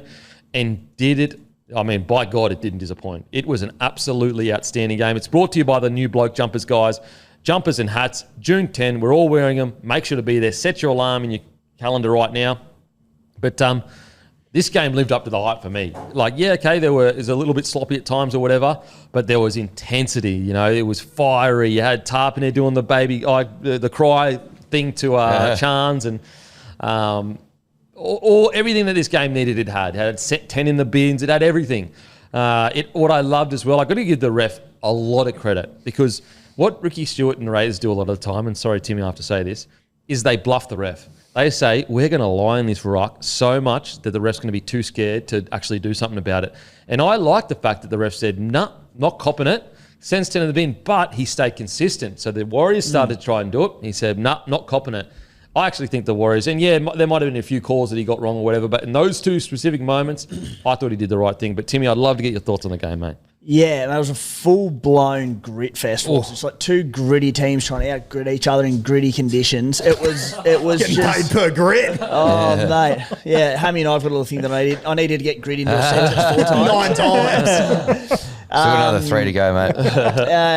And the Raiders out-gritted the gritty Warriors. But you're right, Kempy. Like, in what was with players out across the round, a tough round to really get up and about for... This delivered as soon as it kicked off and that rain was bucking, you get down, you went, oh, how's this one going to play out? There was so much fire and passion in this game, headlined by Joey Tarpany. Tommy Starling was great at it as well, but awesome game of footy. That first 20, 25 minutes, it was just... I couldn't look away, seriously, the whole game. Unbelievable. Different blokes getting up each other and around the refereeing. Like fire, there were so many 6 agains and all of that, but to your point... He was consistent. Yep. When the Warriors started lying around and giving away penalty after penalty, there was a binning there. So, awesome game of footy, and Raiders got away with it. Yeah, and I know he had a couple of really poor calls, but I just in those specific circumstances, so many refs are too scared. They're too scared, and Ricky bluffs them into oblivion. But I like the fact that he was consistent. But this game, I honestly, from minute 1. All the way to the last minute, I couldn't stop watching. It was and what I loved about it is both teams didn't take a backward step. Both teams knew what the occasion meant, and both teams stepped towards the occasion. And it really was a game that, flip a coin. It really could have gone either way. Neither team lost it. Like, they gave their all. They stayed in the arm wrestle. Like, they've been two of the biggest, arguably overachievers of the season so far. And people are waiting for wheels to fall off and for something to give, and they're just not doing it, like either team. It's so good. I will say, Fish and Barnett would have been watching that going, when I get back on this field, Tarpanett. The funny thing is, though, a lot of people go, I saw some comments go, oh, when Barnett comes back, Tarpanett won't be like that. Go back and watch their last game. Tarpanett was hunting Barnett. Please. Like, Tarpanett, I've said this so many times, and I know there's people, oh, he's a grub now.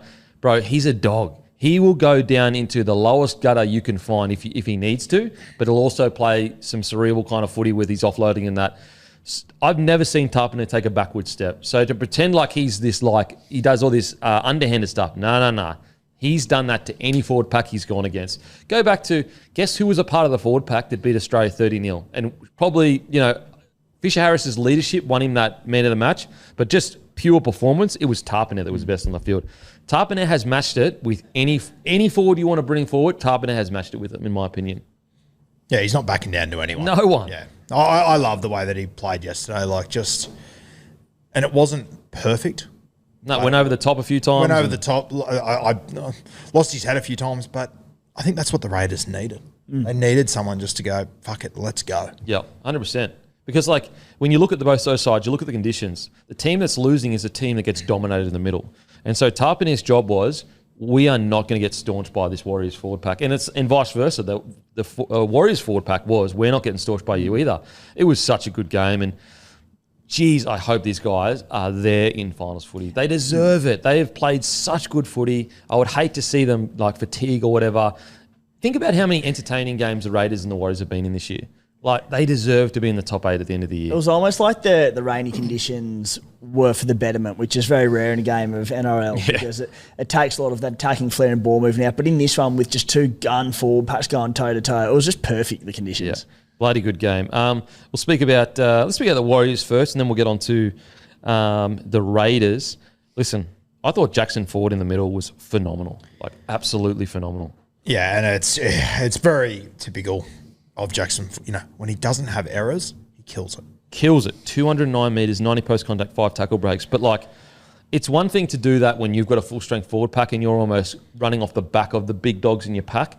To go out, basically, Webster would have said to him, mate, you're the guy. Because right now, we've got some other guys that, we've got Bunty Afoa.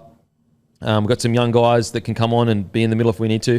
But really, you're our main man in the middle. And he did not disappoint. If he can stay like this, a forward rotation of Barnett, Fish and him, that's phenomenal. That is phenomenal. He just needs to keep this going. Yeah, and I'd love to see if it was even a conversation with the coach, if I'm the coach, I would have sent James Fisher-Harris to him and say, hey, you're me this week. It's your job. Let's see what you do. Don't let me down and the Warriors down by going out there getting dominated by the Raiders. And also going up against like the Raiders forward pack, like it was Tarpanay, probably a pissed off Horsburgh, and he was sensational. Yeah.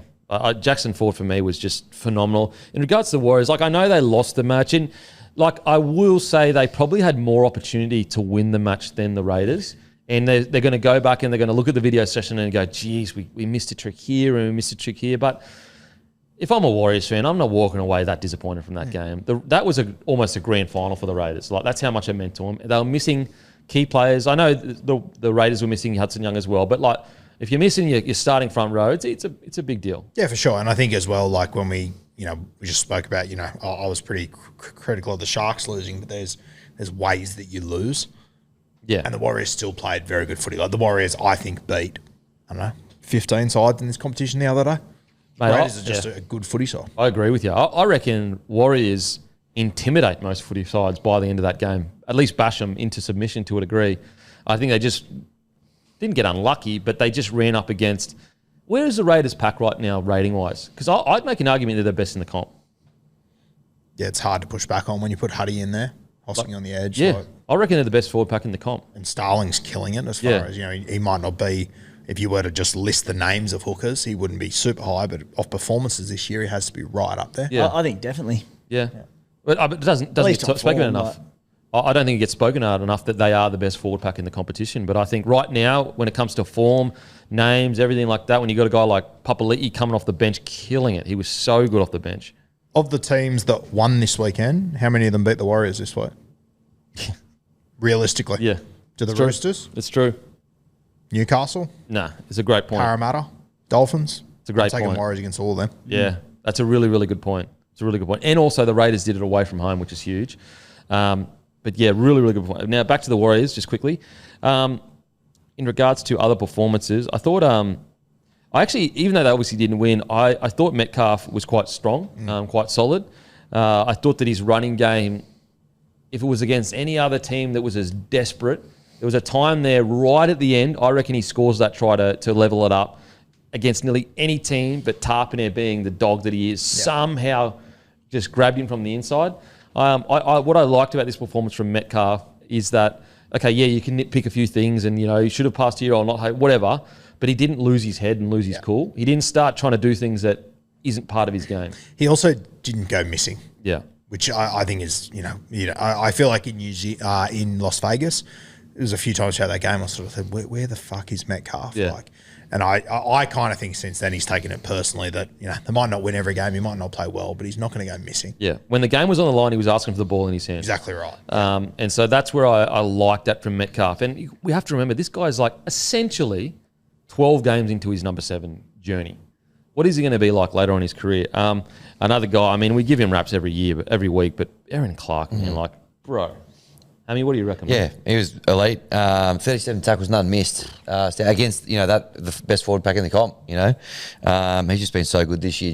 It's almost just Control C, Control V. Just put the stats in every week. That's how good he's going this year. And again, it's a testament to Andrew Webster's system that he's got there. The fact that he's got these guys I know Ford had a quiet year last year, but we're talking about a guy that wasn't wanted at the Dragons. We're talking about a guy at the Titans who couldn't even get a starting role at the Titans, going all the way down there. Then you've got Tanner Boyd, who's killing it in reserve grade, as you mentioned plenty of times, Roo. Guys like Luke Metcalf couldn't get a start at Manly. There's so much good evidence of a good system at the club. What a game. What a game. Who stood out for you, Timmy, for the Warriors? Yeah, that first sort of 20 to 25 minutes, the Warriors defended their line brilliantly. The Raiders threw a lot at them and they didn't really look like breaking too much. And the game was sort of, no one really looked like breaking it open. And then it was a pass from Tuivasa-Sheck to put Chance away. And then I think it was the back end of the set or the following set. It was the one-on-one with Savage, just brute force and strength over the top of him to score that try. It was looking for a bit of a superstar player, I should say, to break that deadlock, and it was Roger Tuivasa-Sheck back from injury in recent weeks to do that. He was impressive. And I got no issue with Savage, that try, because as he threw his body at him. Yeah. What else did you want him to do? It's when you see the hands tackles like that is when you get really pissed off at wingers. With Savage, you go back and watch that. He threw everything he had at him. He got in front, he hit, he stuck, he went down with him. It was just just a one-on-one damn strong try. Whereas 2 or 3 years ago, Savage, I reckon, takes the easy route there. His arms tackle, whereas he threw everything at him. So RTS is literally one of the most explosive athletes the game's ever seen. And so I got no issue with Savage getting, he didn't even get bumped. He held on. He just fell over the try line. It was an incredible put down. Just quickly, the put down by Semrani, is it? For the Eels? Yes, yep. Is it Semrani, his last name? Yeah. Semrani, yeah. That was phenomenal. To slide across the try line. Yeah. A little bit similar-ish to RTS. A sliding Alfie Langer. A sliding Alfie Langer, I love that. So there's a lot to like in the Warriors side. Just on the Warriors, as you said, mate, I've brought it up a heap that, Tanner Boyd and Tomato Martin are doing so well in reserve grade. Tanner Boyd was 18th man on the weekend. Tomato Martin was on the bench, so neither of them played reserve grade. Reserve grade beat the Bulldogs 40-24 and still leading that comp. Far out. In the Warriors starting side was jersey 18, 19, 20, 21 and 22. So the amount of changes they had to make to that side. It was Jet Cleary's first game in halfback in Cup 2, I believe. A couple of tries, which is good to see. But once again, sign of a good system. Beating the Bulldogs, who, at the moment, supposedly have the best system. Wow. Doing good things. Yeah. With Jet Cleary coming in and playing like that. Yeah. So the reserve grade side is clear in first place by a win and a draw. At the Warriors? Yeah. Wow. Reserve grade. Yeah. So they're doing very good things at the moment. This is the scary thing. We have never seen the Warriors with development all the way from first grade down to, under 16s, 15s.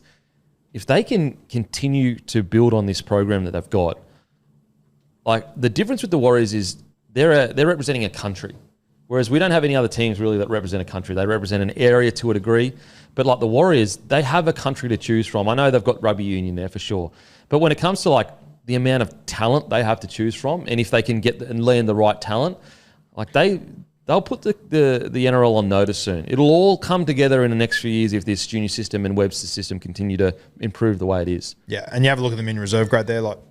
They've won 2 more games more than second.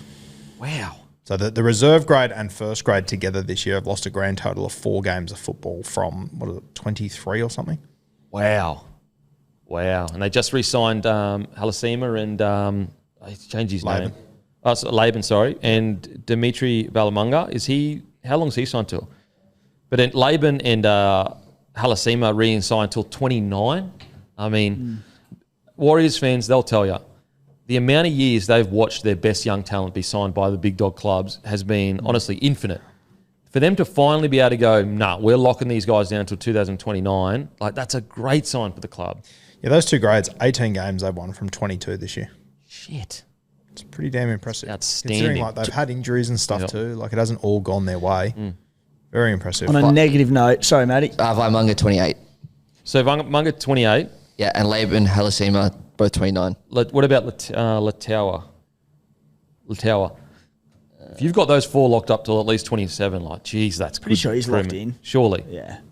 Surely. Yeah, on the downside, that Adam Pompey with one of the great brain fades for that penalty on half time. Only a 2-point margin, but they get the penalty right in front there, makes it 8 all half time instead of the 2-point psychological lead in those conditions at home. That's big. Won't happen again, but he just switched off for a second. And that is the beauty of it, though. That would have been a Tuesday for the Warriors for the last 20 years. I looked at that and went, what the fuck? How does that happen in this system? Whereas that shit used to happen all the time to the Warriors. Yeah. Matty? 27. So they got all 4 of those boys locked up long term. You're right. Look, he just fatigued. He just put his head down and was like, I'm buggered, but I need to kick chase here.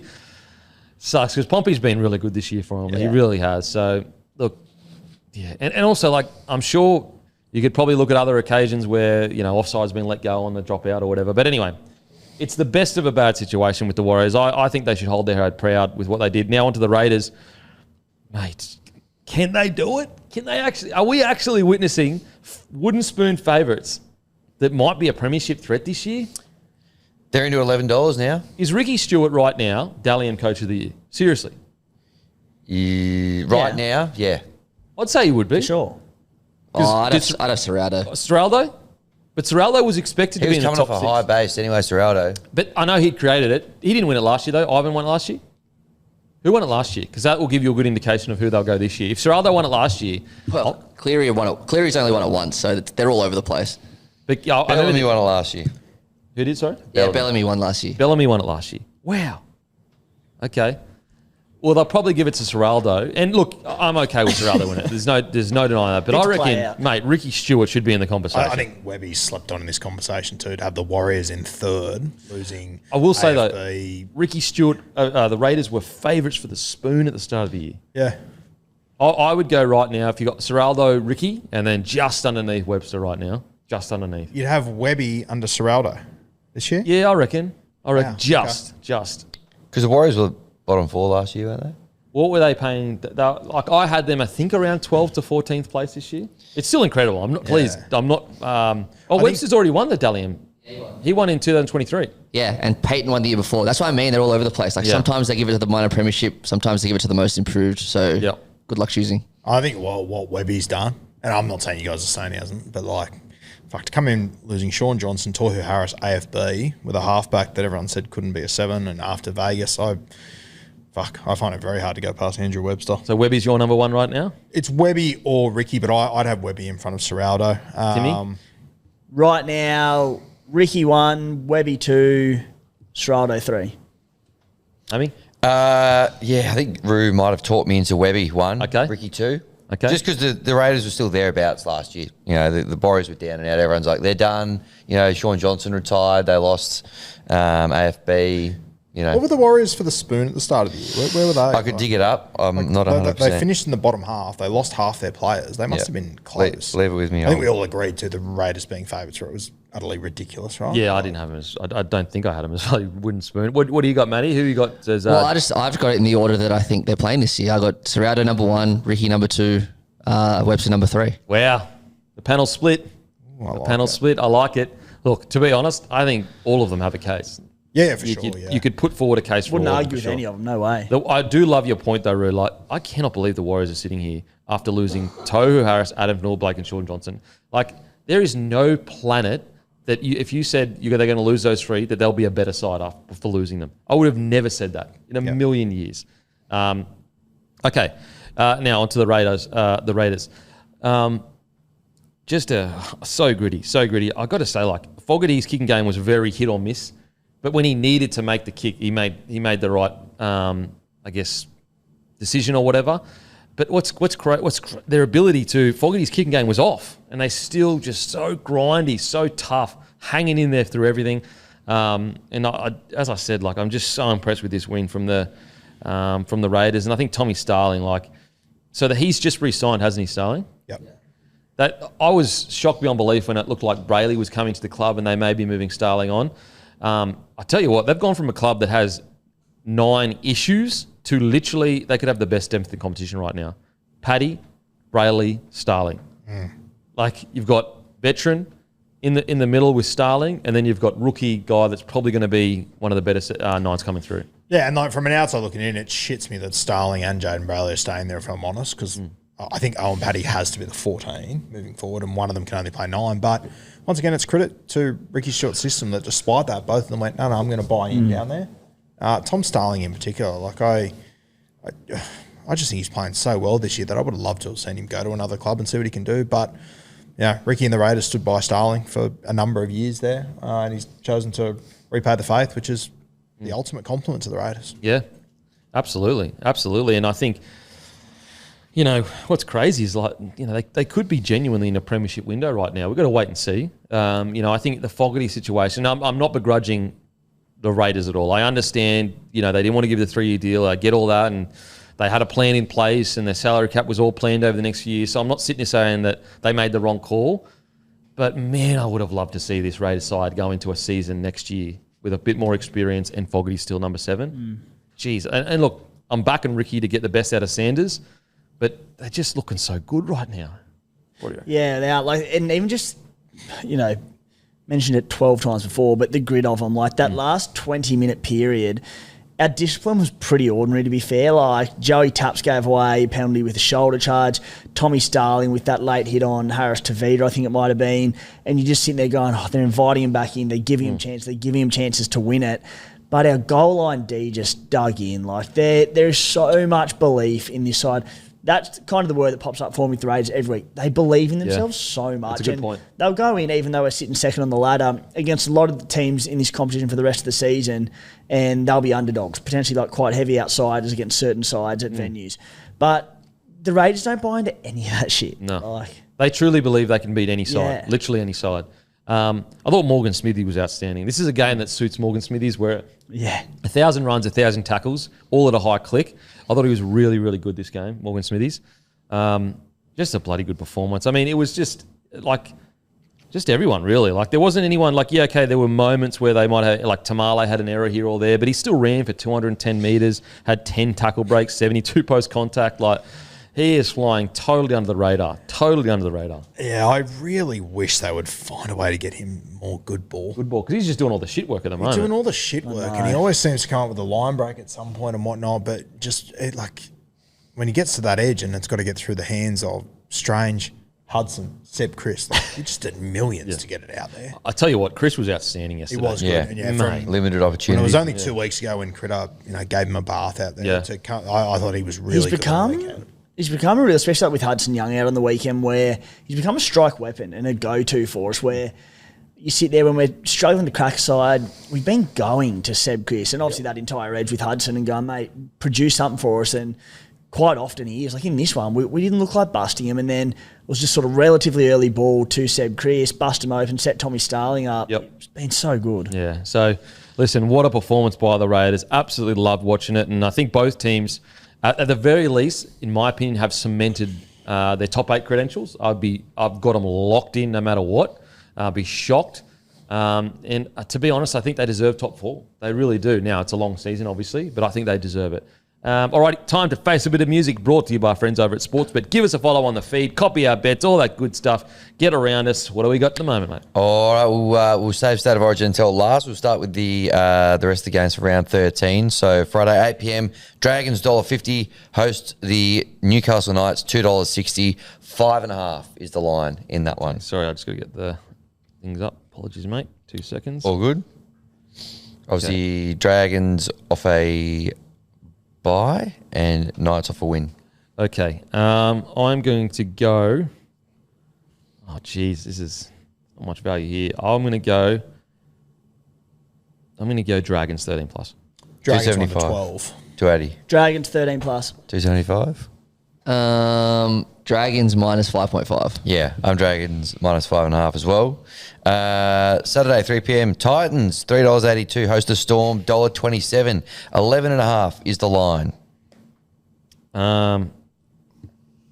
So what was that? So is that Friday night? It's Friday This night. one's Saturday, 3 p.m. Saturday. I mean, what's the point of even bloody? I'll just go. Oh, fuck. I'll just go. What's the line? 11.5. Yeah. Titans with the start. Yep.